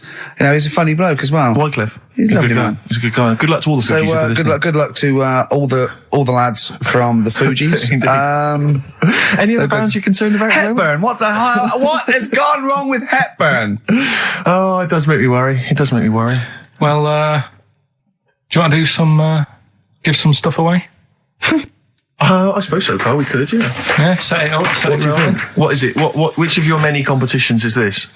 Songs of Phrase. Talking of competitions, I remember last week there was a big argument that Carl kicked Steve off the team because he was getting a little bit uppity and trying to take it over. Pub quiz, isn't it? Pub quiz, yeah. But then you let him back in, didn't you? Well, he was all right. He came to me afterwards and said, you're not going to kick me off, are you? And I said, well, yeah. He came back sort of, I suppose, begging. Was it embarrassing or...? Well, no, it's just, he learned his lesson. He realises he overstepped the mark, like you have this week. Yeah. Do you know what I mean? We've all learnt a lesson. Yeah, we've all learnt a lesson. But I won the quiz, didn't I? And you didn't. Well, that doesn't matter. The thing is, I won all the money, didn't I? Please bear in mind it's taking part that counts, Rick. Yeah, sure. I wasn't winding you up in the quiz, though, was I? And all your team was older. Yeah. Well, what's that got to do with it? You've got a collective age, your team, of about 300. No, one of them was one of them was actually 5, but she just aged a lot. I think when I took the 11 plus, we were all around the same age. That's what I mean, right? Yeah. Your team was a lot older. What was our average age, would you say? Average age probably 30. Right. Yours at least 41. No. Definitely. No. Definitely. Only 2 of us were 40 and 3 were about 30. No, rubbish. Yeah. Who's 30? Martin, Glenn's about 36, yeah. About 30, but it all helps, doesn't it? And helps. And you've all got... Anil's under 30. Anil's under 30. And you've got a better general knowledge. yeah. We were cheating. We knew more. You just knew more stuff. Yeah, that's not allowed, is it? Proper quiz time, But I wasn't winding you up, though, when I won. I wasn't gloating or anything, was I? No, that's all. When you kept sort of counting it in front of me and...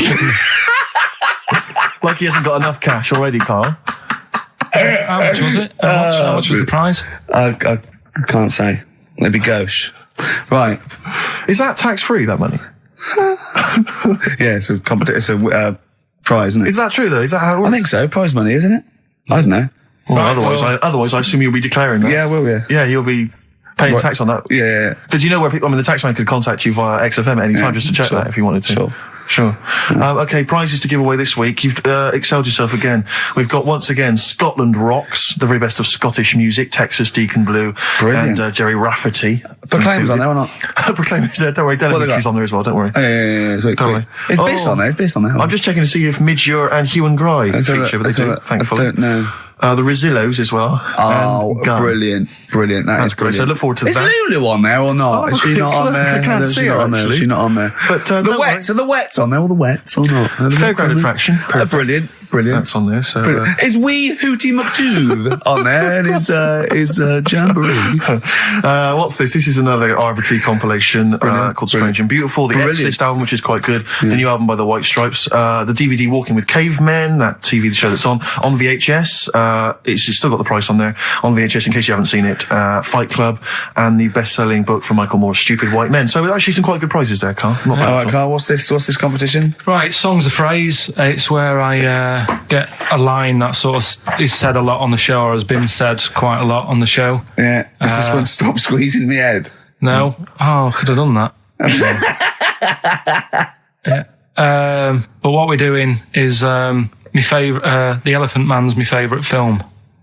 Is that the phrase? Yeah, that's the phrase that we're looking at today. The Elephant Man's my favourite film. It is as well. It's his favourite film. I know. What is that again?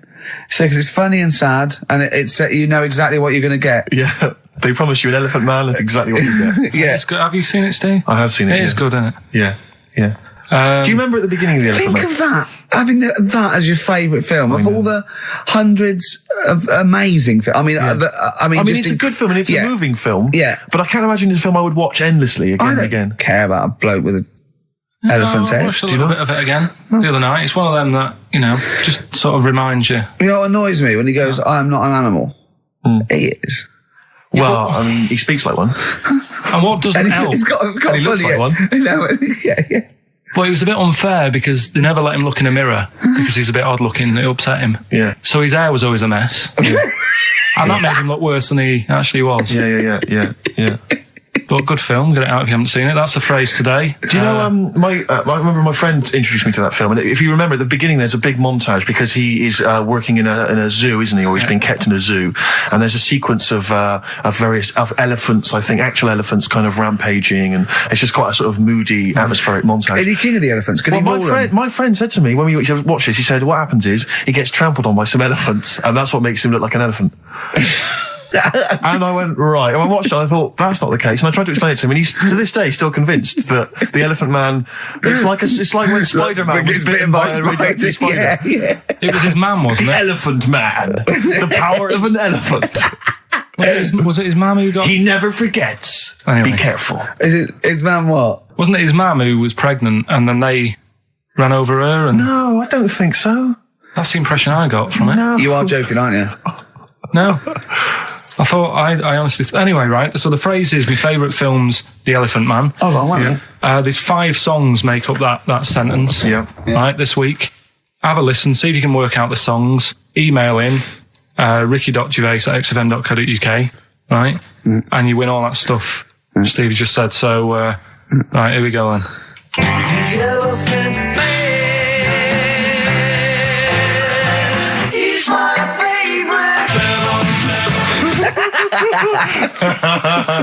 That was nicely done. Genius. Right. Let's hear it again. There we go. The Elephant Man, he's my favourite. 5 songs there. The Elephant Man not is so hard, this my favourite film. Well, I thought we'd make it a bit easier. Make it a bit easier, yeah. Just one more. The Elephant Man, he's my email only, ricky.gervais@xfm.co.uk. Brilliant. A bit of hip-hop hooray, a bit of a rap classic. Although you may not have heard it before. Basically, they then go on to give shout-outs to lots of Players Club. Sweet. So we'll end it there. That was Rappin' Fateh and the song Players Club from 1994. Still sounds brilliant. It's still hip-hoppity though, isn't it? It is indeed, Rick. Let's have some adverts. XFM 104.9. I'm Ricky Gervais, with me Steve Merchant and Karl Pilkington. Karl the K-Man Pilkers. Little Pilkers, little baldy, roundy, heady Pilkers. Oh yeah, there's Go on. There's a what's the name? If people go to the You're website. joking. There's not a what's the name. An actual what's the name? You are joking, Karl. No, it's just you reminded me. Oh, did I? Little round bald head. Yeah. If they go to xfm.co.uk, right, Yeah.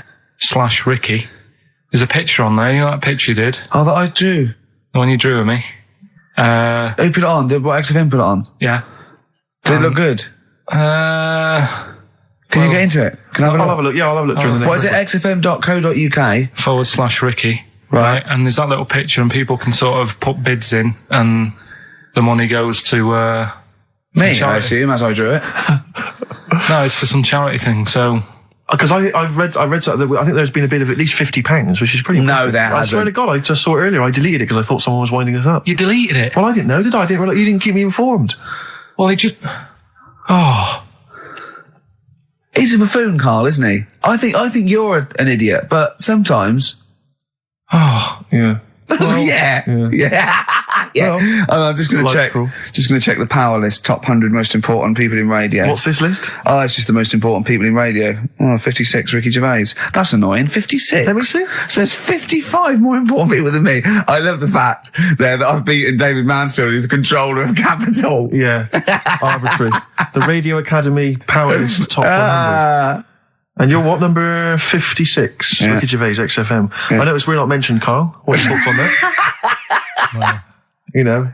A little stinging there. I'd have thought, considering the amount of work you put into this show. Don't get me started. Are you on here elsewhere, Karl? No. Too busy. Chris Moyles is number 96. Oh, that's good. That's good news, isn't it? He'll be off the list by next year, I hope. So What is funny, weird, aren't they? Steve? Go on. Right. Who's number one? Number 1 is Phil Roberts. I don't know who that is. Right. Wouldn't you think that Marconi would have got a mention? Marconi, now what station's he on? Weird, That's the point, because I got one in television and you thought John Logie Baird would have got a mention. Yeah, exactly. That's great, although it's not ever, is it? Again, I'll slip out of that by next year, I'd have thought. Yeah. Oh, dear. Just checking to see, oh yeah, Dr. Fox, good, he's on there at number 39. I'm assuming his medical qualifications have also put him in the list. That sneaks you up the list, yeah. Typical. Pete Waterman, yeah, number 35, that makes sense. Important guy. Can we just give them the website so they can read this at their leisure? Because this really isn't radio, is it? Right, well, xfm.co.uk. No, that website, if they want to see the most... Oh, I don't know where it is. I'm just saying xfm.co.uk /Ricky if you want to see that picture. And whoever bidded 50 quid, if you can send the email again. Whoever bid. Whoever bidded. Yeah. We should start picking you up on your grammar. I mean, we're hardly ones to speak, but, you know... I squoosed. I tell you what, I listened back to Karl was worried about last week's show because he said there was too much screaming and shouting and just nonsense and eating burgers. It was a bit like It's a Knockout last week, wasn't it? No, yeah. And I listened back to it and it was without doubt the most appalling piece of radio I have ever heard in my life. Really? I didn't know what I was saying. I was not finishing set. So, eat it! And he's going, oh, Joy, and you're going, Karl, they're eating a hamburger. It was bizarre. Just half an hour. If anyone didn't know us, or I'd never heard of us, it was just like going, heart when I thought, XFM when I thought, listen to this. Eat the burger, eat the burger, coming out as many. No! It was absolute, honestly, it was like a mental ward. To be fair, though, at the best of times, you sound like you're selling the Evening Standard.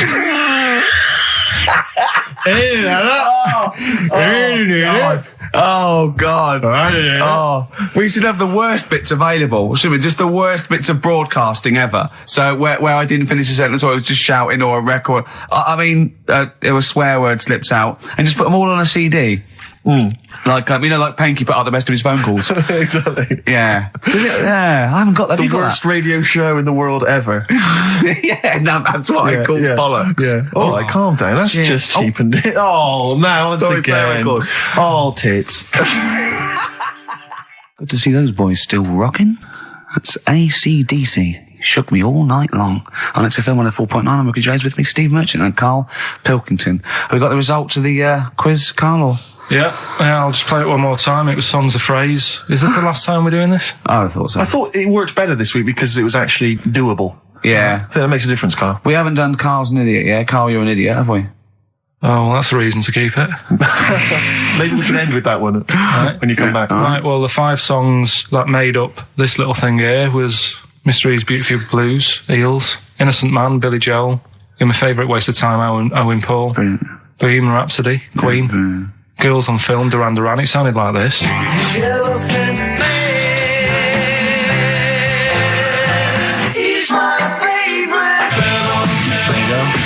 The Elephant Man is my favourite film.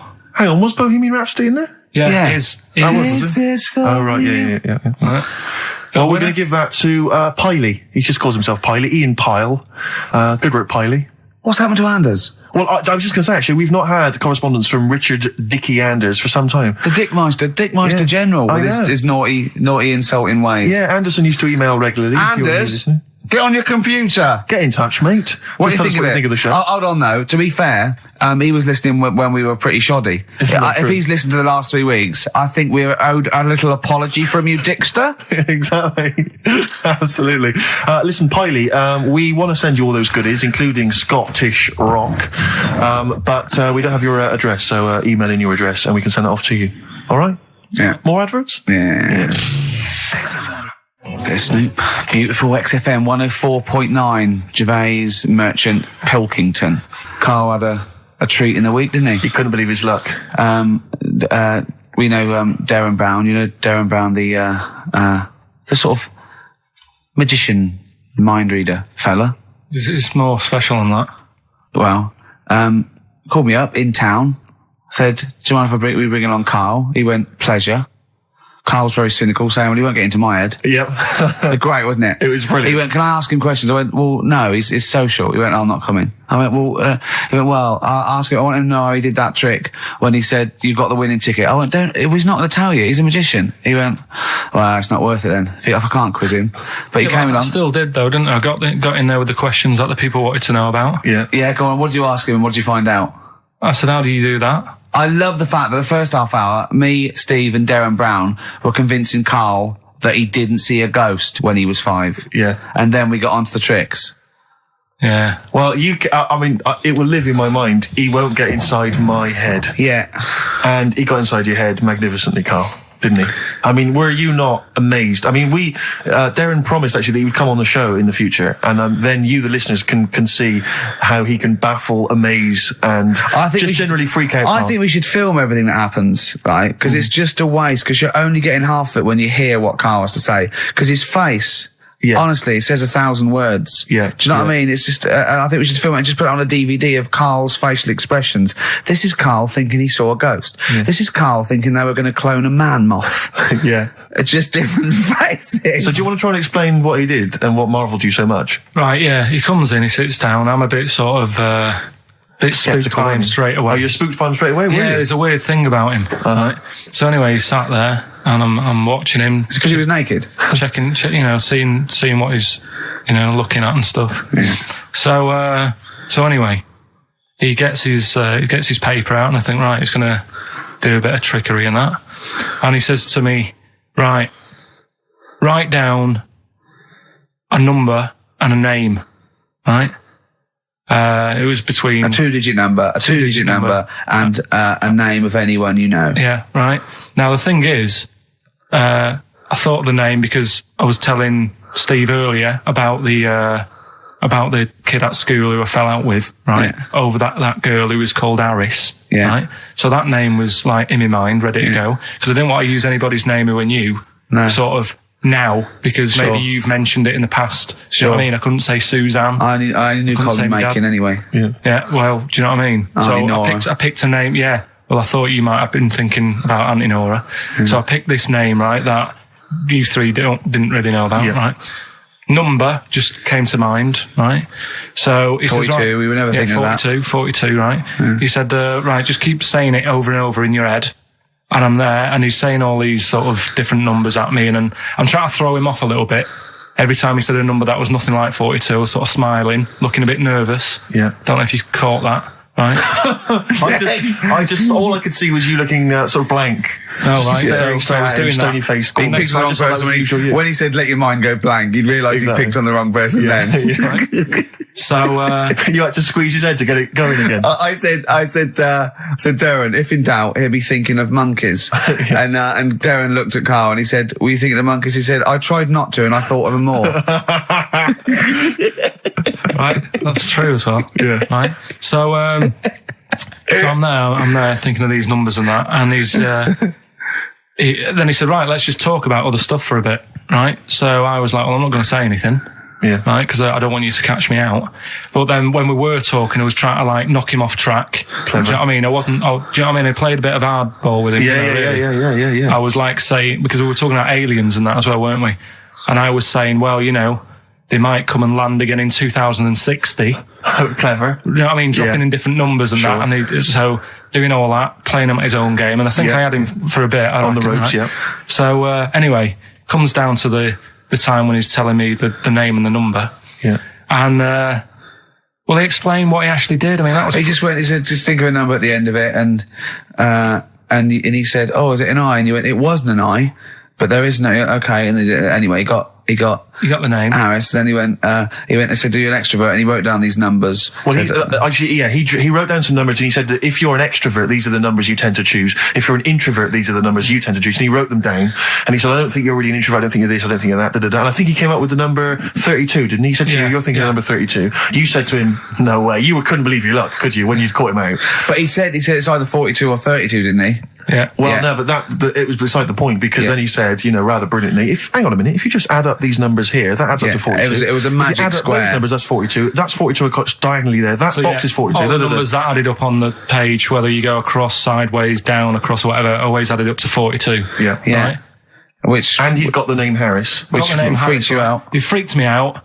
I kept saying to him, "How do you do it? How do you do it?" And he wasn't telling me. I was talking to people at work about him, and one lad said, apparently the trick that he uses is the same thing that Hitler did. Play record. No, seriously. Apparently it's the same thing, because he was saying... What? Play record. No, just let me finish, because I've even ran it by other people to check if I'm right on this. So let's do play record and come back to this. Because the people in the XFM office, I mean, they're pretty wise. They're up on that stuff. No, he used it in a different way. Play record. No, hang on a minute. Let me hear it. All it is, it's power of suggestion, apparently. And when Hitler used to do his big speeches to people. Yeah. What should we play? Come on. Finish your point. Well, that's about it. Who told you that? Ian Canfield. A few different people. All right. The big thinkers out there in the office. The brain boxes. But anyway, right? It's because Magnus Magnusson works Sonic now, doesn't he? Right. Listen. Or was it Paxman? Was it James Paxman? That blew me away, right? That the fact that he got the name, he got the number. Spooky bit, right? I'm walking home. I called you up a couple of times and I left a message on your phone. Because it was just amazing. Not only was he good at magic, but his maths was brilliant. No, well, that thing adding up to 42 was like, how did he do that? I mean, we didn't even make a big deal out of that. He said that to me. He said, "All Carol Vorderman's got is the maths." Do you know what I mean? Imagine him on Countdown. Yeah. He'd even know what they were going to write down. Do you know what I mean? So a bit of a wasted talent. I should see him again about that. I think he asked him, I said, "Why are you doing it on mucking around on telly?" Then he went, "Sorry?" He went, "Why are you mucking around on telly?" Yeah. And he said you could make some serious money. I think Steve went, "Well, he does all right." He went, "Nah, but if he did that the ticket thing all day." Yeah. But didn't you say to him you should be working for the police force? I said, yeah, he should be in a police station. He could help people out. Yeah. Do you know what I mean? It's not a daft idea, is it? Not really. Right. So anyway, right. So I get home. Still, I'm calling different people up walking home. I couldn't believe it. Yeah. Right. I called Suzanne up telling her about it. And she's like, "Slow down." She said, "You're like a little kid who's just been on a fairground ride or something." Yeah. Slow down. Right, so I'm telling her, call me mum and dad up. My dad wasn't that impressed. No, of course He's not. like, well, it's all been done before. But anyway, right. So, but then he wasn't impressed with Little Donkey, was he? No, he's not impressed by much, is he? Right. So I get in. He probably had to nip out down to the phone box. Right. Do some thieving. Yeah. We've forgotten bread. No, I'll just go down the phone box. Yeah. Right. So I get into my flat, right, and what they do in my flat where I live, they put the post in like these little pigeonholes. Right, and I don't normally check them out. I leave it for Suzanne to do, right? Sure. But this time, for some weird reason, I thought, right, I'll check it, see if we've got any post. Open it up. There's only this. A letter for Miss Harris. Yep. There it is, bona fide in front of us. A letter addressed to a Miss Harris. Well, does she live there? No, it's my address. She doesn't live there. Did she ever? Don't know. It doesn't matter. It's weird, isn't it? But we've never had. Normally, I think there was a guy who lived there called Yakishoki. Mr. 42. It was definitely wasn't an Harris, right? This is the first time we've had a letter for this woman. Yes. Right. But what are you claiming? Because Darren Brown himself admits that it is not paranormal, it is not supernatural, it is a trick. It's a trick. Is it? But he would say that, wouldn't he? Hitler said that. Play a record. Well, can we open this? No! It's illegal! No, but I'm thinking if it's a birthday card for someone's 42nd birthday. Right. You can't open that letter. Go and put it back, or you cannot open that letter. Why not? You can't open someone else's mail, because you think Darren Brown's supernatural. What if we steamed it open? Then resealed it, no one would know. It's only a letter. You can't, you can, but I don't want any part of it. Carl, I think you should open it. No, you open it. I'm not opening it. It's against the law. You should open it then. We won't open it then. They won't send you to prison. Forget it. You'll get off. Cure? Yeah. Bit of cure? There's no cure, no. I'm looking, I'm tempted to open it. Well, do you want to, Steve? There you go. No, I'm not going to open it, but I think you should, definitely. 6 Different Ways by The Cure from the album The Head on the Door. We've enjoyed that. The Head on the Door, Carl. Ooh, bit of a coincidence. Spooky, isn't it? It was only 4 weeks ago you were talking about a head and a door. Exactly. Has the door got a number on it? 42. Oh, dear. So we're not opening it? No. Well, I can't open it because as the producer, right? Oh, yeah, because your standing in society is such that they'd make a real example of you. Yeah. A producer of a tin pot radio show once a week. Yeah, he should know better. He can press buttons and talk at the same time. Sending down. But they wouldn't try you in an adult court. You would get away. You would get away with it. Just they'd hear you speaking for a little while, and the judge would end up squeezing your head and letting you off. It'd be like those people who train monkeys to break in. Do you remember down in South London? We talked about it in the past, and they were going around robbing stuff, and they trained them to do it. Yeah, I don't think those monkeys would have got in trouble. It would have been the keepers. So, I think XFM would probably take the rap. Will you open it? No, I can't be seen to open it. No, he's a writer-director. Exactly. So am I. I can't be seen to open it. I'll give it here then. Right, I'm having no part of this. That's against the law, but... Right, I'm having no part of it. Open it. Come on, you've started now. Right. The thing is, right, if it's important, we can say maybe she's listening. But do you need to stress? What it could be anything. What are you going to say? We're going to say, oh, and if you are listening, Mrs. Harris, you have got gonorrhea. Call the clinic. Do you know what I mean? It could be anything. Oh dear. Oh well. I think my talk did well. Well, what is it? It's the number 42 on there. What is it? Can you say? Be careful. What? Let me see what it is. What is it?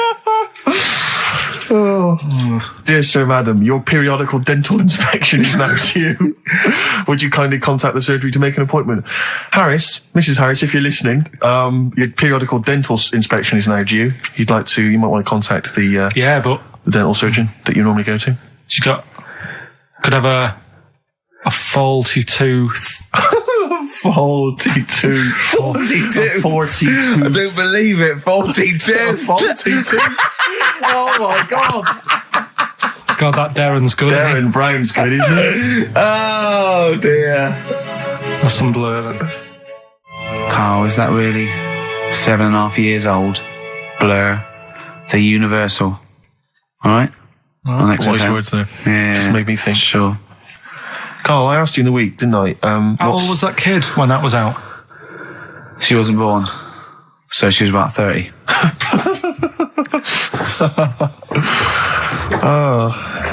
Well, I think that's the first time we've officially broken the law on air. What? I don't think we've broken the law before on air. Be all right with the dentist appointment. Well, we haven't broken the law, Steve. He has. You're right. We're fine. And he should know better. He's a top producer of a tin pot radio station. Carl, Ricky and I were doing some writing in the week and we needed get a little book of zodiac types. What's your thought on... Just to make sure it was good luck, to be writing. Yeah. Yeah. What do you make of all that stuff, horoscopes? Do you have any thoughts on that? Now and again I'll read it, but sure. I don't believe it if it's good. Yeah. If it's not, just go. What star sign are you? That's perfect though. That's their raison d'etre. That is, those people who do zodiacs exist on that piece of philosophy. Yeah. I'll believe it if it's good. Exactly. And that's why when you have breakdowns, people don't go, you're a nasty little piece of work, you're a pug ugly little twat, and you'll never amount to anything. It's things like, you're probably too generous for your own good. Yeah. You like to keep people at a distance, but you like to love. You're a warm person. It's always stuff like that, isn't it? People go, I suppose I am too good. Yeah. That is me all over. Yeah. Do you know what I mean? You're a creative person. Yeah. Who thinks they're not a creative person? Exactly. You've got a wonderful sense of humour. Exactly. Yeah. What star sign are you? Mine changes. I'm on the edge. Oh, right. God. Okay. He even makes that complicated. Of course. He even makes twaddle complicated. No, I'm just. It changes depending what paper you read. Yeah. All right. In theory, 23rd of September. So I think most of the time I'm a Virgo. I think. Well, I'll tell you. Write that down, listeners. 23rd of September, and come round and give him the bumps. What I mean? Well, according to this, I mean, you've been criticising this, Rick. Sure. You've been saying that there's maybe not anything in the zodiac thing. Well, hang on, let me just read some of the elements. Is this going to change my mind? Am I going to eat my words? The typical Virgoan. Words. Okay. The physical appearance of the typical Virgoan. Yeah. High forehead. That's not true. Cranium may seem too big in comparison with the face. Look at Karl. But how specific is that? Has an extremely large forehead. Has a high hairline. That's not true though, is it? May be quite tall. What are the blokes like? Often has one foot turned in more than the other. They've just described Rain Man. What is that? How can they be specific? Well, that's why it sounds like Karl. One foot turned in. Yeah. Oh. Well, have they even bothered doing one for you? Because there isn't many people who... Hang on a minute. Let him finish thing. No, I'm just saying. Go on. What are you saying? I sort of think I'm fairly average looking, but I'm saying, have they wasted a page in that book for whatever you are? It started off me being dissing him and stuff, and you've been nice. Hang on a minute. I don't think you can be a Virgoan, because it says that they are normally quick, alert, and intelligent. But no, actually, I have to say, it says here, behaviour and personality traits of the Virgoan, as a child, is an excellent mimic, can learn many things in a short time. Not really sure of you, is it? Rarely questions authority, but frequently questions facts. You never question facts. Yeah, you never question authority. He's scared of authority. Yeah. You're usually very upset if teased. That's true. Yeah. Oh, yeah. Hang on a minute, though. Yeah. Can't take a bit of stick. Too much pressure. If you can't stand the heat, get out of the kitchen. Yeah. What to teach a young Virgoan? Myths, fairy stories, make-believe, daydreams, and how to use imagination should all be taught to young Virgoans, so they have plenty of magical moments to remember in their adult years when they are often alone. I'm changing my mind. I know. This is good stuff. This is really good stuff. All right, well, let's see. What are you? I don't think we should talk about that. Yeah, let's have a look. It says the Virgoan is... I love some of the specifics of this. Virgoan is an employer. He's excellent as the boss of a small company. Yeah. Don't get him on a Tuesday. He's probably stamp collecting then. Yeah.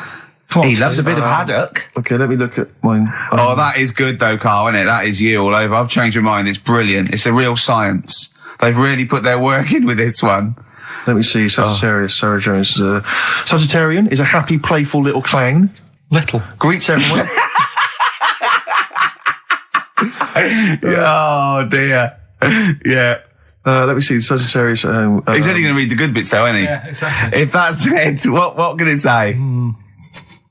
Have they done yours in sort of small print because you've got special eyes? I don't know what that insult is, Carl. What kind of an insult is that? Well, He's happy with that. Look at his face. He's done me. Oh, dear. Back together.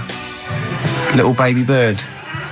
On XFM 104.9. Gervais, Merchant, Pilkington. Gervais, you're Cancer, is that right? Yeah. Just looking you up in the little zodiac book. Sure. Again, I've really changed my view. I used to dismiss these out of hand, but these are bang on about you. May have remarkable teeth, perhaps prominent, irregular, or in some way unusual. Yeah. You have got quite strange teeth. Who doesn't know when they're English? Even if slim, may appear broad or plump.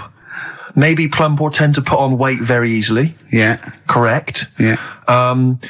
Behaviour and personality traits. Loves delicious food and drinks, but almost always dribbles, even when past babyhood. How specific is that? It's true of you, though. You know what that is, You though, can don't barely keep you know what it that in is, your don't mouth. You can barely you? keep Because it I in was your mouth. born at a certain time of year. Exactly. And that's what happens. I tend to dribble. Yeah, well, no, that is fair enough. I think it starts to fall apart, though. Why? When it says, intelligent, handsome. No, it just says, takes work seriously, and does not like frivolity. I mean, a man who spends most of his time squeezing people's heads and struggling them to the floor. Yeah, maybe it's not. Dear. I did squeeze his head. I squeezed his head many times. Although it does say that it says about your loves and hates, your likes and dislikes. You apparently like anyone who loves his or her mother. It's so specific. Oh dear. What Well, there you go. yours? Let's have some adverts, please. Hoo, it won't do. Listen to the Gallagher Boys and stop crying your heart out on XFM 104.9. No need to. It's Monkey News. So there's the time. Time for Monkey News. Can we have the jingle? Oh, chimpanzee, that Monkey News. I love the jingle. Right, well... can we play that jingle once more? Yeah. Let me cue it up. So, chimpanzee, that Monkey News. Oh, it's brilliant. Got a lot to live up to now. I'll be honest with you, often that jingle is more fun than the Monkey News. Wow. Yeah. So you got to excel yourself this week. Well, it's there's been a lot going on. In the monkey world? Yeah, I was looking at the Guinness Book of Records that we bought last week. What you bought? What that I bought. Yeah. Is it still wet? As I was cleaning the tea off it, I was having a little read through. And there was some monkey stuff in there. There was... this isn't the actual story, I'm just telling you what it's like looking up Monkey News all week. It's like behind the scenes. Yeah. It's like the making of Monkey News, which is actually available on DVD. Exactly. It's 12 minutes unseen footage, just the making of Monkey News, which is my favourite bit in a way. If you enjoy Monkey News, see how it happens. See, from conception to it's all put together. Yeah, go on. Yeah. What's a typical Monkey News day? Well, there was some stuff about a monkey in the Guinness Book of Records. I think it had the record for asking for a cup of coffee in 23 different ways. I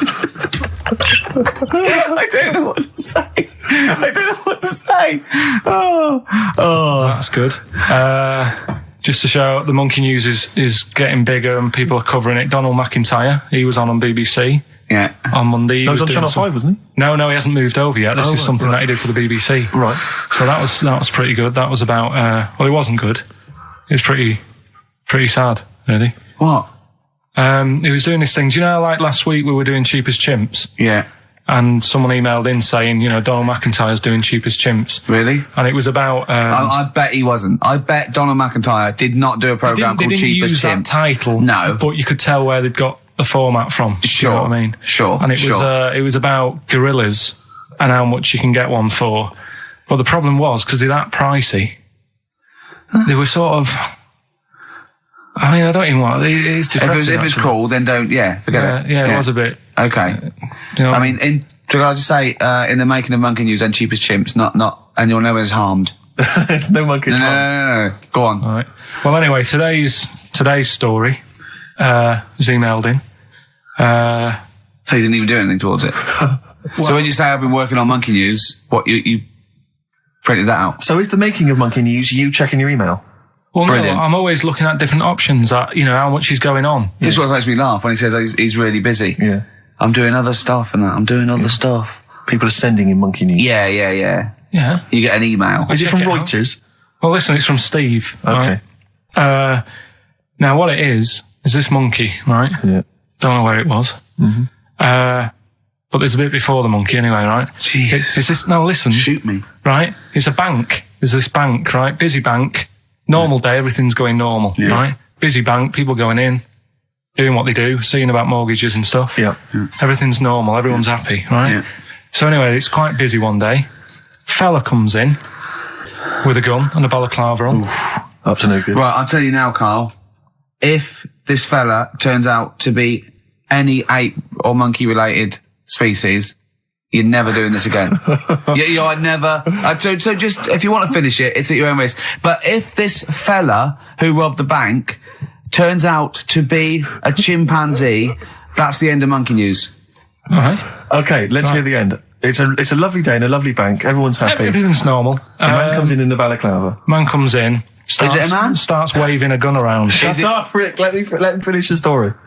Starts waving a gun around. Yeah. Right? Up to no good. So everyone's thinking, oh, God, wish you didn't come in here. It's not going to be a good day. How tall is the man? Shut up. Let's hear it. Everything, oh, God. He's telling everyone to get down on the floor. Yep. Hey, what, in English? In English? Yeah. In English? So? Yeah. So everyone's panicking. Everyone's getting on the floor thinking, this is it. This is, it's all over. Yeah. Just when you think, it's all bad news. Yeah. It's all bad news. Doors swing open. Little monkey wanders in. God, it's worse. Shut up, Rick. Little monkey wanders in, right? The robber's like, what's going on here? He's telling it to get down on the floor. I don't think it was taking any notice. No, right? it was just busy asking for coffee. It runs in. I don't know if it was going to withdraw or deposit or whatever. It wanders in, right? Goes up to the robber. Where did it come from? Shut up. Will you let him finish the story and then ask questions? That's only fair. Okay. Wanders in. Runs up to the fella with the gun, takes the gun and the bag of money off him. Everyone's like, yay, we've been saved. Then the monkey starts backing out with the gun and the money. Shut up. Sit down and I'm not having this. And he does a runner with the money and the gun. No one's seen it since. You are an idiot. I mean, you have said some stupid things in your time. What are you talking about? It's a story that happened. No! What are you talking about? What do you mean it backed out? It came in, was it an accomplice? Was it an opportunist monkey robbery? What are you talking? Think, Carl! Think! I know it's mad. That's the idea of monkey news. We're telling people how monkeys are pretty, they're mental. They're up to no good. What do you think? They've never seen the monkey since. What, did he have a getaway car waiting? Did he swing his way to freedom? Where was this? There's no details. Don't talk rubbish. Well, yeah, Steve emailed it in. He's got it off the net. And the funny thing is, can I see it? Have you got the information there? Yeah, the funny thing is, it wasn't just him who sent it. I had that a couple of times. So a few people obviously read the story and said, that'll be good for Monkey News. It doesn't say anymore. It doesn't say if he went off to Spain. It doesn't say, if he's on Crime Watch. Yeah. It doesn't say any of that. It's just saying that's what he did. That's the story. And that's what Monkey News is about. I've heard that they're making a movie version with Phil Collins. So I look forward to that and Julie Waters. So that's this week's Monkey News. If you've got any, well, anything's happening don't bother. In your town. That's the end. No, that is the end. That's the end of Monkey News. No more Monkey News. This is bit of Queen. It says it here in this email, Rick. It's got to be true. Right. 7 seasons well. That's for you, Carl, because you're going on holiday. Do like to be beside 7 Seas a Ride by Queen. Rick, we've had an email from number one fan Richard Anderson. Oh, excellent. I'm opening it. I haven't read it. He's loving it, isn't he? What does he say? Well. What? Well. He likes it. He's from Richard Anderson. It pains me to admit it, but your show is no longer appalling. Go on. Congratulations on being only slightly rubbish. Excellent. Cheers. Hey, we're winning him round. Yeah. I'll tell you what he'd love, though. I know what he's a big fan of. Well, adverts. Yeah. Excellent. Nice to do that one again. Always. Metal Mickey, Suede on XFM 104.9. Wow. Nearly over with Ricky, Steve and Carl. I've done another little sketch for you, Carl, because I was excited by the fact that we raised that money. So I've done a little... Well, it's not over yet. It's like people go to the website and if they think it's worth more than 50, they can say, well, I'll give you 55 or something. XFM put that little one on. It's all three of us, isn't it? Well, they haven't done that yet. No, but they can put that on next week and they can frame it for them, can't they? Well, if they have a look, xfm.co.uk/Ricky, you can have a look at it if you want it. Just pay some money and...